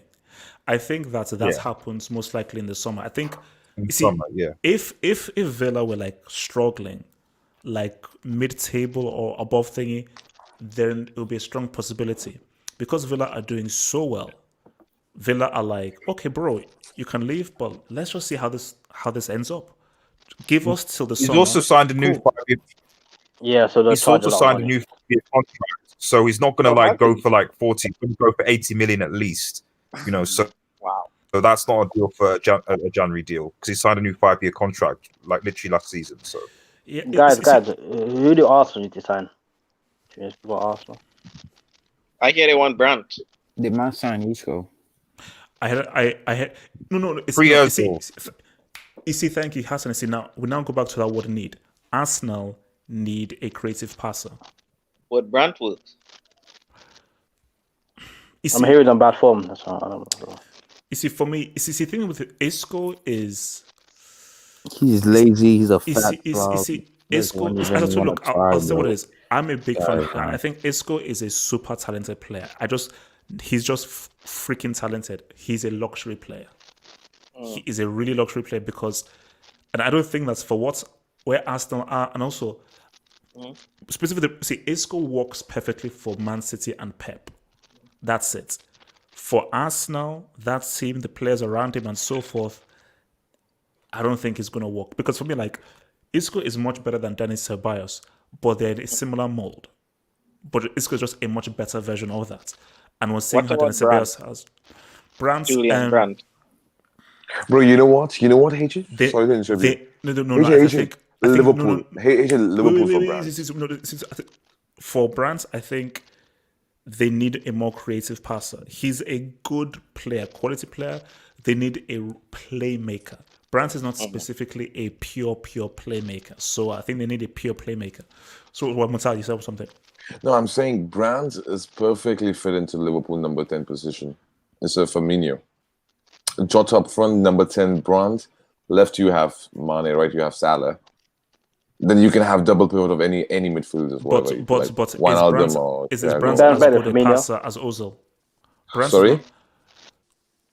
No, let's just say, is Brandt as good a passer as Ozil?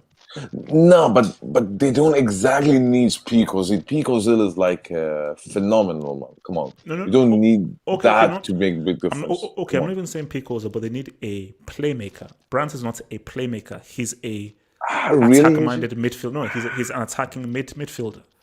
He's a guy what they need is a guy where I am here to create. I'm here to create and make key passes, and also I am quality at doing so.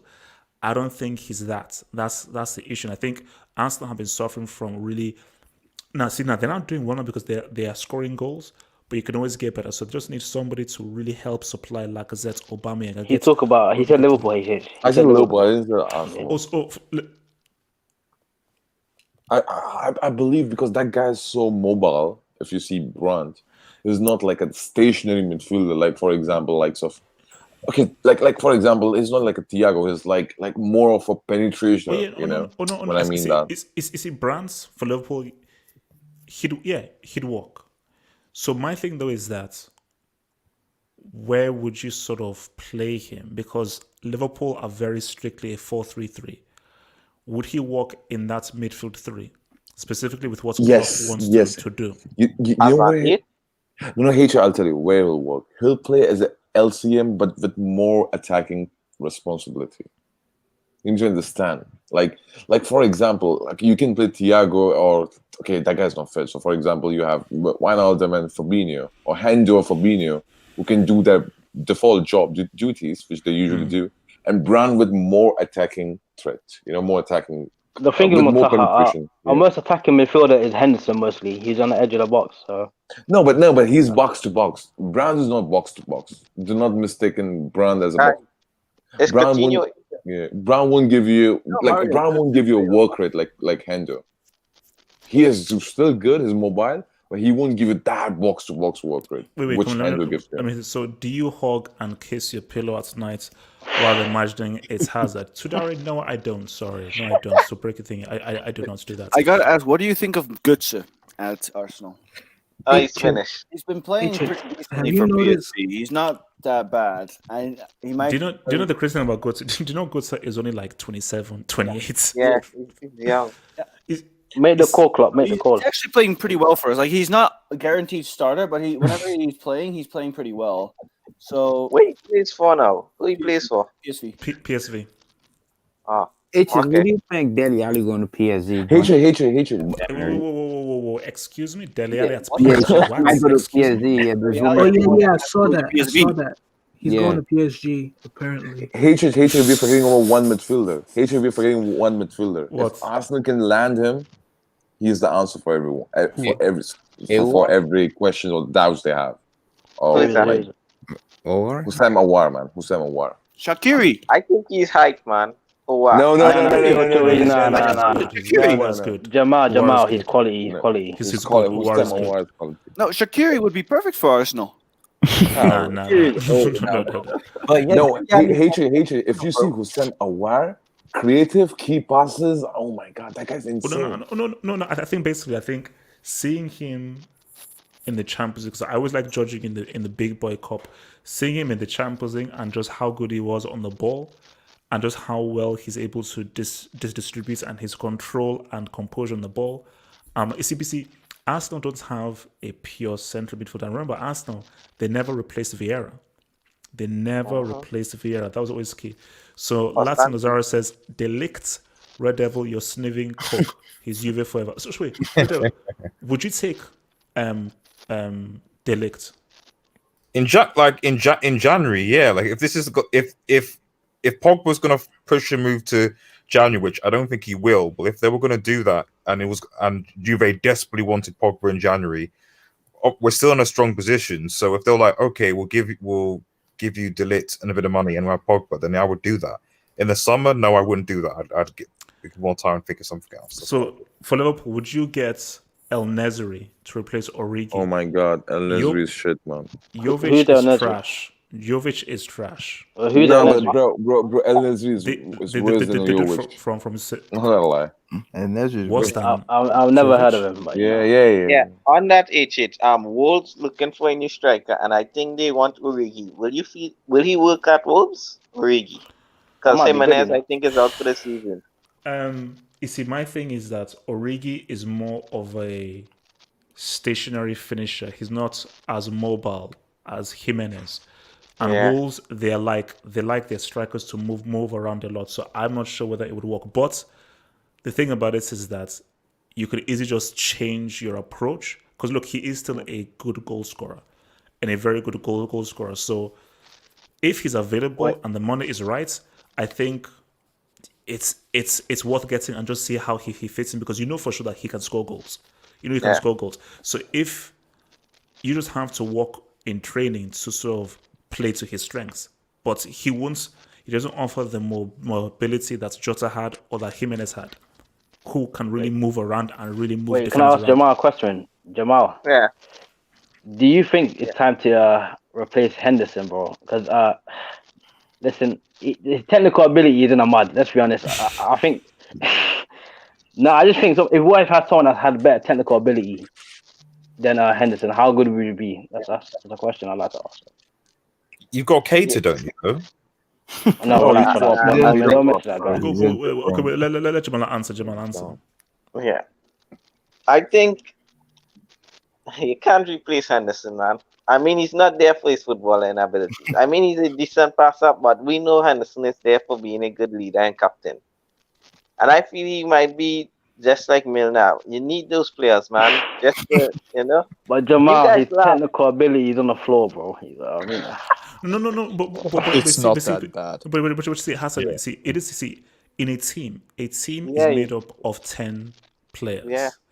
Yeah, but sometimes I just think, what if you have someone just a lot better quality wise? No. But see, Hassan, I'll get this. See, listen to me. See, my thing is that it's made up of 10 players. And it's about players of different roles. Because remember, you've not had Thiago Alcantara for an extended period of time. Yep. Because for me, I liken it to Ambrosini or Gattuso for AC Milan. They were not one of the most technical players, but you need those kinds of players there. Yep. Specifically in those harder, tougher games, you just need guys who just, basically, they're like the cement to your foundation, and those are very important players that just do the nitty-gritty, that tackle, that tactical foul and everything. Then you need your great passers, your flair players, your controllers, your guys who can really now offer you something attacking wise, but you need guys to all fulfill different roles in your team. You need all those guys that listen, I respect Henderson, man. It's just a question. The issue is, who do you now pair in the midfield with Henderson? That's what you need to do. It's like the issue is if the creative work is now on Henderson and say, damn, yeah, I know you offered it, but man, he does. But if Henderson, we have it there, but Tego Katara, you're now doing the forward passes, you're now bringing the ball up forward, you're now attacking, but Henderson is just the cement in the midfield, then that is the ideal scenario that you want to have. AJ, can I ask you a question? Can I simply ask you, like people might think I might have agenda against this player, Thiago Alcantara, but when was the last time he gave a full season to any club? Oh yeah, no, it's Liverpool were scammed when they bought Thiago, and I say this to Liverpool fans, but relax, scammed. You've got a player who's got a quality, but much like with Chelsea, with Ziyech and Pulisic, I also has it multiple times. Like these guys have injury records. I'm not doubting their technical ability or their talent, but how many games are you going to get from these players during a season for maybe one or a couple of really good performances? I can't remember. I remember the highest game Thiago gave was 20 plus games. That's it. Okay. In that scenario that Liverpool were in there, wouldn't you say that specifically how they've been calling for a replacement for Coutinho and Alcantara is there? Isn't it worth the risk? No, because again, it's not. You might say that, okay, but it could pay off. See, now, if it doesn't pay off, you're still good. You're still good if it doesn't pay off because you already have a midfield three that has led you to a Champions League and a Premier League. But if it does pay off, oh wow. Because same thing with Robin. Chelsea were unfortunate because when they got Robin, injured all the time. But then he just got over that. And then he was able to now ride over that injury. So it's like, how much are you willing to gamble, and is it worth the gamble? HH, but if you see the track record of Thiago Alcantara, right, from Bayern days, okay, bro, he never lasted 25 games, 30 games for them. Forget about 50 games, 40 games. So from that, bro, because I remember Liverpool rejected the move on Nabil Fekir. I remember like it was a season 2018, something like that. Yeah, because he was injury prone, something like that. So it doesn't make sense for Thiago Alcantara from the perspective of Liverpool when they signed Thiago. You know who I would love at Liverpool, but I don't think we have fun, and it should have fun because I feel he will be a gem. Is Depay, Memphis. Would Memphis work as a good false nine for Liverpool? I think that will be a proof. See, my thing is, okay, let me take this because I want to hear from Cassius as well. But I'll answer your thing in German. So we have to sell Neanderthal and Lesbian. Now, I believe Lesbian might be Firmino, based on something said. Whoa. But who is Neanderthal? Salah. He means Salah. You're talking about Matip. He must be talking Matip. No, he says Salah. Wow. Get this guy out of here, man. Why is he sounding Salah Firmino? That is deep. No. I mean, Gopo, come on. You're smoking crack. Why would you want to sell both of those guys? Like, you see, I think that's just his anger based off dropping the points in both of those games. But you can't blame Firmino for that. That's just wild. So sorry, Jamal, what was your question again? Yeah, if Depay would be a good false nine for Liverpool. You see, the Depay, I think, I'm not sure. Good player, quality player. I'm just not sure because I think that with Klopp does like a bit of energy and movements in the attack. And I don't think Depay has because when you look at when Depay looks really good, and that's when he was as a false nine for Holland. But he was a very specific kind of false nine that wasn't really as maneuverable as, let's say, thing he wants, because whenever Liverpool attack, Klopp really likes guys to really be moving, a lot of movements around in that top three. So I don't know. Like for me, it doesn't scream to me as like a great fit. Depay has a real good connection with Wijnaldum, though. Every time he and Wijnaldum play together, it's successful. When they played for PSV, when they played for Holland, it always worked. So perhaps maybe because of that connection, it might be something. But then if Wijnaldum is going, because remember, Barca, we're looking at Wijnaldum. So if Wijnaldum is leaving, he's rumored to leave Liverpool. So okay, then never mind. So let me go to Cassius. So Cassius, there's still been talk. I know you hate Koeman. I know you hate his guts. But there has been talk about Depay to Barcelona. what business do you want Barcelona to do this month, personally, and what's your take on Depay? Personally, I wouldn't do any business because, just the way I see things. Just if I was a sporting director of a club, and especially with my club, Football Club Barcelona, I don't. Let me be respectful. I don't see a point in signing average players or players that don't really raise the level of a team as stopgap players. I would rather sign no one for this season, sign no one in the summer, and in 2022, when we have money, we go for a player that is one of the best in his position. Or you see what I'm saying? Even the same with Wijnaldum. I don't see him. I'd say the same thing. There's no point in signing a player who doesn't really raise the level. I'd rather sign no one and sign a player that I know 100% is going to raise the level of the team and spend a lot of money on one player instead of signing a stopgap, a player who's 30 years old like Wijnaldum, or a player like Depay who, with the attacking players, you're either amazing or you're just average. So let me ask you this. Generally, if you said this is a position, either a position or a specific player that Barcelona need this month, what would it be? Wait, can Barcelona even sign players? Probably not, but we're doing hypotheticals. So a player that I would, or a position, I would say if we had money, I would sign a center back. I mean, obviously a center back, but that's not going to happen. And I feel like the same rule applies. I'd rather sign no one. There are links of like these random Arsenal defenders. Does Busquets still play predominantly for Barca in that holding role? He plays quite a bit, which is still too much for him. But like I was saying with the center back, the same rule applies. I'd rather sign no one. I'd rather not sign. There have been linked with these average defenders like Rudiger and what's the Arsenal guy? The German. Mustafi. Definitely with these average dudes. I'd rather sign no one. And then when we have money, if Barca sign Mustafi, emergency hangout. Mustafi and Rudiger as Barca started centre back. The day I see Mustafi in the Barcelona, respect them both. You have Braithwaite up front and Mustafi at the back. Oh, no. Nah, you see, Barca needs to chill, man. Just to round off, like I said, the same rule applies in all these positions. We don't have the money to be signing top quality players, so for me, I'd rather sign nobody. Depay, yeah, he's a good player, but I don't really think he's the guy who's going to make Barcelona much better. The same with Wijnaldum, the same with all these other players. That's why I wouldn't sign anyone, because we don't have the money to be signing top quality. Can I ask a question for you? Can I ask you a quick question? Yeah. Don't you think so? Frankie De Jong is not living up to expectation, or is he hyped? What do you think? I wouldn't say he's overhyped, but he's certainly, when he signed, he was supposed to be the person that's gonna, transform Barcelona's midfield, and it's obviously he hasn't done that. So you can say he's underwhelming. I still think he's a very good player, and we have to remember that he's not like he's 26, 27.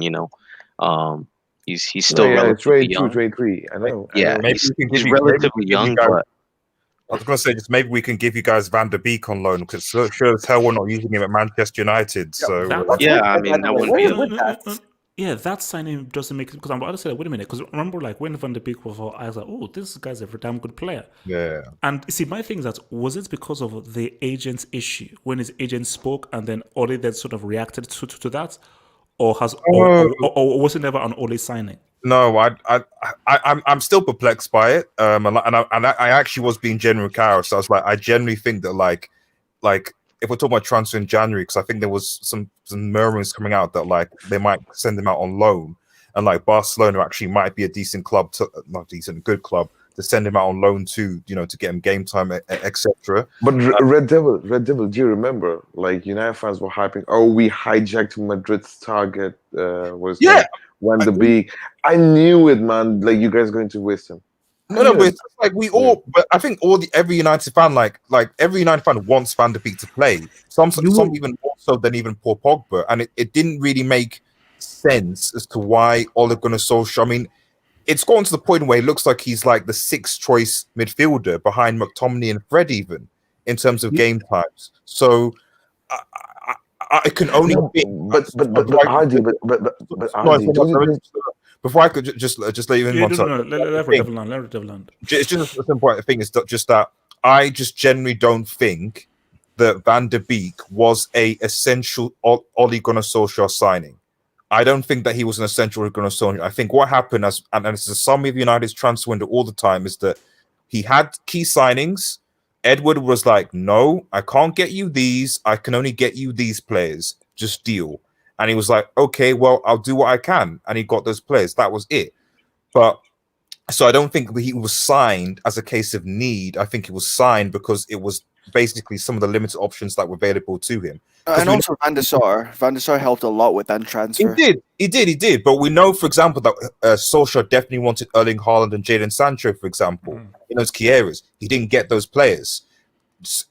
We were surprised that he got Van der Beek. We were surprised he got Telles. We were surprised he got Cavani because we didn't get any of our first choice signings. Now it looks like it's worked out, but that's not because of Ed Woodward and the transfer competency. It's just because of the team, Ollie, and what have you. So yeah, sorry, Matar, just go on. You said you wanted to say. Yeah, so for me, ultimately, I believe it's a responsibility of Ole. I believe that, and the reason I said that because once you have Bruno in that position, because that guy has never been like a central midfielder. Again, he's like a more of an attacking minded AM.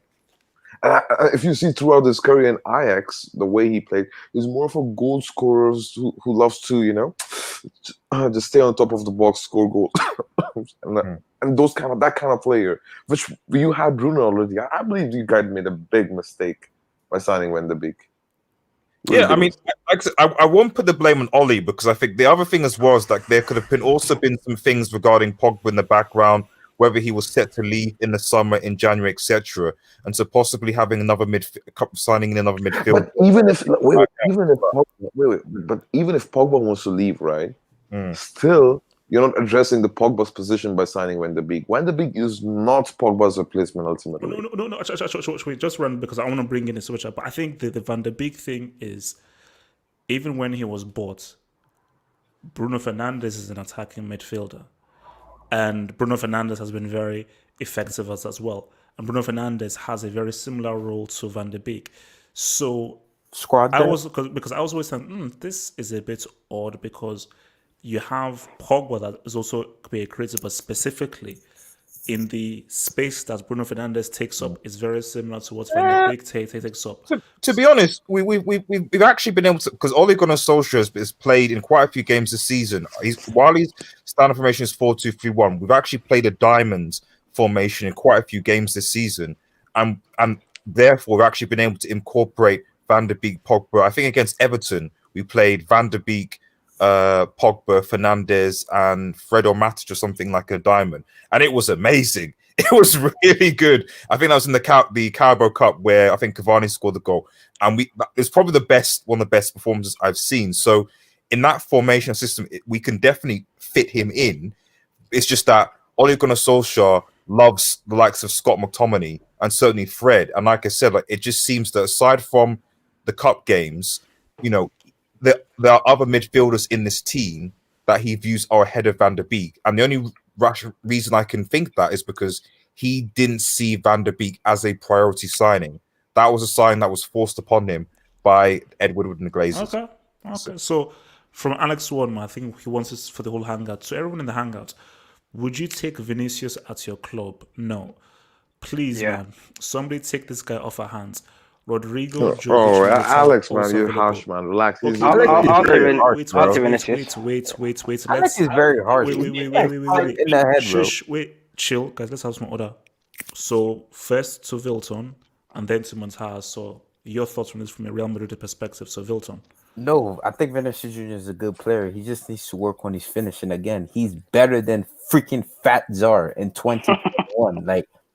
Lucas Vasquez is better than Fat Czar. Vinicius Jr., when you think about it, I would say this though. Monta can relate to the under Solari, he was a better player, I feel like, than what he is under Zidane for some reason. Maybe because Solari used to play him every single game. Obviously, we had to. He was the only option we had to play, and he played pretty well. But for Rodrigo and Jovic, the flop, this guy's gone.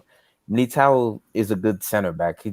he's a good center back, even though he doesn't start for Brazil either too. But he's a good center back to have, and plus he's still young. And Rodrigo, for me, Rodrigo is the opposite of Vinicius Jr. Really good at finishing, really good. Obviously, Vinicius Jr. is better on the ball, ability-wise. Vinicius Jr. is better, but he's a very good finisher. So Brazilian Dan James, right? Brazilian Dan James. No. Again, he's actually I'll say Brazilian Rashford. Yeah. No. He's not Rashford level yet. No. No. He's better than Rashford, man. Wait, let's Rashford in Europa? Rashford's in the Europa League, bro. I don't want to talk about that right now. No, wait, because I want to give my take on Vinicius. Vinicius is a good ability player. He just needs to work on his finishing. Rodrigo is really good at finishing, but he's not as mobile as Vinicius Jr. It's not like productive like Vinicius Jr. like can do in a game. Jovic's a flop. Again, Militao is a good defender. And Red Devil, can you answer me this? Has Marcus Rashford ever scored a perfect hat-trick in the Champions League ever? Rodrigo, he scored a hat-trick against RB Leipzig this season. A perfect hat-trick, sir. Left-footed, right-footed, and header. Has Messi ever done that? Cassius, can you answer me? Has Messi ever scored a perfect hat-trick in the Champions League? Thank you very much. Leave Messi alone, Wilton. What are you doing? I can't understand this tribalism. You're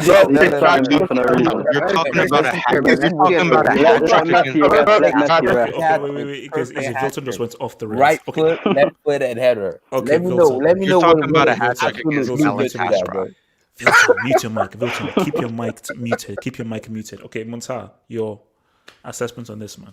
Okay, yeah. So when it comes to Vinny, I believe that guy is extremely talented, and he was also talented on ball. The only problem, the problem is that you guys are watching Vinny from the perspective of an inside forward goal scorer / goal scorer.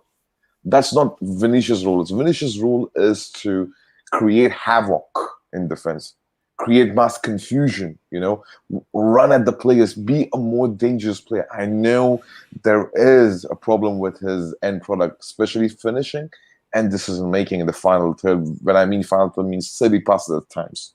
100%. I'm going to deny that. But you have to see he's 20. He's been playing from 2 years. 100% I'll give you that. Look at how many times he caused chaos.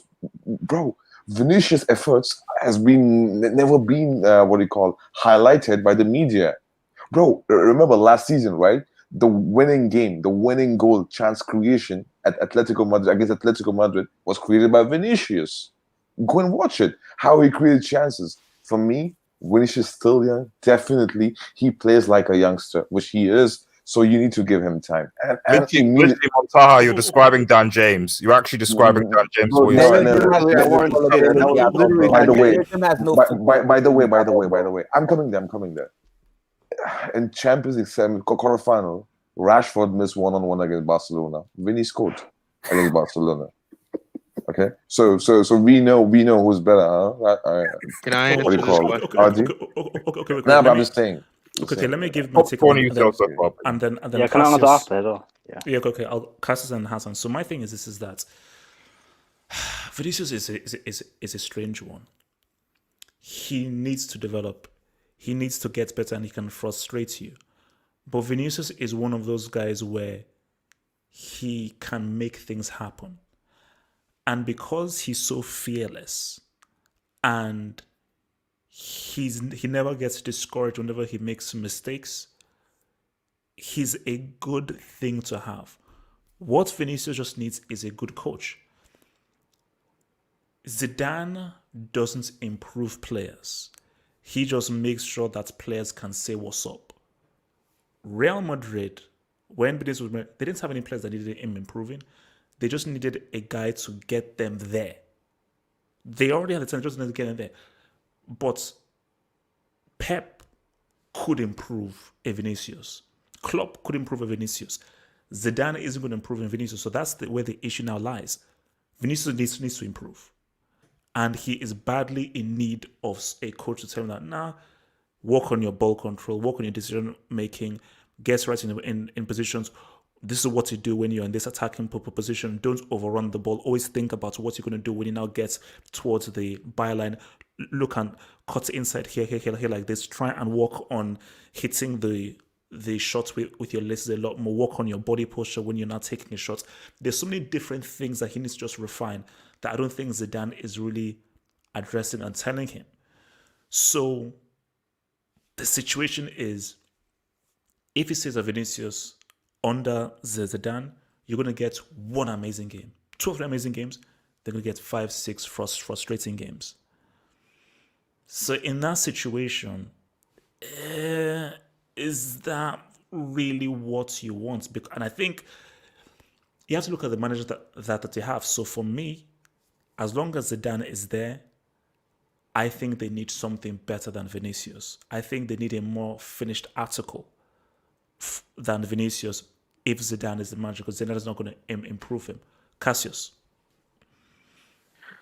So, Montalvo was saying that, Vinicius, he's a young player and he needs time. And, I was really, I felt like I was hallucinating because if you could please explain to me the players that have been given a 4-year project to develop and improve at Real Madrid, because I don't know any. I don't know any players that have been given several years to, this season, he's, at the beginning of the season, it looked like he has been given 4 years, by the way. Just let me finish. At the beginning of the season, it looked like Vinicius was, I think he scored in 3 straight games. There was like a Valladolid game, another game away from home, I can't remember, and Shakhtar Donetsk. He came off the bench. Real Madrid were losing, and his first touch he scored. It looked like, oh, this is going to be Vinicius' season, 3rd season at Real Madrid. Now he's going to kick on, and now he's on the bench and barely plays.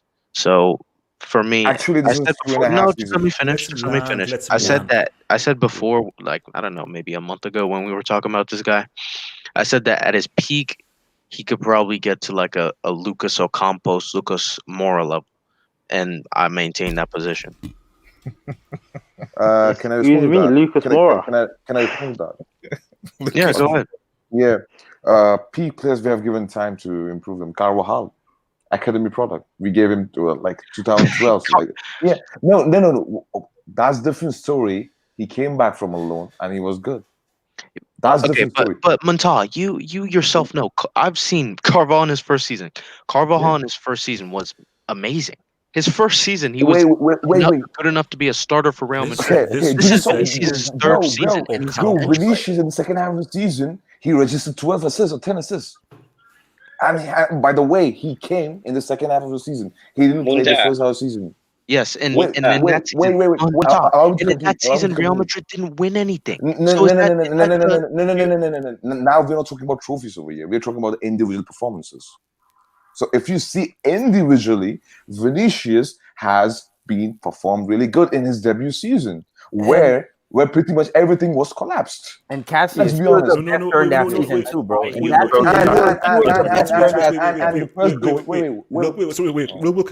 quick, because I want to come out to Cassius, because Cassius wants to speak, but real quick question, and then I'll come straight to you, Cassius. Muntaha, honestly, in your honest heart of hearts, do you believe Vinicius will improve under Zidane? Yes or no? Bro, to be honest, it's a yes or no question. It's a yes or no question. I don't think so. He will be that good under Zidane. I think so. Like after Zidane, we need a proper coach. He was the best player on those. Wait. I said to go back to Cassius. I said to go back to Cassius. Yeah, just to finish, like these guys are saying on his first season at Real Madrid, where it was half a season. I mean, it was really, he had the whole season, but I'll give it to you. That season, he was very good. And that half season, I don't know about the number of assists, but it's true that he was probably Real Madrid's best player. But I mean, in that season, Real Madrid's bar was so low, and by the end of the season, by March, Real Madrid had nothing to compete for. So I don't really think that should be used as a bar for this player. And like I said, I'll just ask this question again. Please tell me the player who's been given 4 seasons, because this is his 3rd season. Asensio's been given 4 seasons. No.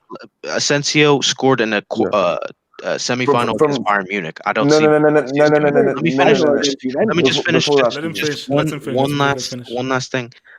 Please find me the player that has been given 1, 2, 3, 4 seasons without any pressure at Real Madrid. There is none.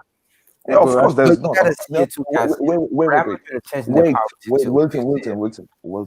The problem is that, right now we don't have a replacement. So of course, Vinicius is the primary player who will be playing in that team, who will play for most of the games. Of course, that's not nothing to hide away or run away from the fact. Of course, it's a Real Madrid because you don't get 3-4 seasons. But if you see his bars, his ceiling, and his contribution in his first season, that's impressive. Who created the first away goal, if you remember, against Ajax in the first leg? It was Vinicius who created in the Champions League, who got injured, and that affected us a lot in the second leg. Vinicius. So I don't understand this notion from Vinicius because he's not performing to the level what you're expecting as a goal scorer. It's an agenda for his Padzar. He wants to. No. It's not like even like as a like Barcelona fan. Cassius, I disagree because I believe now you don't watch Real Madrid week in week out. Okay, wait. Because you don't see the contributions. Wait. I want to bring in other guys. Easy. So Hassan said he wanted to talk. Hassan. Yeah. Man, I would definitely take Vinicius at Liverpool, man. I mean, as a backup for Mane, that'll be a quality backup. I mean, 78 minutes of defenders versus Mane. Let's see Vinicius come on, a more direct player, I would say, and under Klopp for next couple of seasons, so he could take over Mane. I mean, that'll be quality. I'll take him for a good price, man. Okay. So, anyone else who hasn't spoken yet wants to jump in this Vinicius topic? What? Let me say something. Guys, watch the comments. Somebody said Vinicius is the Brazilian Pepe. He doesn't deserve this abuse. Hey, can I talk? I have Osasuna. So obviously, I would take Vinicius at both PSV and at Osasuna, like 100%. But I'm just saying, bro,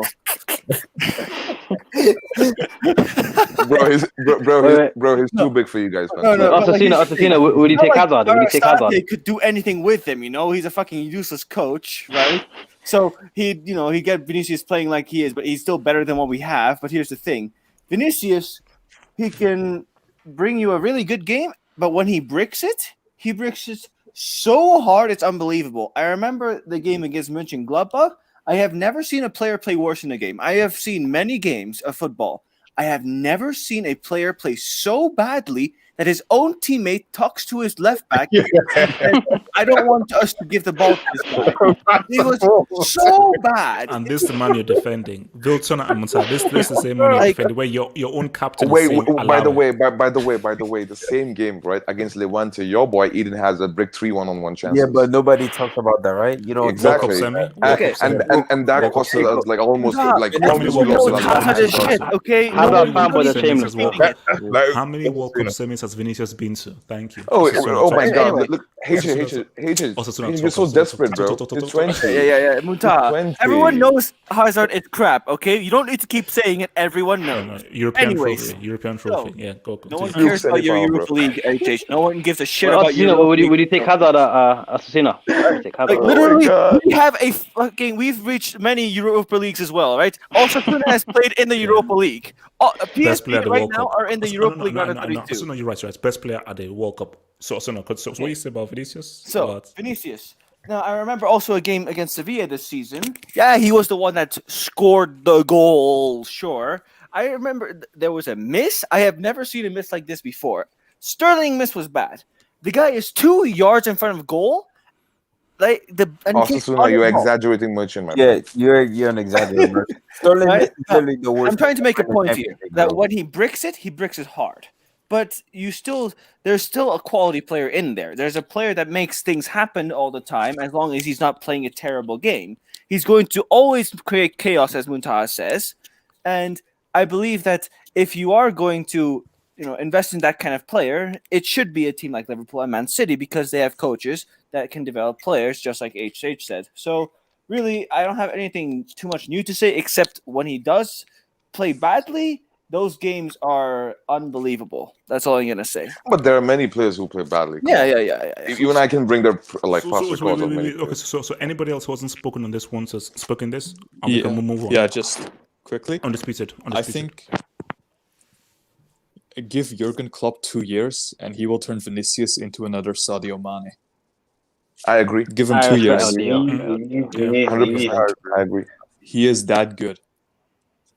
I'm not talking about Vinicius. I'm talking about Jurgen Klopp. He is that good. Yeah. No, I mean, Vinicius. See, it's like the talent is there. The talent is there. It's just that he just basically. We all know what Sterling was for Liverpool, and we now see what Sterling was for Man City during those 2 seasons. pretty much a totally different player. And that is just what good coaching does.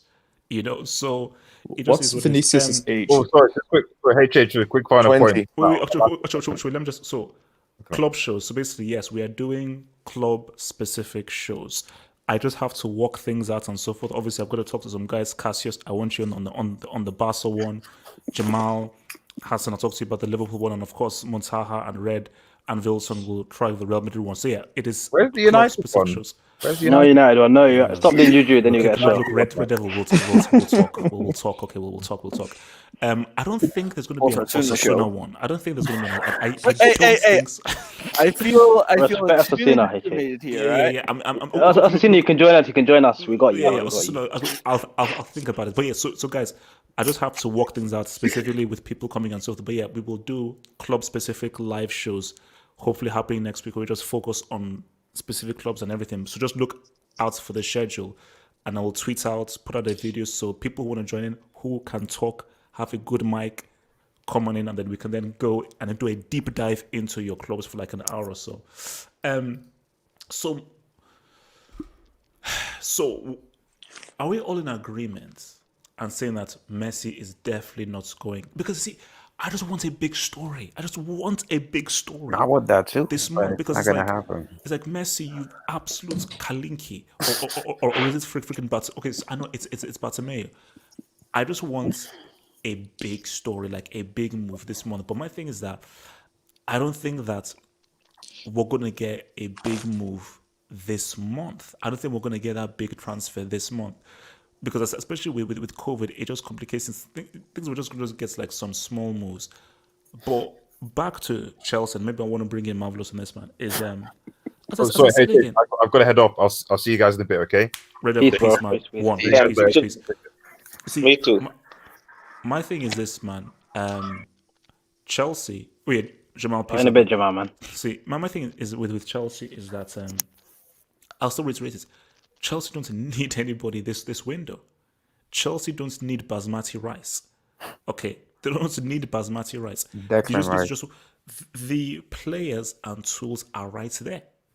They are right there. So I don't even want to hear any dialogue or any discussion of Chelsea are now in for this play. No. The players are there. The players are right there, and they're right looking good. And even with the injuries, Chelsea still have the players at the disposal to still say what's up. But Marvelous, are you still saying that Chelsea needs to go in for someone in the market? We don't, because I feel as though it would only add to the confusion that Lampard is currently dealing with. Now, given his comments, because he did speak about it in an interview, I think he has plans to go in, because his exact words were, the window's open, it's a long month, and we will only make signings that make sense. I think in his mind, the signing that makes sense is Declan Rice. So, unfortunately. Can you please tell me what the freaking heck can Declan Rice provide anyone? Like, why? What is wrong with Lampard? What is wrong? See, my fear is, are you trying to turn this into like the English national team? He'd practice for England job, actually. He's practicing for the England job. I mean, it's my thing about it. And yeah, look, man, Knicks, I agree, man. Yeah, Chelsea's squad is perfectly balanced. No excuses. Like, guys, let's keep it real. Chelsea have one of the best squads in Europe. Squads, in terms of the guys that can pull off the bench and so forth, is one of the best squads in Europe. So there is nothing more that they need. There's absolutely nothing more than they need. I've actually, when I give thought to it, do you still think Chelsea have one of the best squads, or do you think they have one of the best potential? Like, they have the best group with potential? Because potential and how to play squad. So Giroud, Tammy, those are two pretty good strikers. Even if Tammy is developing, those are still two strikers. Ziyech, Hudson-Odoi, Havertz, Pulisic. Those are all Mount. No. I'm not talking about the attacking midfielders. Those are all attacking options you can have. Looking at the midfield, Jorginho, Kante, Kovacic, Mount, all midfielders that you can use. And some of these guys can actually even play multiple positions or even play higher up. Looking at the defenders, Rudiger, Christensen, Zuma, Thiago Silva, Aspilicueta can play multiple defensive positions. Chilwell, Reece James. Those Alonso. are a lot of guys. Please. Those are a lot of guys. Those are a lot of options. See, my thing is that they may not have the best first 11 might still be like a Liverpool or maybe like a PSG in terms of, or like a Bayern, in terms of a first 11, but in terms of a squad, because a squad is different from a first 11. Hence why people say like you really win a league through your squad and you win like a cup competition through your first 11. But for a squad, i.e., if guys are injured, guys that can now come in, bruh, it's like Liverpool. Look at what happens. They bring in Shaqiri. Is that really a great option? No, really. So I said again, there's no excuses for homeboy, man. No excuses whatsoever for homeboy. So sorry, I missed this super chat from Ogopa. Ogopa says, Yakubu and Neanderthal went to the same school. So who is Neanderthal? That's what I want to know. Ogopa. It must be Matip. But are you sure? Did Matip I think play for Schalke or was it Hoffenheim? Did you play for Hoffenheim? Yeah, I mean, well, look, my thing, but if they went to the same school, I mean, whatever school Yakubu went to. Just tell us the name, bro. Just tell us the name. Yeah, basically, all I'm saying is this: first of all, Yakubu's name is banned, so I don't even know why I'm even saying the name. That name is banned after he missed that freaking open goal, so I don't even know why his name is being said. So my thing is, please, Ogopa, who is Neanderthal? Because I've never heard of anybody named as a Neanderthal at Liverpool. So basically, look, man, I think for this January window, I just don't think we're gonna see some signings, but I don't think that we're gonna see a huge, massive marquee signing, But quickly back on the Vinicius thing. Oh, Neanderthal is Salah. Oh, okay. You know what okay, I now get it. Because Salah has missed many chances and is trying to put it in the same thing as Yakubu. You see, this just shows how spoiled Liverpool fans are right now. Alright, relax. Not all of the fans. This just shows how spoiled they are right now. That comparison was way too deep. Holy crap. Yeah. That took way too long to figure out. No. My thing is that Salah, yes, he's been missing chances. I don't think Salah has missed an open goal in a World Cup. So until he does that, then that's all well and good, man. So, and I think this is what I even asked me before. Does anyone think Vinicius is going to end up being world class? Of course, he has a potential to be world class. Do you think he will? Yes, I believe he will. HH. Wilton, you're smoking crack. You smoking crack, bro. You think Hazard is world class? You think Verratti is world class, bro? No, you're smoking crack. No. Let's not bring in. Do bro, you honestly think believe Vinicius the German to them, bro? Get wait. H. According to your definition of world class, is highly doubtful, highly unlikely. But my definition, yeah, definitely. Yeah, all he needs is a Champions League medal. Let me give you a better question. Will Vinicius become world class at Real Madrid? That's a better question. Depends. I'll ask that to everyone. Depends on the manager. Under Zidane, no. 100% no. If they get a guy who is a better coach and can coach Vinicius, yeah, I think he can. He's got the Brazilian blood. He's got the fearlessness. Can I ask a question? Go for it. Go for it. Does Vinicius have a history of partying, like a lot of Brazilian players do? Not much. Is he hardworking? Yeah. He will become world class. He will. Yeah. He's not like Neymar and all these players now. Like that. Yeah, but he's a kind of YouTuber. He has a YouTube channel. And it's you see the way Real Madrid, we kind of passed the Galactico era. We don't really go for that. We don't just buy a world-class player now. The way the club is going, we have the likes of Odegaard, Vinicius Jr., Rodrigo, Asensio, Mendy, Militao, Like we're trying to get Mbappe. Actually, wait. But actually, wait. Wilton, Mondi was established signing. He was not a young signing. No. Like based on Real Madrid track record, like look at the Galactico era, like. Well, unless they start their signings again, because they always start at the beginning of the decade, right? So 2021, 22, we'll see what they do. Yeah, Mbappe is the main target, by the way. Actually, so some guys who weren't here for the emergency stream, Pochettino. So honestly, some guys. Wait. So also, were you here for the? Yeah, you were. Can I speak? Yeah, Can I speak on that? Yeah. I wasn't there.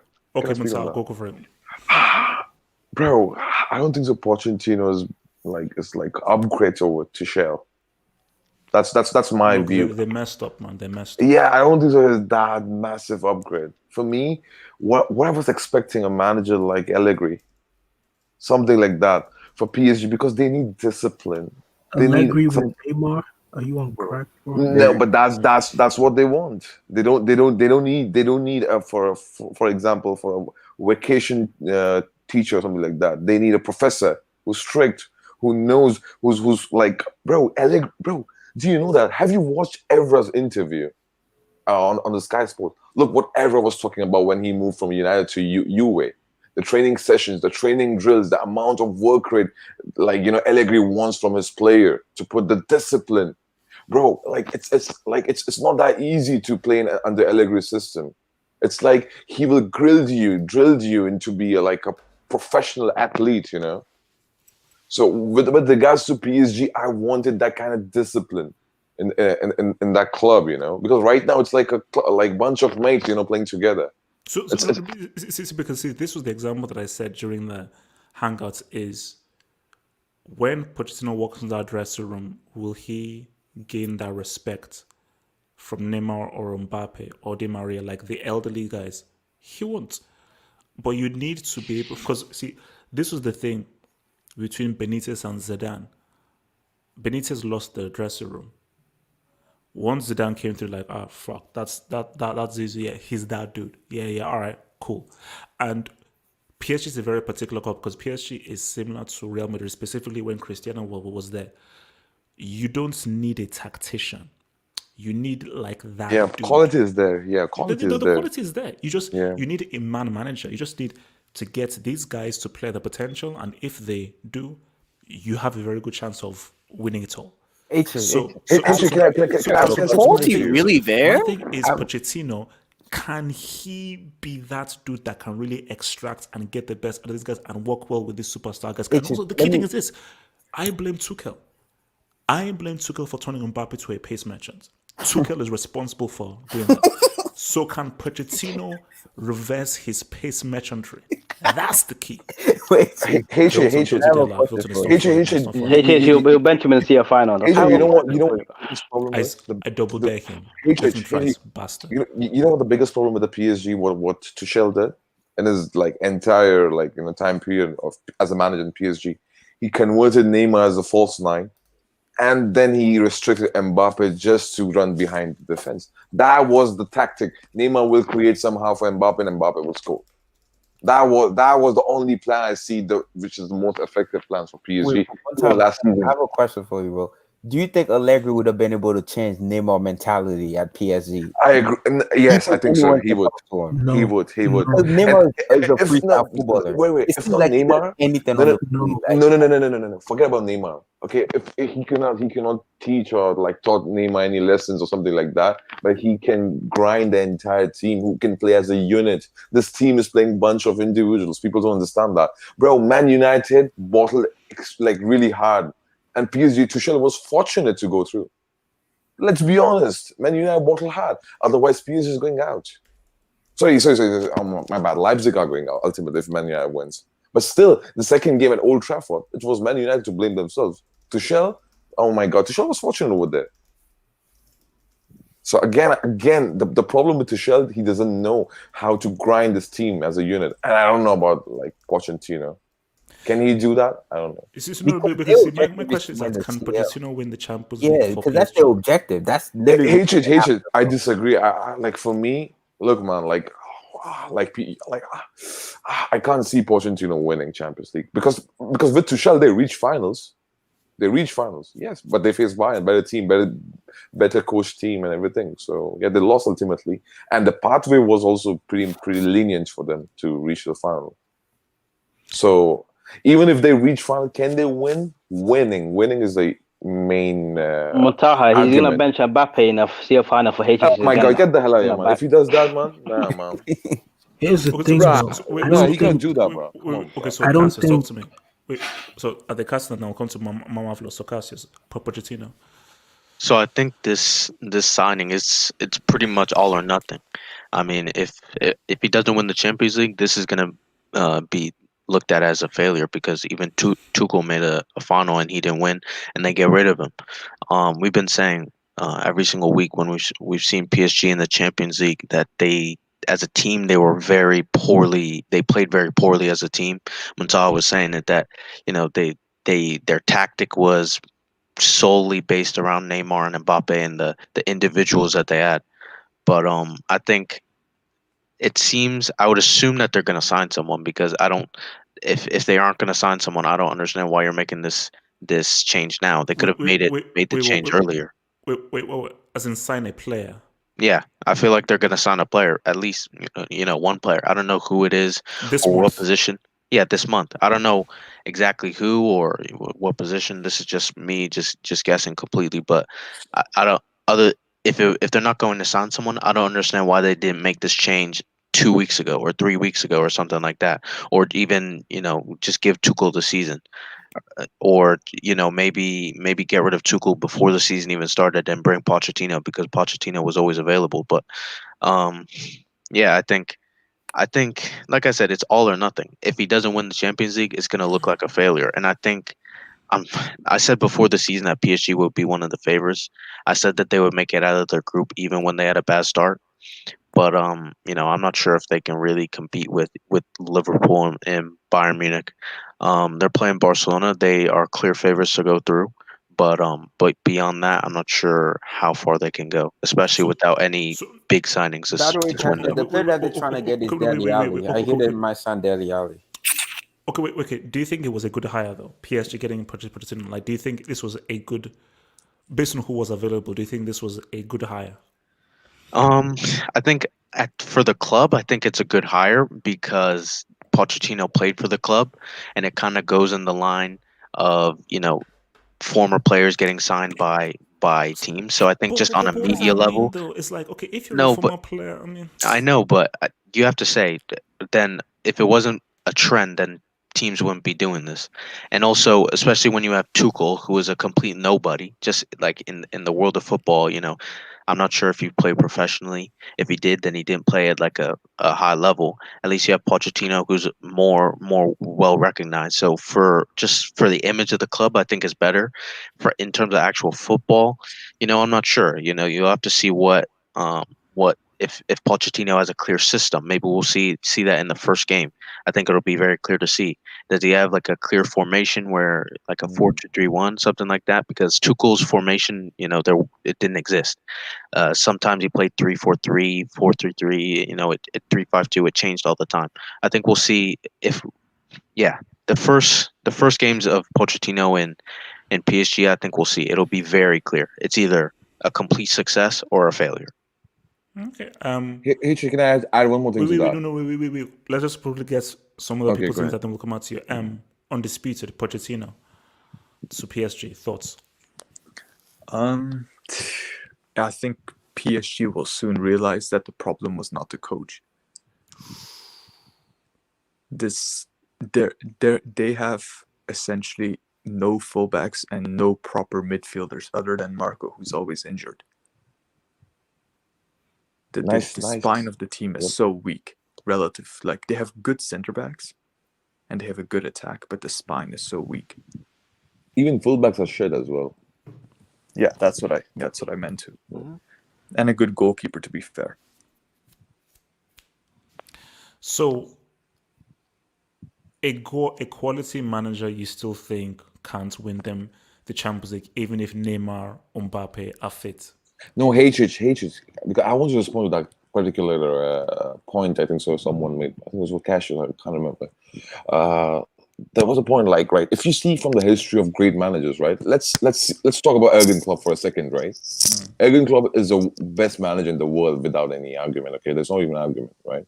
But let's look into his CV of Champions League. Okay, he went with the final with the Dortmund, lost to the superior team.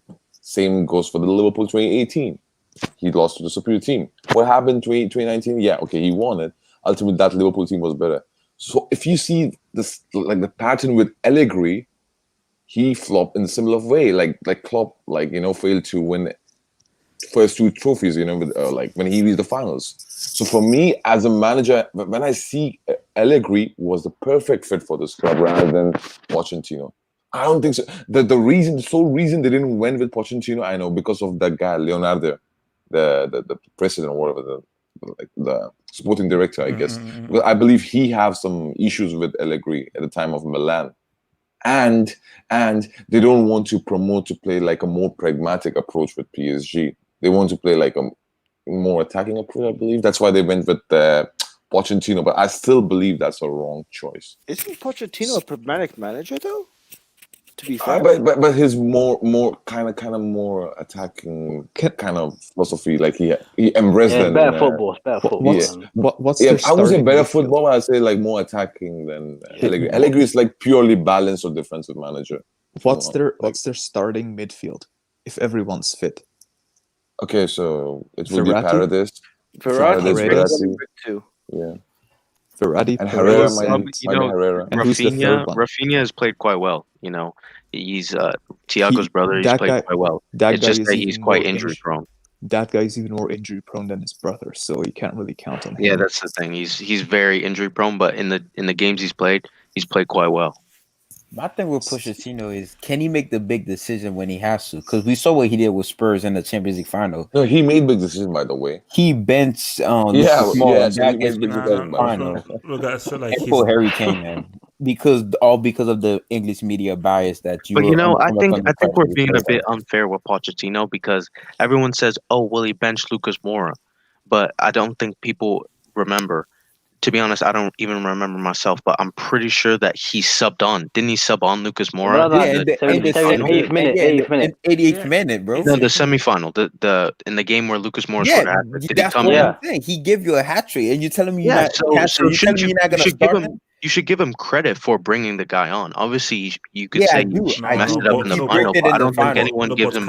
You can't just diminish what he did just because he messed it up in the final. You can't in the final, bro. I know. We're going to lose that final regardless. You can't say that he messed up. In the final, you telling me a guy that gets a hat trick? Cassius, you know what? Play a game in 2 months, bro. Wait, basically, Cassius, see, I get what you're saying, 100%. Yeah, you give him credit for bringing the guy on. To the Champions League final is the biggest game. That is the biggest freaking game. And to make a decision like that, because that decision effectively, because you know what that decision did? That decision pretty much made you the worst team to ever take place in the Champions League final, because that was the worst Champions League final in the history. And you were the worst performing team that has ever taken place in the Champions League final, because that team obviously hadn't played. Because that lineup had never featured for like Kane played for like 2 months. He was injured. That was his first game back after the injury. It wouldn't be a bad decision if he didn't play that bad, Kane, in the final. If he didn't play that bad. Because see, my thing is that if, let's say, they went with the Lucas Moura thing and everything, Liverpool still win, but would have a better game. But I remember when we were even doing a preview, and Liverpool fans were seem to be that man, they wouldn't be more afraid if he went with a smaller lineup with Lucas Moura than Harry Kane. Hatred, by the way. Because they said, like, because as Harry Kane, he doesn't move a lot. So it's easier. It was easier for Van Dijk and Matip to defend. But against Lucas Moura and so forth, there's a much more movement. So it's more to think. Liverpool would still have won the final regardless, but would have gotten a much better game. Yeah. Hey, by the way, you know what? This is a kind of post-match analysis. I think it was Mourinho and Arsene Wenger on beIN Sports. I can't remember exactly. And they discussed that in the second half, I believe, like Pochettino subbed on this guy, man, Llorente. And that Llorente as a target man, it created havoc for this team. what's his name, Ajax to defend, and then the fluidity of Son and Mora from the flanks. They don't have answer for that, and that made a big difference. So even if we would have started with Llorente in the final with this guy Son and Lucas Moura, that would be like a big difference than playing Harry Kane, because Harry Kane pretty much didn't do anything. He did nothing. He just stood there. Yeah. He was pocketed. He was pocketed. Wait. I want to bring it. So Marvelous, talk to me. So, Pochettino coming in at PSG. I don't think he's coming in to be this like authoritarian manager that Muntaha thinks Allegri would be. I feel as though he's coming in more so as a person that can relate to the players or the personality types that PSG has. Wait, Marvelous, can you turn down the TV thing behind you, because I can hear some background noise behind you, man. You know. Oh, okay. Thanks. Better? Thanks, bro. Yeah. Go for it. I think he's just coming in as a personality that is very likable. And if you remember, Pochettino played with Ronaldinho, and Ronaldinho and Neymar have like a relationship off the pitch and just being Brazilian. So I think more so he's going to be a character in the dressing room where the players listen to him not because of his authority, but because they like him as a person. You know, I don't think he's going to be that person that comes in like, this is how I want you guys to play. This is it. If it's not this, out. I feel as though he'll be more open to listening to them and working with them. And will that equate to a Champions League? Because remember, let me just remind guys here and in the live chats and so forth. This is about getting Mbappe the Champions League. This is about Mbappe finally surpassing Cristiano and Messi. This is about fulfilling my narrative. So Marvelous, will Pochettino, being the nice, lovely, beautiful guy, fulfill my narrative, yes or no? Here's the thing. I feel that he will take them to another Champions League final, maybe even two. If the board is able to make smart acquisitions to add to what they already have.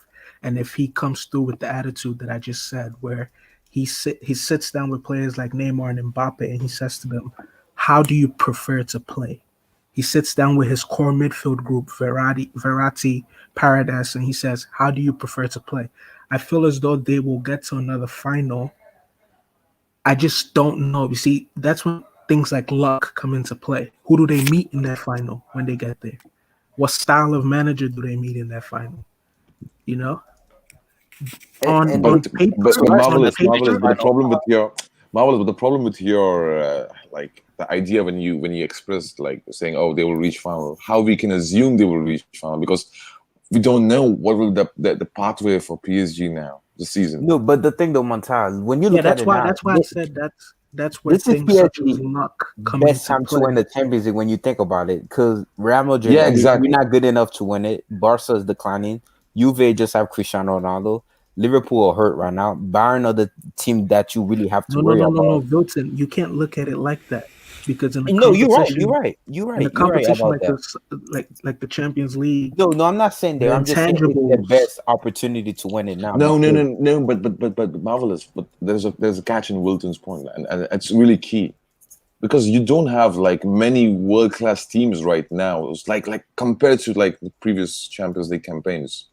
The team declined, so there are many teams who's been on or what do you call it, like in terms of redevelopment mode as well. So we don't have other teams who can say that it's that good. Has declined. For example, with how Real Madrid, with how they performed in the group, but when their backs were against the wall, you saw how they performed in that game. Against Atalanta and Red Bull Leipzig, they turned it up. So the thing is this: you may say like, oh, the competition is weak this year. But then if PSG were to get drawn against a team where even though they're not competition, badly, marvelous quality difference. I'm not saying competition, I'm saying quality. Yeah, that's what I'm saying. Yeah. No. Competition is something else. Of course, Champions League will be the most competitive tournament in this. Even in terms of quality, in this sport. Even in terms of quality, I disagree. A player can be bad, but in the right club, under the right psychology, they become better. No, okay, marvelous. Like, Do you believe Pochettino is 10 goal per season striker? Okay, marvelous. Do you believe Pochettino is the right man to win the Champions League for PSG? Simple question. I think he's the right man to make them a solidified Marvelous. It's a simple question. I just asked you: is he that the right question man has to win the Champions League? That question has no defined answer. HH. No, yes, it does not. No, it doesn't. No. It's whether you believe that as a manager, if everybody's fit, as a manager, he can lead them to a Champions League victory. It's yes or no. Do you believe that as a manager? If everybody is fit, I expect him to, but there's a lot of variables. Like it depends on a lot of things. Okay, what's it called? Darian, talk to me. Pochettino and PSG. Yeah. It's first thing first, right? With that IG live stream, you were drunk or you was trolling you, man? I was off his drunk. head. I was drunk off my fucking face. Jesus Christ, man. Because I literally had about, because okay, put it this way, I had about 20 of those shots, and after I pressed stopped, I was literally flat on the floor for about 10 minutes, and also I had to work the next day. But luckily, I was on a late shift that started later, bro. That morning, my God in heaven, man, I was because basically like it was hard for me because basically you have to get all the alcohol out of your system and everything. So I was chucking water, making breakfast, and just trying to eat as much food to get everything on my system. But I said again, I'm not going to be doing that anytime soon because I felt like complete utter crap that morning, man. But yeah, it was bad. All right, cheers. Stop it. Eat some bread before you start drinking. No, right? Darian, let me tell you. You know how HH put up on Twitter that he cut his hair. I'll tell you right now, he didn't cut it. The liquor vaporized it. You got lubricated. All right, Darren, talk to me. All right, yo, HH, right? Earlier this week, me and my boys were talking. I can't true. PSG is a clown club. It's a circus.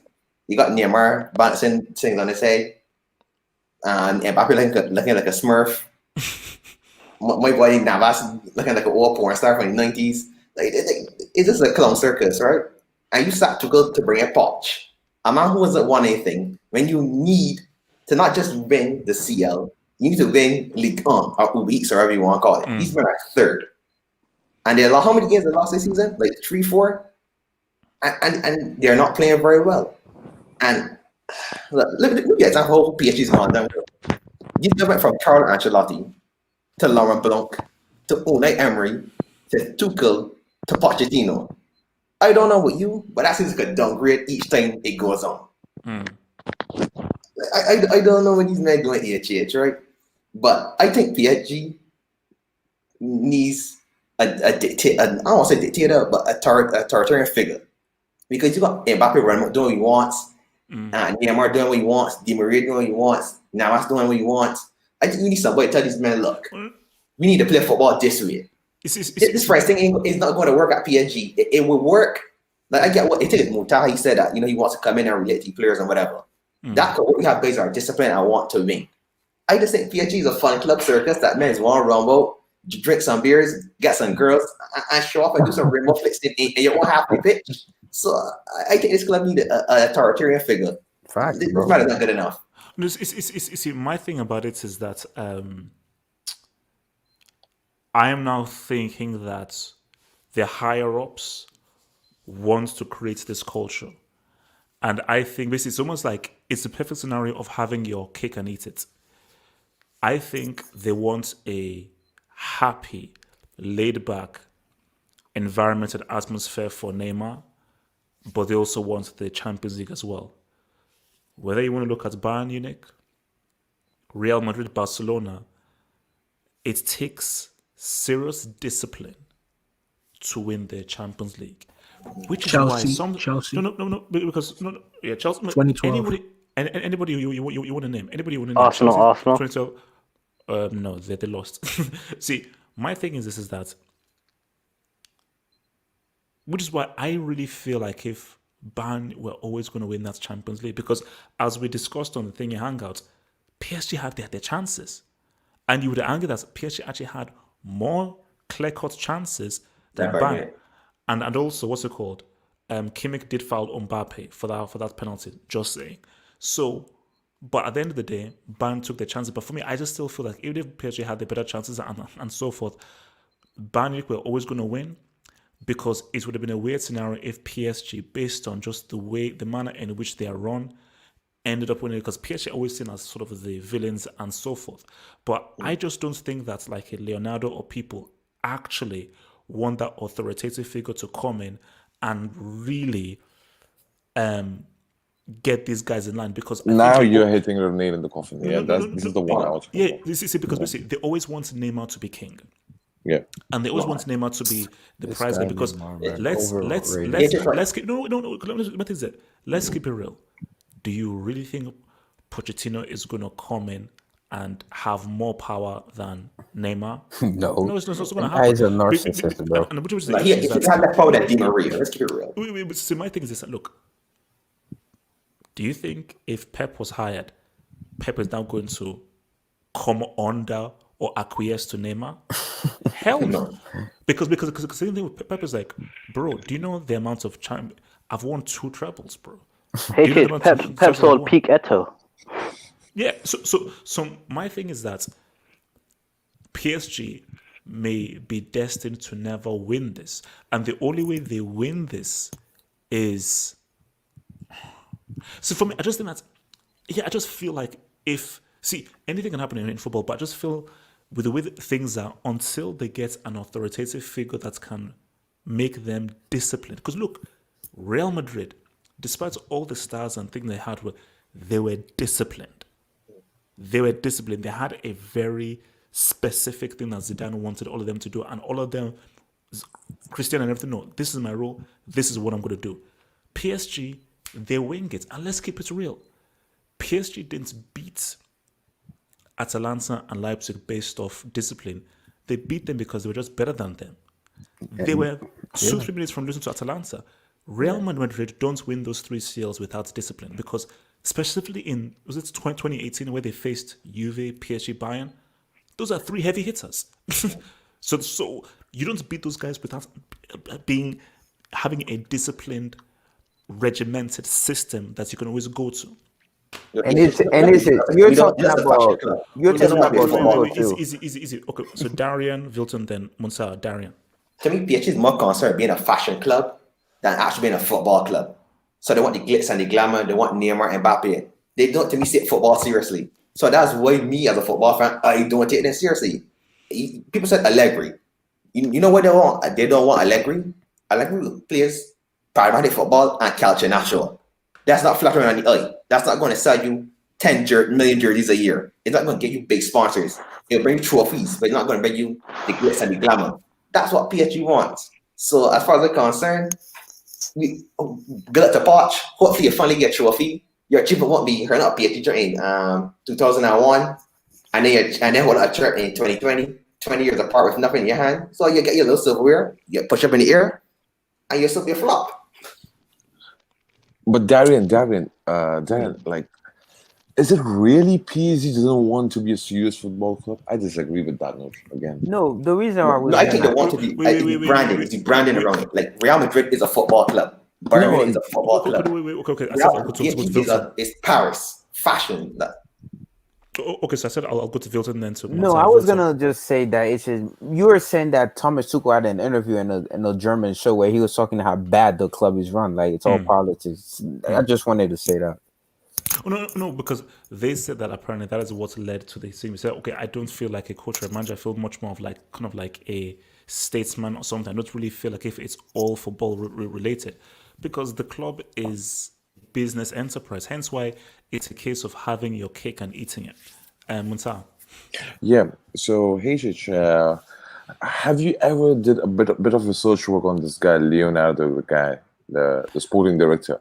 Well, from what Ahmad has been telling me, who's a PSG fan, basically, he didn't hire Tuchel, and him and Tuchel have pretty much been at loggerheads. And I think from what Ahmad has been saying to me, that a lot of issues from PSG's transfers has been because of Leonardo, and he's really been the problem.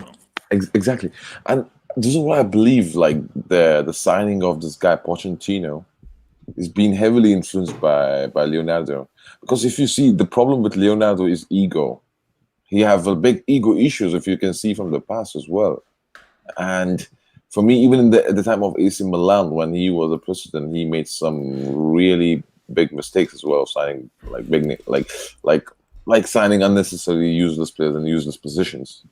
So when it comes to Leonardo, he's good at times. He has really strong CV of building nice football club, like with Milan as well. But ultimately, I think so. Here's the problem. It's like for me when I see Qataris, right?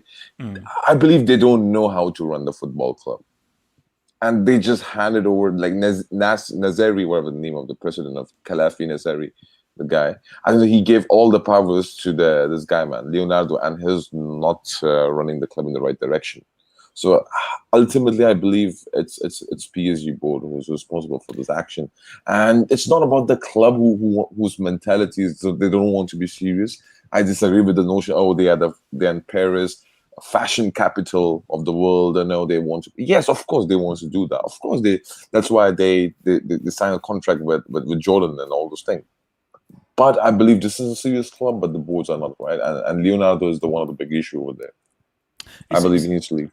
No, you see, my thing is, like I think, okay, let's even switch it right now. Let's have a little switch right now. We're coming over to the 6-hour mark, so last 50 minutes here, and maybe I want to come to Cassius with this. Do you think when all is said and done, Neymar made the right move or the wrong move, leaving Barcelona for PSG? Now, before you answer that, people will say, oh, yes, look at what Barcelona are right now. So, of course, he made the right move. But that's disingenuous because if Neymar is still there with Messi, it's a very different situation, because again, let's keep it real.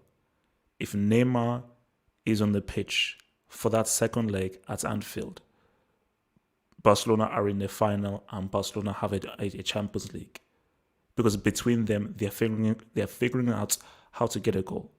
So Cassius, in hindsight, 2021 right now, Neymar, right or wrong decision leaving Barcelona for PSG?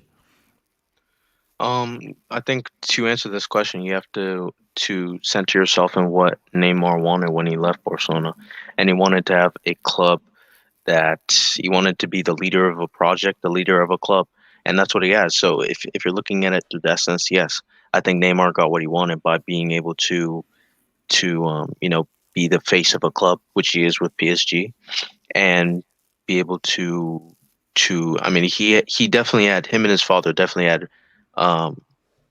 influence in Barcelona and different maneuvers, like signing players like Douglas and many Brazilians, and he was paid handsomely from Barcelona through many different shady schemes. Like just for instance, Neymar earned, let's say, 2 million euros just straight to his bank account by being like Barcelona's ambassador in Brazil. Something that's just fake, just to give him money, just to pay him in some way, just as an example. So, yeah, and I'm sure he gets something similar with PSG. So, on a sporting level, maybe you can say that it hasn't been a success because he hasn't won the Champions League. He hasn't come back to win the Champions League. But I mean, I guess Neymar would tell you that he was injured for 2 seasons, and the one season where he was there, they were on the precipice. So, but I think Neymar got what he wanted in the end. But maybe from our perspective, it hasn't been so much of a success. So okay. Do you think PSG was the right club? Well, no other club would have paid. No other club would give Neymar the power that he has now. I don't want to say power, but influence. No one would. Yeah, no other club would give Neymar the spotlight like PSG does, and no other club, I don't think, would be able to fork out 222 million euros to sign him in 2017. So, I mean, his options were quite limited. Even Manchester City, another state state-owned club. What's their record signing? Like Mahrez or Laporte or something like that. Ruben Diaz. Anyway, it's around like 60, 70 million. There's no way they would spend that money to sign a Neymar. So his options were really limited. He didn't really have a choice. And even even I think the first year he signed for Barcelona, he already had contact with the sheikhs of PSG. So I think it wasn't just in 2017 that he started to build his path towards PSG. Even when he renewed his contract in 2016 with Barcelona, he one of his demands was to have a release clause of 222 million euros. That was his own demand, and another one was to get a bonus payment on August 2017. And so I don't think it's a surprise that on August 3rd, 2017, Neymar went to PSG. So that shows you that Neymar already had this whole PSG move planned out well before he broke the internet and broke the transfer market with that move.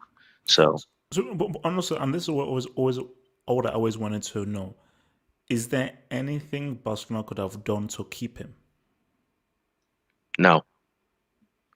A lot of people say it's like he was mad because of the PSG result and how Messi was praised. He was really the newspaper the next morning had Messi on it. I mean, look, like I said, Neymar was already building this whole path towards PSG. I told you. I mean, I think Neymar owes Barcelona like 6 million euros because of his bonus payments. Like it was a whole. There's a lot of shady business going on there, and yeah. Bartomeu.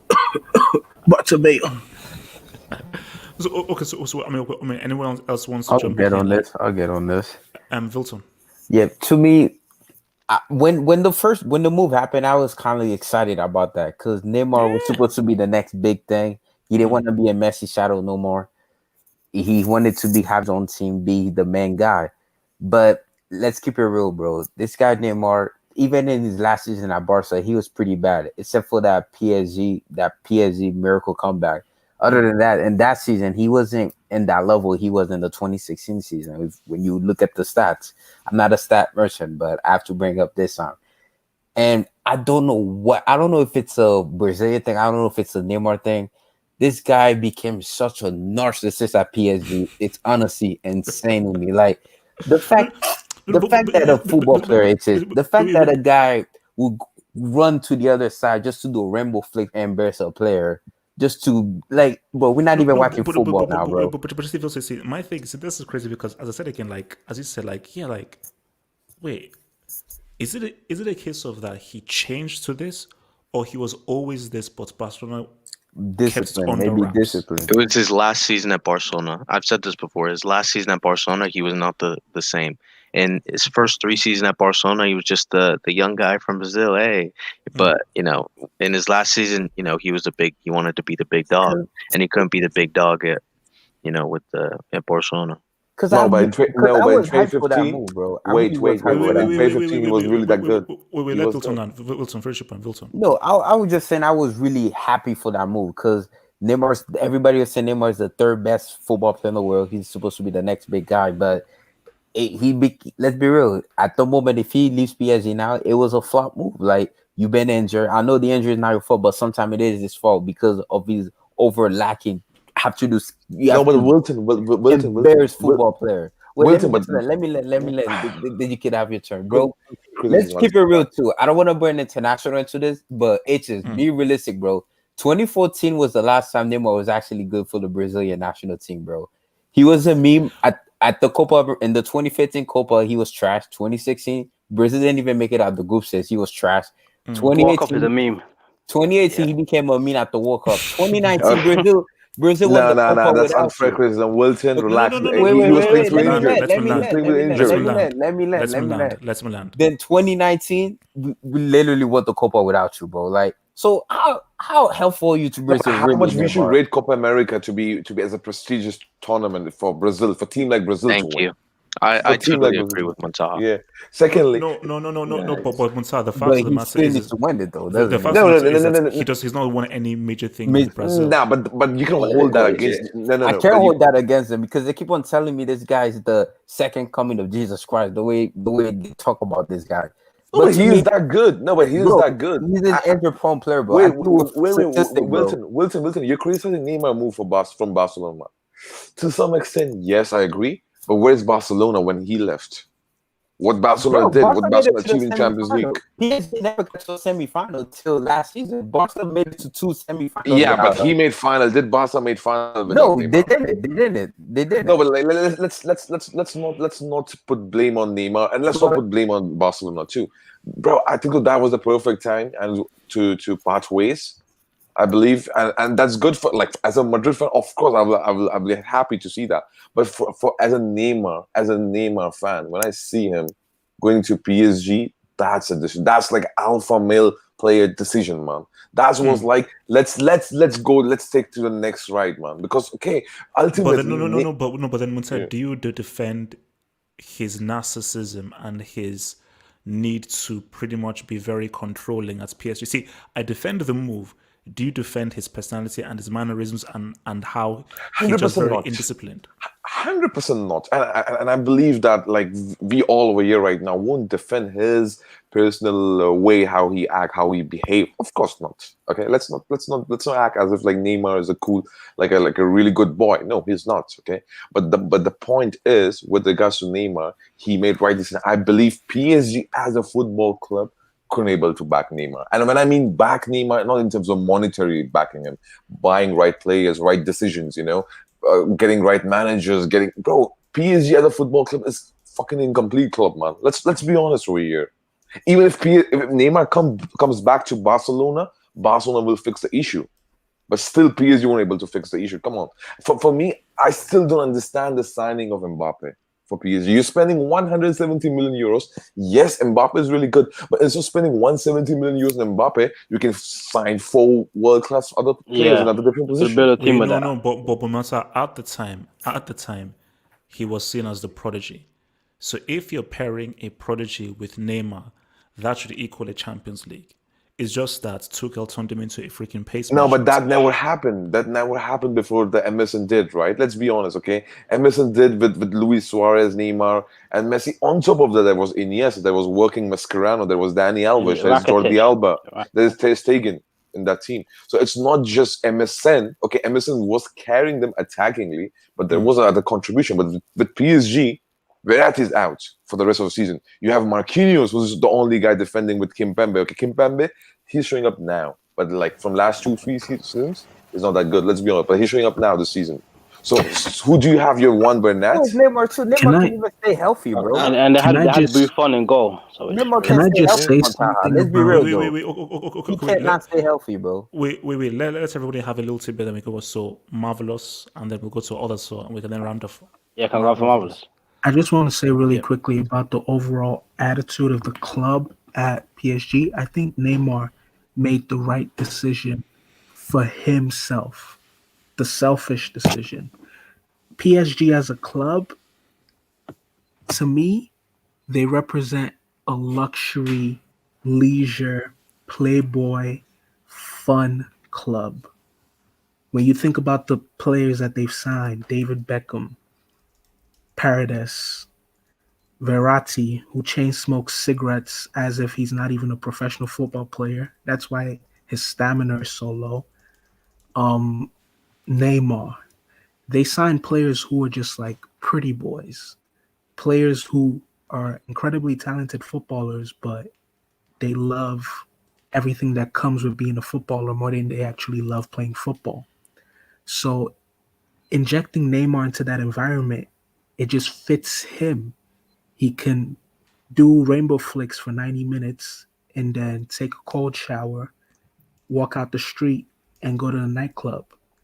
He has friends over there, Memphis Depay. Every other month or so before the coronavirus started, Neymar, Memphis Depay, and other players from Lyon were at parties. So it's almost as if that culture... Marvelous. Yeah, go ahead. Wait. Let me land. But it's a really important question. It's a really important question, man. No. Let me land because everybody has to land.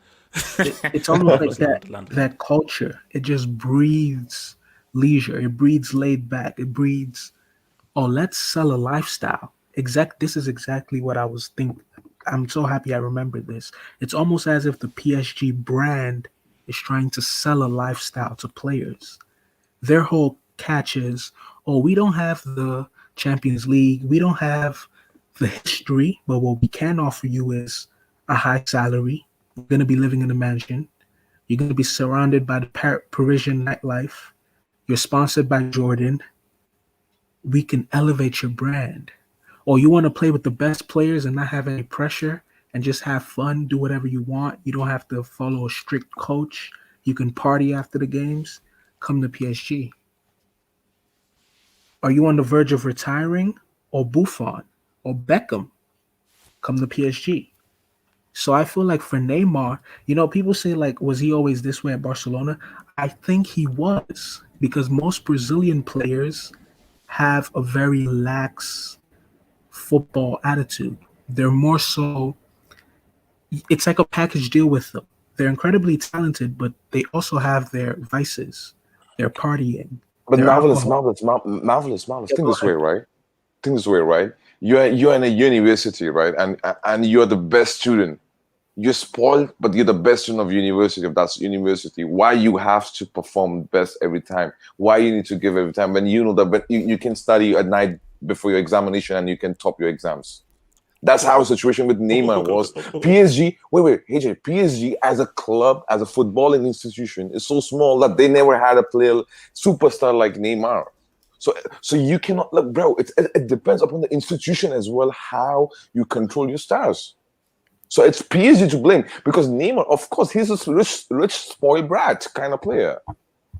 No. Do you think the board has any incentive to control easy, the players? I'm going to come to Hassan to this. Wait, easy. So, easy. So basically, from what thing he says, because we have to round up very soon, PSG, it's all about PSG. This is what they want. This is the culture that they breed. If the culture of the club comes from the club, if the club has a certain culture and you don't fit into it, you're off. So the player doesn't dictate the culture of the club does. Or in the case of Barcelona, if you are so ridiculously successful and you're giving so much, then you then dictate it because you are such a valuable, you're of such value, you then dictate it. Hassan, so what's going to you, Hassan? Yeah, bro. At first, I respected the move to PSG, man, for Neymar. I thought, like, damn, you want a new challenger? Like, yes, you can do it. You can prove yourself. But in hindsight, man, I mean, it's been a flop. Let's be honest. I mean, the injuries have gotten to him. I didn't expect his mentality to be like this, to be kind of all about himself and a bit childish in it, and all his antics on the field. I think a couple months you also got had Neymar improved as a player by going to PSG, and I said yeah, but now I think about it, would he have improved anyway? Is it because of PSG? Because of Uber Eats he improved? I don't really think it is. I think if he would have stayed at Barcelona, he would have been the same player anyway. He would have improved to the player he is now. So anyway, it's an L for Barca. It's an L for him, man. Oh, guys, look, man, we have to. Guys, hit the like button as well, man. Hit the like button. Guys, look, man. 6 hours, man. I'm reading in the live chat. Everyone in the UK is saying that they stay up till like 4:30 a.m. to watch NBA games. That is wild. No, I don't do that. I mean, like, during the NBA playoffs, man, that's what we have to do in the UK. I have to stay up to like 2, 3, 4 a.m. to watch, especially games on the West Coast. Have to. No, I just highlights, man. Just highlights. Watch those games live. Okay. Very quickly. Because they're both Real fans. Do y'all think the PSG move was a stopping gap to then go to Real, or you think he always wanted to go to PSG? Permanent. What, who? Both Wilson and Motaha, the Real Madrid fans. Oh, sorry. What's the question, brother? So basically, he said that basically, do you think PSG was a stopgap to go to Real Madrid, or do you think he always wanted to go to PSG? No, I don't think it was a stopgap. Now I think that PSG was a stepping stone. Now I disagree to believe that. I think PSG was his final destination, And the reason he wanted to do that, because I believe he never got the credit of 2015 UCL triumph or the treble triumph what Barcelona won. Okay, look, guys, we've got to round it up. Guys, I want to shout out. Guys, I want to shout out PK Amono, Splash, Alex One, even now Break Latin, all those people. These guys have been here for 6 hours, man. So people who've been here for the freaking the guys who've been here from the very beginning to here. Yeah, man. They said super chat. You have a super chat. You have a super chat. They said you're practicing for the 24-hour stream. or when Oli lifts the Premier, get the hell out of here. No, guys, I told you, this is what we do here. We do marathon streams. We do marathon streams because football never sleeps, man. We do marathon streams. So from Asha says, if one were to take away Neymar's narcissism and selfishness, no, do you think he would play the way he plays? And would he be the player he is? No. Yes, but he needs to stop getting injured too. The injury is our problem. He's finished, bro. He's finished. No, relax, man. Wilton, no. See, the key is that his selfishness and his narcissism is what makes him such a dangerous player. It makes him such an alpha. So it's like you have to take the good and the bad. But there are times in which you can be narcissistic, but to a certain degree. Because selfishness is key. What made Robin so amazing was how greedy he was. Take away the greed, Robin is the kind of player that he is. So that kind of narcissism is key. Guys, shout out to everybody who's been here. Also, Sergio as well, who's also been here from the beginning. Sergio Contral, freaking mod, who's always in here. Peace out to you guys. Well, guys, well, obviously tomorrow, Sunday, Chelsea against Thingy. Lord knows what will happen in that game. We'll have a pre-match, post-match afterwards, and the Sunday hangers. Okay, real quick. What guys do you want to talk about? What's player-to-player comparison for Sunday, so I can have some ideas? Robin versus Ribery. I want to do it, bro. Gerard Maradona. That's what I want. Excuse me. Okay. On that note, Robin Ribery would be pretty good. Ribery Mane. Just let me tell you this thing. I have so much statistical evidence, okay, and proof in this argument, right? Robin versus Ribery. So make sure you make Robin's case stronger statistically. Okay. You know what? It'll get ugly, but tomorrow is gonna be fine. Peace. Okay, guys, peace out. Peace out, guys, man. Peace. Become a Football Hut member and gain access to cool emojis on the live streams and get access to new YouTube content by clicking the join button here. And to view that new content, head over to the YouTube channel homepage and click on the community tab over here.